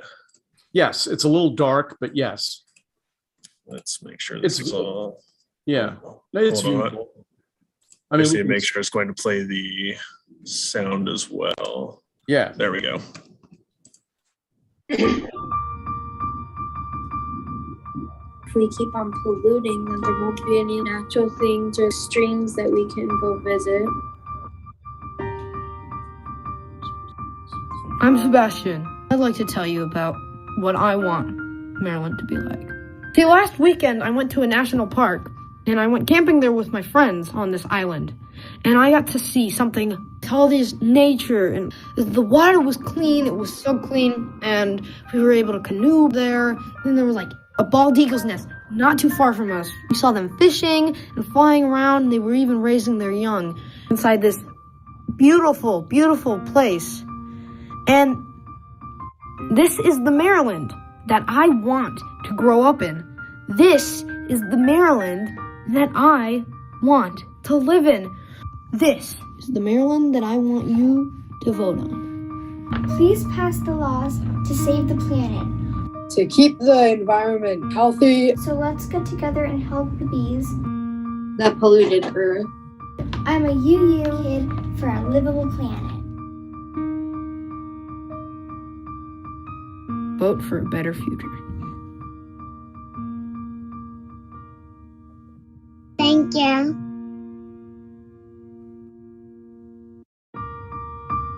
Okay, if you can switch that off, and we will go to questions, if I can bring up my participant tab. Okay, first question goes to Delegate Lehman. Thank you, Mr. Chairman. Delegate Fisher, oh my goodness. Wow, thank you for bringing this bill. That was an amazing group of witnesses, probably one of the most impressive I've ever seen. So thank you so much for gathering together all this wisdom and insight and expertise. My question is for Mr. Littleton. I wonder if is he still here? We can ask. I am. Okay. Yes, hi, I'm Matthew Littleton. Thank you for your testimony. I was wondering if you could comment on the issue around legal standing and whether this amendment, if it's adopted, will sort of like throw open the courthouse doors to folks all over the state to bring lawsuits. Thanks for your question. And this responds to, I think, something that the chair had mentioned at the outset. So one thing this amendment does not do is change the established law of standing in Maryland, which requires, as does its counterpart at the federal level, that anybody coming into court needs to establish not only that they have suffered an injury, but that injury is traceable to the particular government action that's being challenged. And so the sort of hypotheticals of a floodgate that this would give anybody in Maryland standing to challenge any government action, however minor and however far from them, it's just not going to happen given the state of the Maryland judiciary. And this amendment does not purport to change the longstanding principles of standing. I'd be happy to elaborate or provide responses to specific hypotheticals, but it is an important point worth making.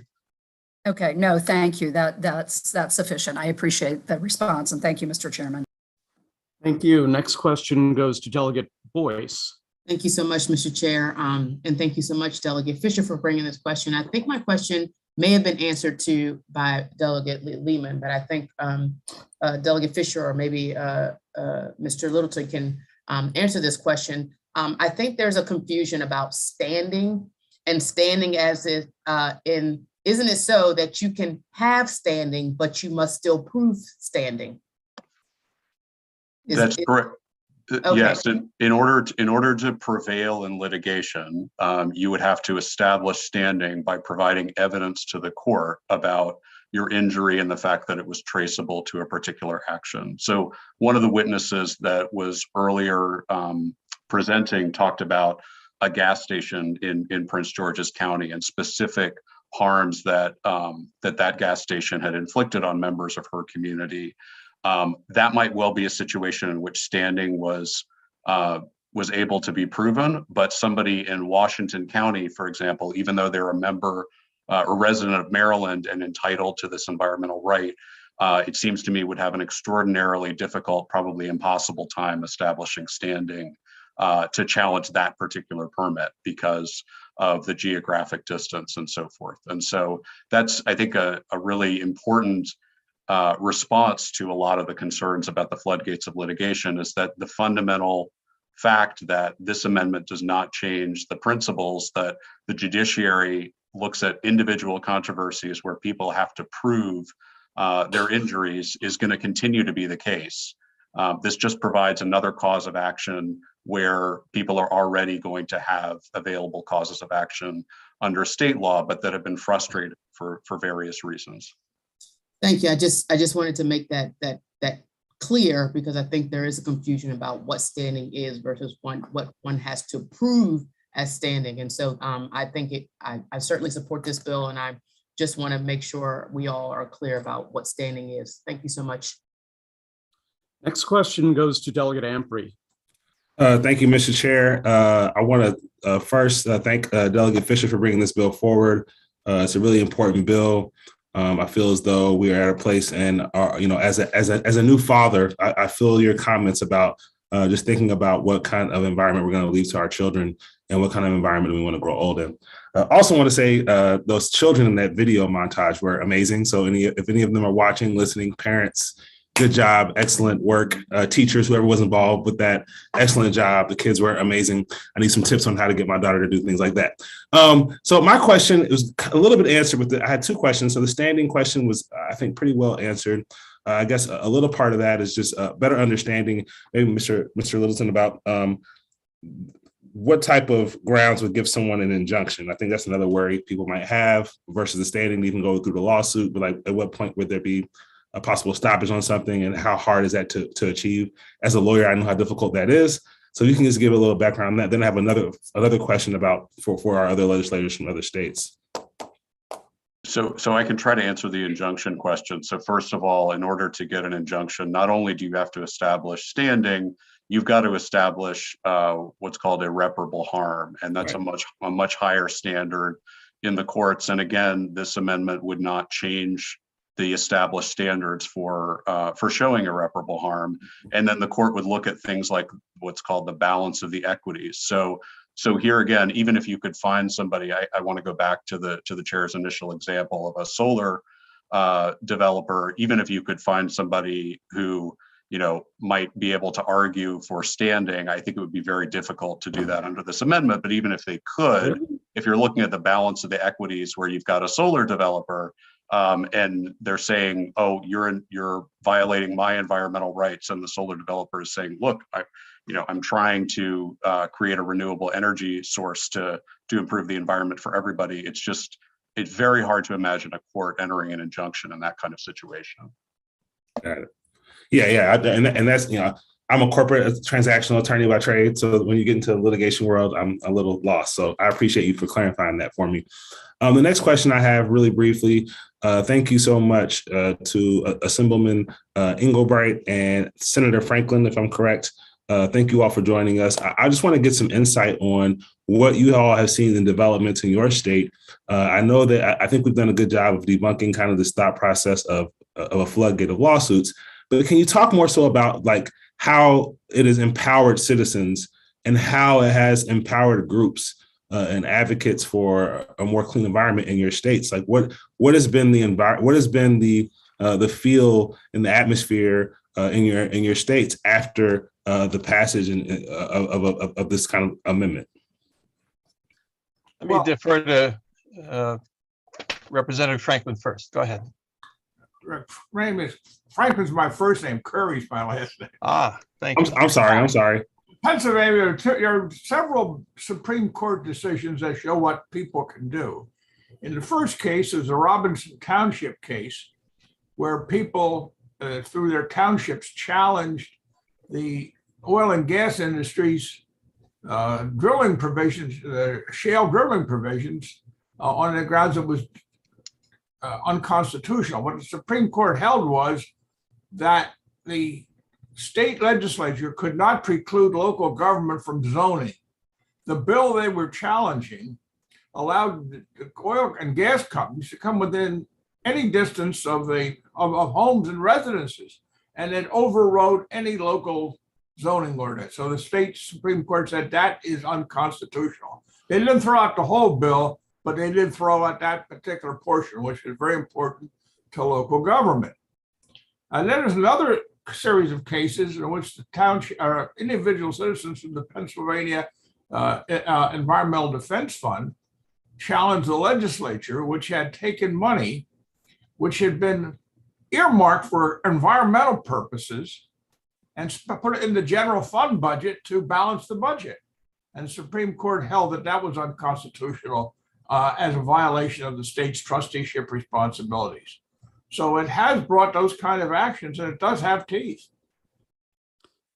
I have to follow up on that. Mr. Curry, you're looking at the committee that banned fracking. You're looking at the legislator who has passed the only bill in the United States to functionally ban offshore oil drilling. State of Pennsylvania has not banned fracking, and you continue to pollute the Susquehanna River and the Chesapeake Bay. So it causes me to wonder why I should put so much faith in an amendment that appears to be only good at allowing local governments to stop state government. Because you see, in Maryland, local governments are less environmental than the committee you're looking at right now. That's the problem in Maryland. Well, I don't understand your belief that the Susquehanna River is polluted. It is not. There is what? Wait, let me finish. I have talked to the people at the Chesapeake Bay Foundation. The problem from Pennsylvania is not from point discharges or from fracking. It's coming from non-point discharges on agriculture, agricultural fertilizers and pesticides and things like that. It's running off not in a point, but over a broad area. That's the real thing that has to be addressed to stop pollution from Pennsylvania coming into the Chesapeake Bay. But the Chesapeake, the fracking has not been part of that. Fracking has its problems, but that is not one of them that I'm aware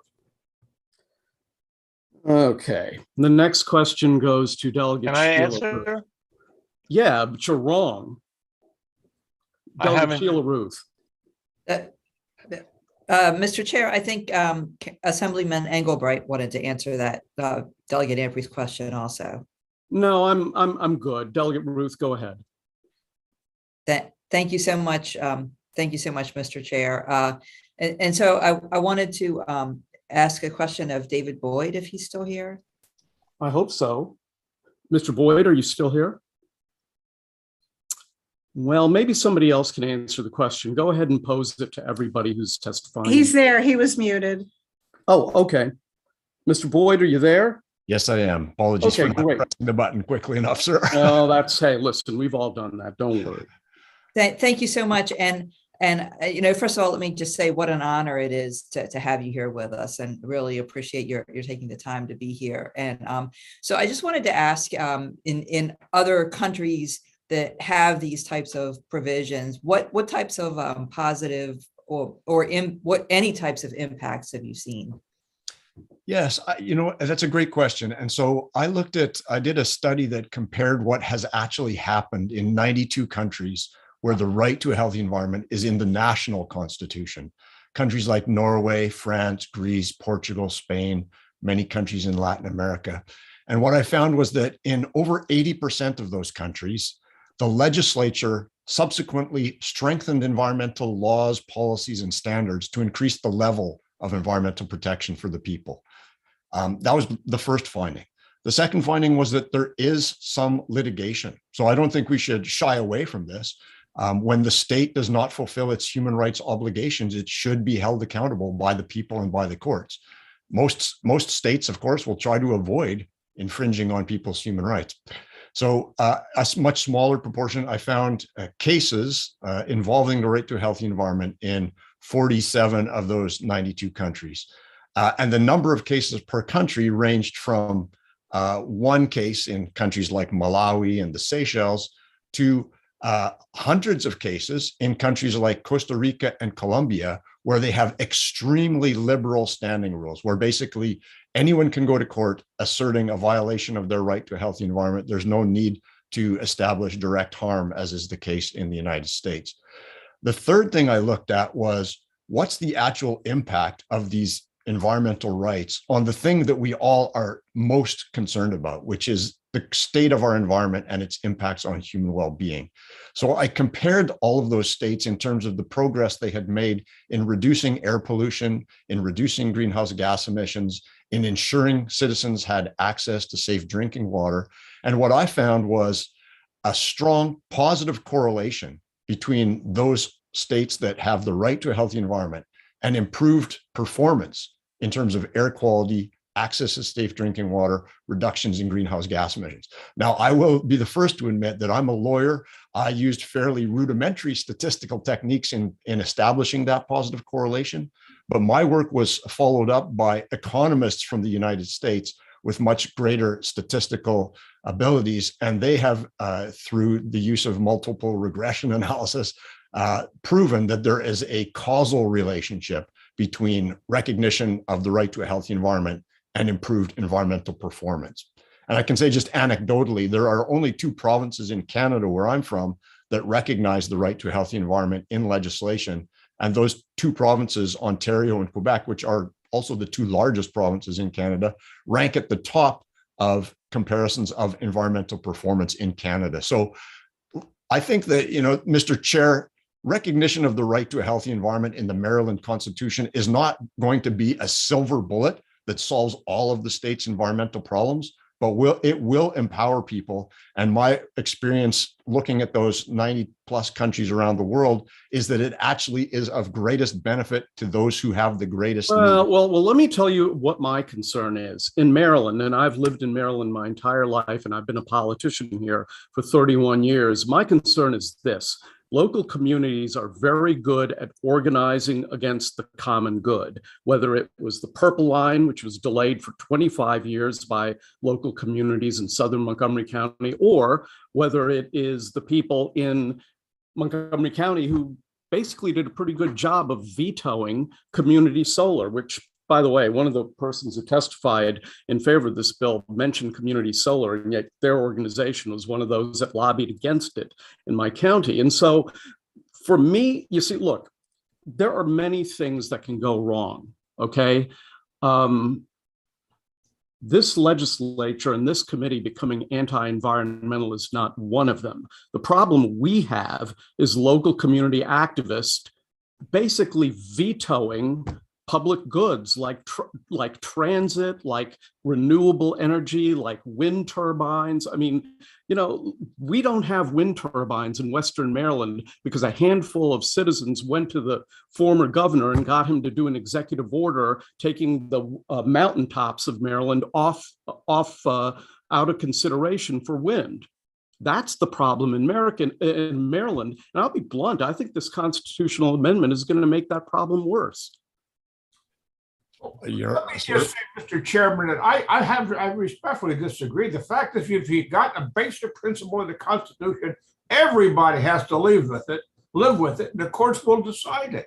It's not going to be governors issuing orders or local communities. They have to behave by the same rules as everybody else. That's why this should be in the Constitution. I respectfully submit. Who is it who just said that? I can't. Franklin Curry. I'm in the Pennsylvania legislature, and I'm the drafter of Article 1, Section 27 of the Pennsylvania Constitution. So, much for 50 years.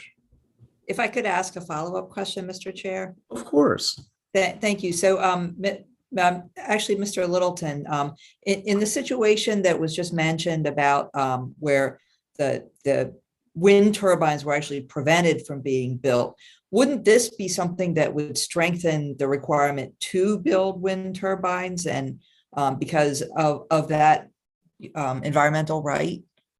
So I want to just clear up one thing, which is there was a mention of, going back to the Robinson Township case in Pennsylvania, and I want to clear up the confusion. The intent of the drafters here is that when it says every person shall have this right, person does not include the state or political subdivisions of the state. And so you would not have a situation in which a municipality, a smaller community would be able to sue the state of Maryland or another municipality saying that our right has been violated because the community is not given a right. It's only the individual. But the other thing I would say in terms of the public trust provision is that it actually, I do think it would bolster the ability of the state of Maryland to say, that we have a trust responsibility for our natural resources, which includes, things like renewables, and it provides something that doesn't exist under Maryland law right now, which is the ability of Maryland as well as municipalities to use their public trust authority over natural resources to make the kinds of arguments in favor of the turbines that Chairman Barve was referring to. Yeah, but what if the local government is opposed to them? The local government cannot use this environmental rights provision to sue the state of Maryland as based on that opposition, because a local government is not a person as defined by this amendment. Thank you so much. Thank you, Mr. Chair. Okay, Jen Terraza has a question. Thank you, Mr. Chairman. My question is for, I think it's the New York Assemblyman, Mr. Engelbreit, is it? Yes. Yeah. So I noticed that the unions and other large organizations were in support of the bill. Can you talk more on how this can help business, industry, and jobs? Why Sure. that and how that happened, or how that came to be? Thanks. We had a coalition of more than 180 organizations, including most of the major labor unions, all in support of this. In fact, we had 5 propositions before the voters. This was the only one to pass last November. So the voters picked it out and voted yes. The reason is because a clean and healthful environment is very attractive for industry and for commerce. When you do not have a clean and healthful environment, it operates in the opposite direction. It discourages the ability to recruit and retain high quality personnel that are capable of making commerce accelerate in a positive direction. I should also point out that I'm the original prime sponsor of the Solar Choice Act, the Solar Net Metering Act, the bill that allows all customer classes to be eligible for net metering.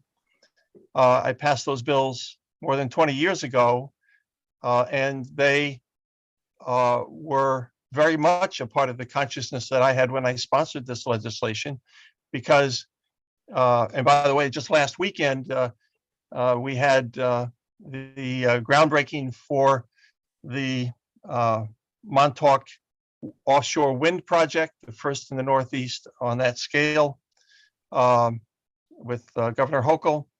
I am very, very bullish on renewable energy, and I believe, and the unions and many of the people who voted in support of this were fully conscious and aware that we are going to be advancing the solar options and renewable options in our state, and that this is a companion piece to that. I could go on. We're going to be sponsoring a $4 billion Environmental Bond Act this November. Our Green Amendment was a setup for that, and the governor took a note from the work of the people in voting for this in November and added $100 million to our proposed budget this year for our Environmental Protection Fund. That is one of the main benefits. The main responders to this are elected officials. That's who are really put on notice that the people have a higher level of expectation as the passage of this measure enables.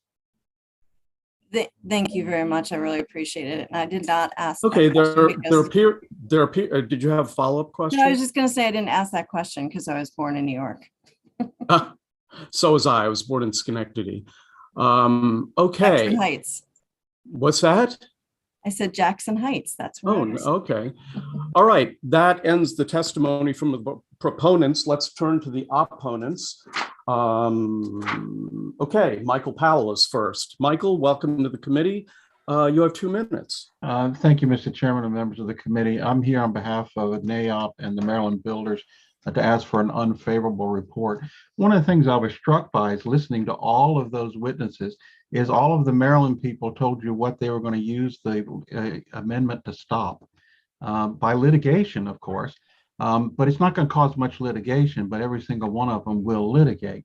And on the question of the chairman's question about something like windmills on the mountains in West Virginia, or mountains of western part of Maryland, that absolutely will allow any person out there to follow suit to try to stop that windmill, because after all, they'll say that it affects their health because it has effect on their anxiety or effect on their the sounds or that the disturbance of appearance.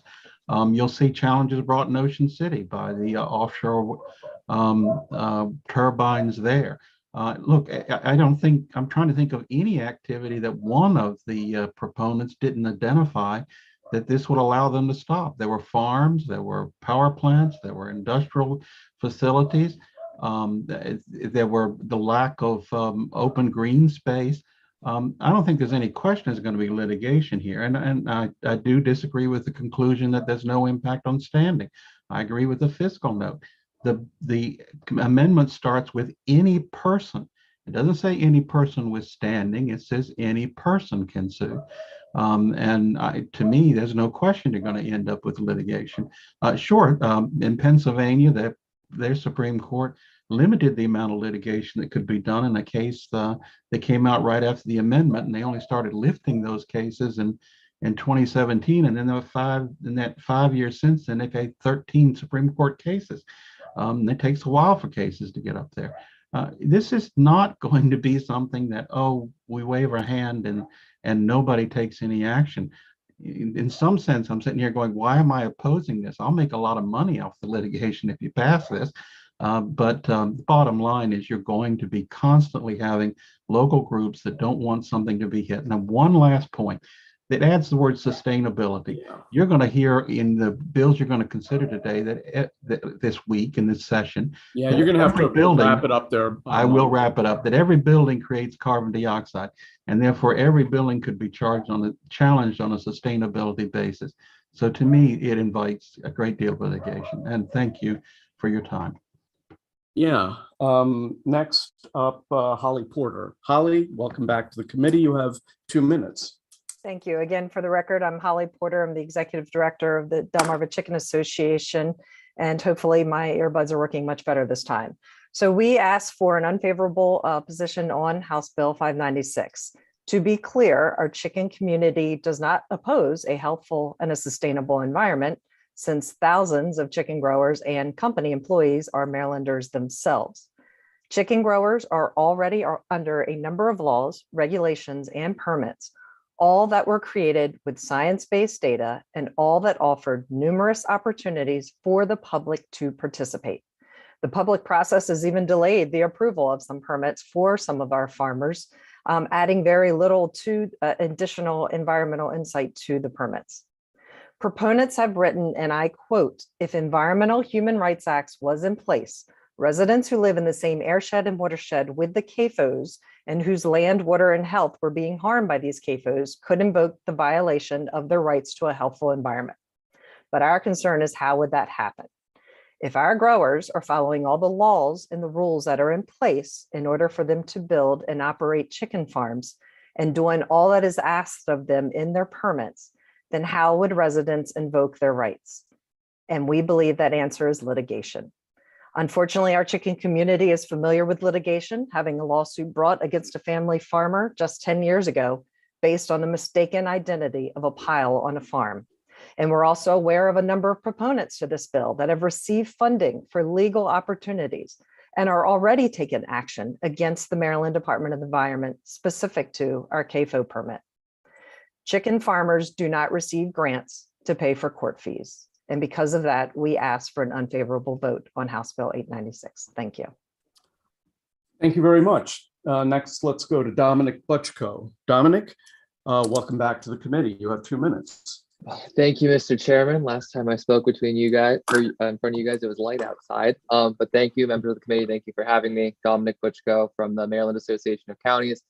MACO asks for an unfavorable report on this bill. We have heard a ton of stuff, so I'm not going to repeat what everyone has said, but this bill is going to cause an extensive amount of litigation and costs for counties. Just to put this very clearly into perspective, our mutual constituencies rely on counties for a lot of public services: transit, waste management, road maintenance, health, etc. This bill, if passed, would potentially put a lot of that in danger due to litigation and would have an impact on our mutual constituents. So just because of that, MACO asks for an unfavorable report on this bill. Thank you. Thank you very much. Next, let's go to Colby Ferguson, a frequent flyer with our committee. Colby, you have 2 minutes. Thank you, Mr. Chair, members of the committee. Colby Ferguson on behalf of Maryland Farm Bureau, and we come in opposition of House Bill 596, not because we oppose a healthy environment, which obviously we need and is essential to farm and to grow the food, fiber, and fuel that we all need. It really gets down to the true unintended consequences that would come out of this. This bill is 12 lines long, not 12 pages long, but 12 lines long, very open-ended, could go in so many ways. And I listened to a lot of people talk about, oh yeah, this is not going to really get in. It's not going to increase standing.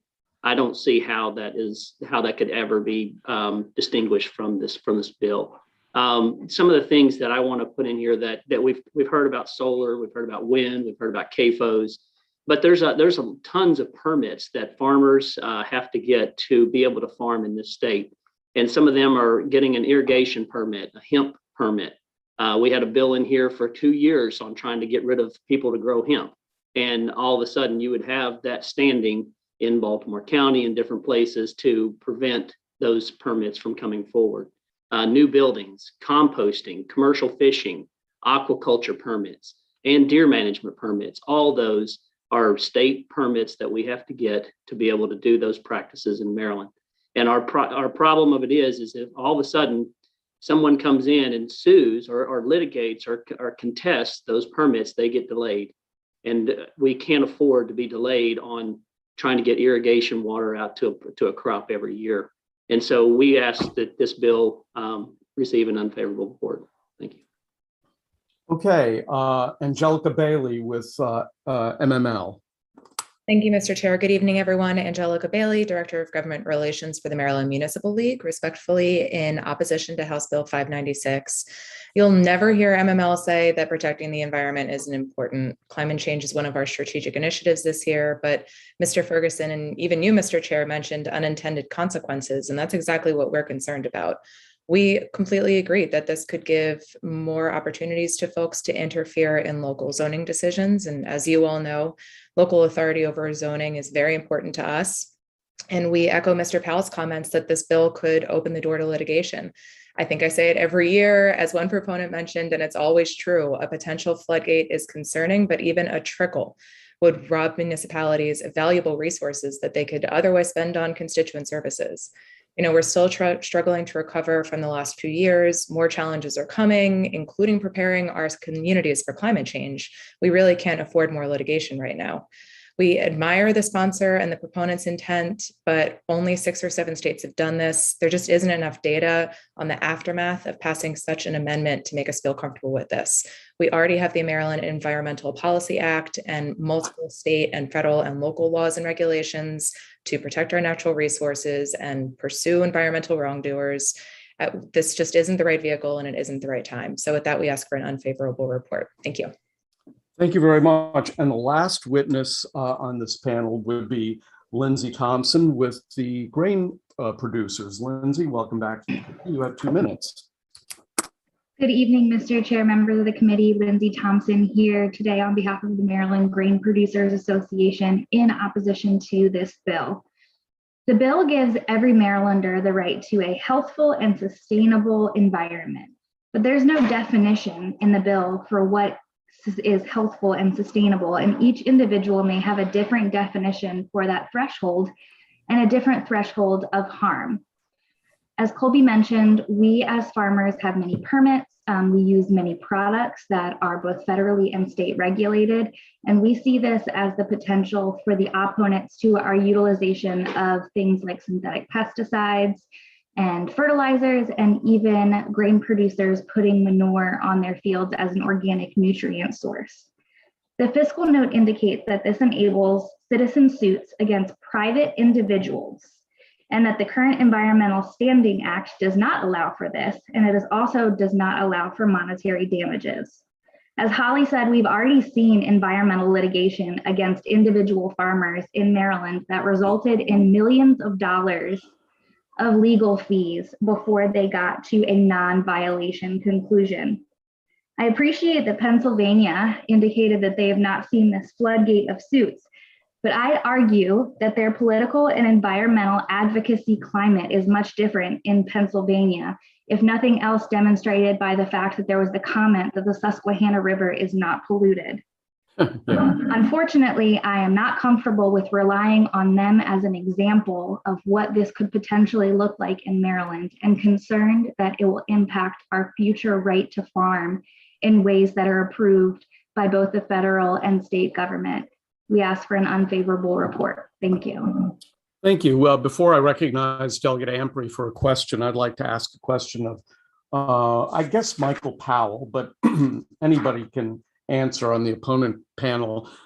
Mike, if a business violates a regulation, an environmental permit or regulation under current law, do citizens have the ability to bring a lawsuit based on the fact that a business is violating regulations? Sure, they could bring in almost all of the Clean Air Act, Clean Water Act, almost every kind of permit you can imagine. There is a right to sue either on federal law or state law. In addition, there's mandamus to force the government to bring such an action. Recognize, of course, that once you had a constitutional provision, you could have a suit brought even if the company is entirely in compliant with all of the permits and regulations. If the person, any person is what's used in the amendment, alleges that complying with the permit still deprives them of a sustainable environment, they can bring suit. Okay, Delegate Ampry has a question. Thank you, Mr. Chair. So I guess my question is for Mr. Powell, and kind of just trying to better understand the legal analysis that have been provided on the opponent side. I still haven't really heard a clear analysis as to how one would get standing and then an injunction to stop someone from being able to go forward with whatever permitting they have as a farmer. I hear where there is grounds for a suit. And as a lawyer who's worked for big law firms, there's always suits. And you got a form and you fill it out and you send it to the judge, you dismiss it, and it ends like that. I feel as though the premise of some of the questions here or some of the statements here are on the lines of like everything's going to trial and there's like this long litigation. And the reality that I understand, the reality of America is that most lawsuits don't go to trial. They're dismissed and things go away. So I'm trying to understand this hypothetical world where under this statute, we now have a world where the whole entire legal framework of our country changes to where everything goes to a long litigation that costs all these millions of dollars you discussed, when in reality, you're going to have some lawyers that once they have some good forms of motions, it's going to be a matter of just dismissing things. So just give me a better analysis as to how we get from standing to injunction under your analysis of this amendment. Sure, it's exactly what you identified, motions to dismiss that would apply on other cases, but not here. If somebody brings a suit against one of my clients and say they violated a statute, I've got a detailed statute. I go and file a motion to dismiss that says what they've alleged doesn't violate the statute. Here, the question is, does it affect their health or their sustainability? It is hard for me to make a motion to dismiss to say that something doesn't create greenhouse gases when absolutely everything creates greenhouse gases. And then the argument will be that by creating greenhouse gases, it affects sustainability. So my problem is I got to go through trial.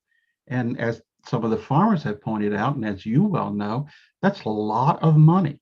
And it becomes a point where companies just say it's not worth it. So I guess I'm trying to understand, you make a huge leap to we're going to trial already. So they're not going to get out on a motion to dismiss with that vague a standard. And so then what you're left with is, okay, can you do a motion for summary judgment? Well, they're alleging that this structure will create some sort of noise or it'll create greenhouse gases. And here's their expert that they claim does. Will I win on a motion for summary judgment? I don't know. I'm not going to get out on a motion to dismiss.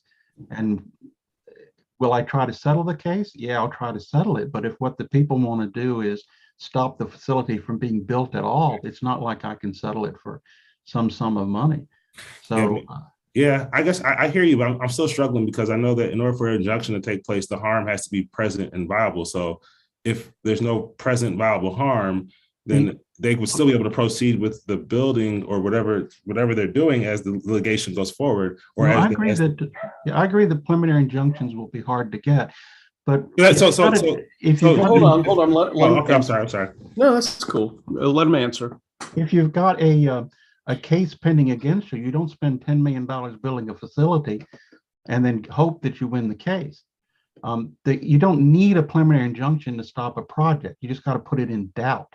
You got to have a case where the bank lending the money for the facility says, I'm not sure you're going to be able to build it, so I'm not going to lend you the money yet until the case is resolved.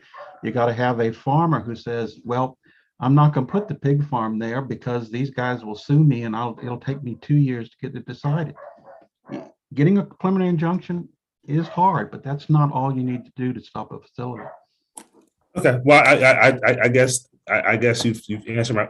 I guess at the end of the day, I just want to make. I guess what you're making clear is that a preliminary injunction is hard, and that this hypothetical world of lawsuits is not a clear thing where this amendment leads to lawsuits to where nothing's happening because everyone's scared. Like it's going to be difficult to have some injunctions in place. It's clear the litigation to some of us. I agree that preliminary injunctions may not be that common. Got it. Okay. Thank you so much, Mr. Powell. I appreciate it. Sure. Delegate Stewart has a question. Thank you, Mr. Chair. Thank you all for joining us this evening. So, Mr. Powell, also to take kind of the legal angle here, it's my understanding from the sponsors, and I have to admit that I have a little bit of an inside track here because I used to carry this bill. So I kind of know a little bit about the intent of the sponsors and how this works in other states. My understanding is that private individuals cannot be sued under this amendment. I saw that asserted, and I'm thinking every other civil right I know that you're writing into a constitution, people can bring suit if an individual violates their civil rights. If a policeman violates your civil rights, you can sue the police force and you can sue the policeman. And there's nothing in this amendment which says the suit can only be brought against the state. It says any person has a right to health and sustainability, and they can sue. Well, I mean, the freedom of speech is that the right to freedom of speech is the government cannot. That's true. Take away your freedom of speech, not private businesses. That and the First Amendment says it that way, but that's not what this amendment says. I mean, your example is a policeman. That's a government agent. If a policeman violates your civil rights, you can sue them. It's not just a First Amendment case. It may be that you were placed under restraint without due cause, or you were searched in violation of the Fourth Amendment. The First Amendment does have that kind of restriction in it. But look, if you want to look at trying to change it to say that you can only bring a suit against a government agency, I'm sure MACO and MML will still have issues with it, but it changes it. But that's not what it says at present. And you understand, even if what's happening is that a lawsuit is filed against the Department of the Environment because they're granting a permit, it still stops the thing from being built. If a farmer wants to set up a pig farm and sues the local county for zoning it to allow the pig farm, the farmer still can't build the farm. And the farmer's going to feel like they're being sued, whether they're named in the plaintiff's complaint or not. Yeah. Okay. Well, I get that. And I think what you're referring to with the police is Section 1983. I mean, that's a federal lawsuit against police departments for civil rights violation, but you can only sue the government. And it doesn't say that in statute. It's just, well, it's a civil right. Yeah. Okay. Well, okay. So I get where you're coming from with, okay, they're going to feel like they're under attack if MDE gets sued. I mean, I do think we're talking about government suits here, but point taken. My next question is, you keep saying, well, it's going to survive a motion to dismiss. We're going to have more litigation because the standard is vague. But isn't it the case that just like in all these other states that's passed this, the courts will spend time delineating exactly what it means to have a right to clean air and sustainability? They will create a 3-pronged test for sustainability and healthy air and whatnot, because that's what courts do. I mean, when you're talking about like freedom of speech or any other rights that we have, initially they might have been vague to the framers. In fact, I think some founding fathers actually did argue that. But over time, courts have created extremely sophisticated definitions for each right delineated in the Constitution. Is that not right? Yeah, I agree that through litigation, as they have done in Pennsylvania, we'll eventually get a definition. And Pennsylvania is actually a perfect example. They changed their definition of what it applied. When the amendment was first adopted, there was a case, Payne versus, I think it was Krebs, I forget the name, where the Supreme Court of Pennsylvania severely limited the effect of the amendment. And then later in 2017, they started to repeal that restriction and make it broader. And like I say, in just the last 5 years, there have been 13 Pennsylvania Supreme Court cases on interpreting that. So they're defining it, but that's a lot of pain to try to get there. And I get that. And Mr. Chair, I just have one more follow-up if I could. Yeah, sure. No, that's fine. Go ahead. Thank you. Yeah, and it just gets to this point. I mean, I think really what happens here, and I'm sure you know this, Mr. Powell, is I've read all 13 of these Pennsylvania cases, and they sue under multiple different causes of action. They obviously include the right to a healthy environment as part of the lawsuit, but they're suing under multiple different theories. And this, of course, happens in every single lawsuit that we're talking about, including NIMBY ones that I agree with the chairman that I don't like.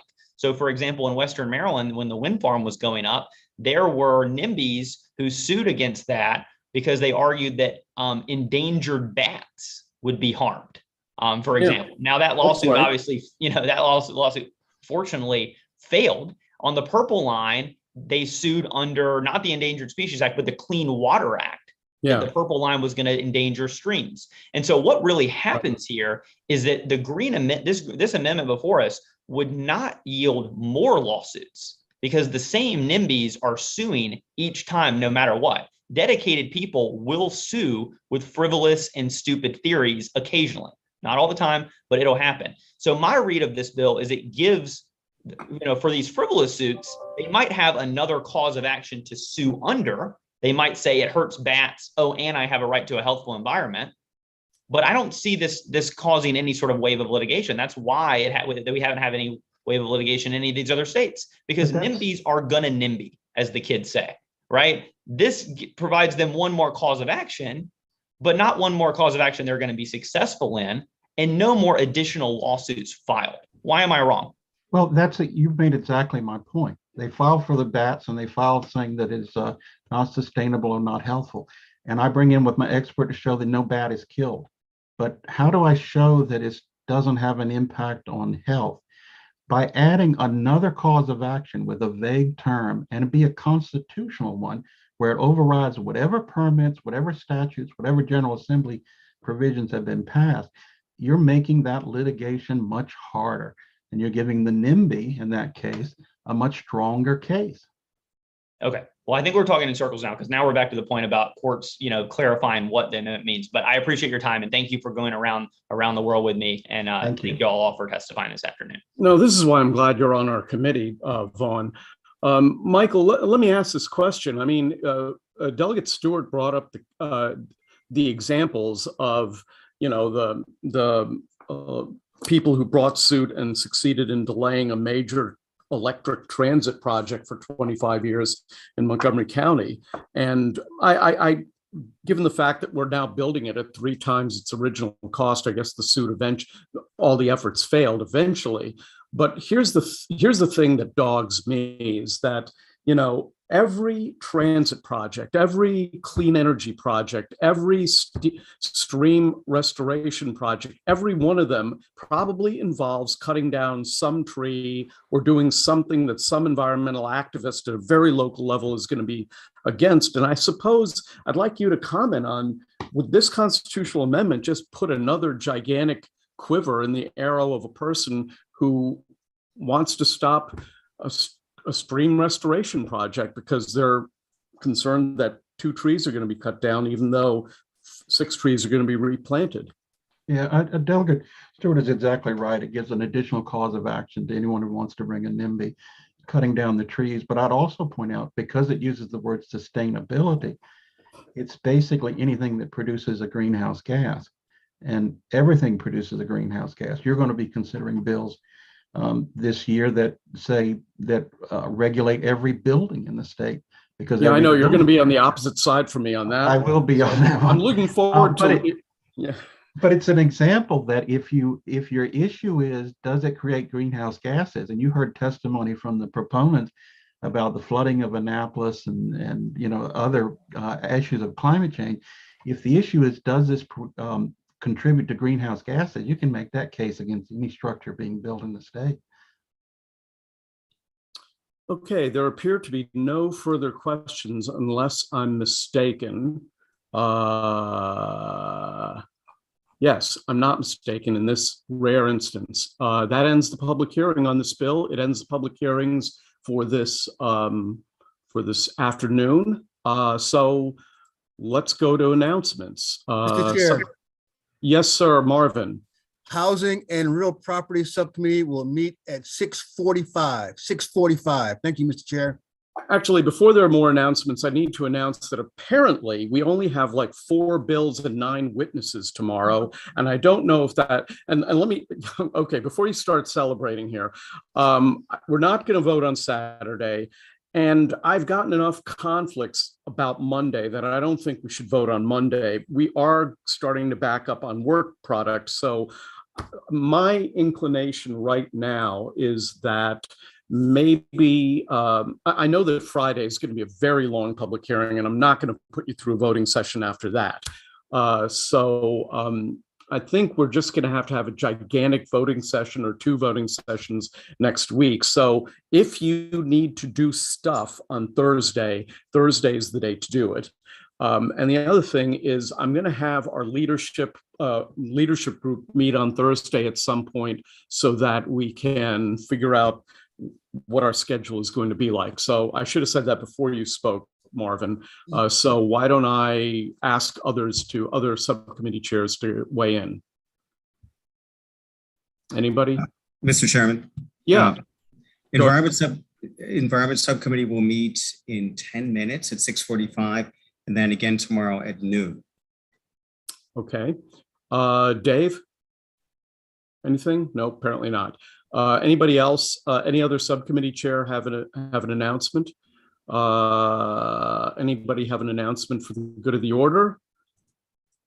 I see somebody. Okay, I see people. Okay, I see people not having announcements for the good of the order. So let me just say, long public hearing. Mr. Chairman, I see that Delegate Foley has her hand up. I don't know if it's for this purpose, but no, that's okay, Mr. Chairman. I have a question for Chair Delegate Frazier-Hidalgo. I thought we have a meeting tomorrow of the subcommittee. Dave is on the phone with somebody. You better text him. We'll find out. Okay. Trish, when is DFH meeting? Do you know? You're muted, Trish. We meet on Thursdays, Mr. Chairman. It is on the schedule for Thursday. He probably didn't announce it because After committee. That's right. on Thursday. All right, Yep. Wait. All right, gang. See you tomorrow for a relatively short public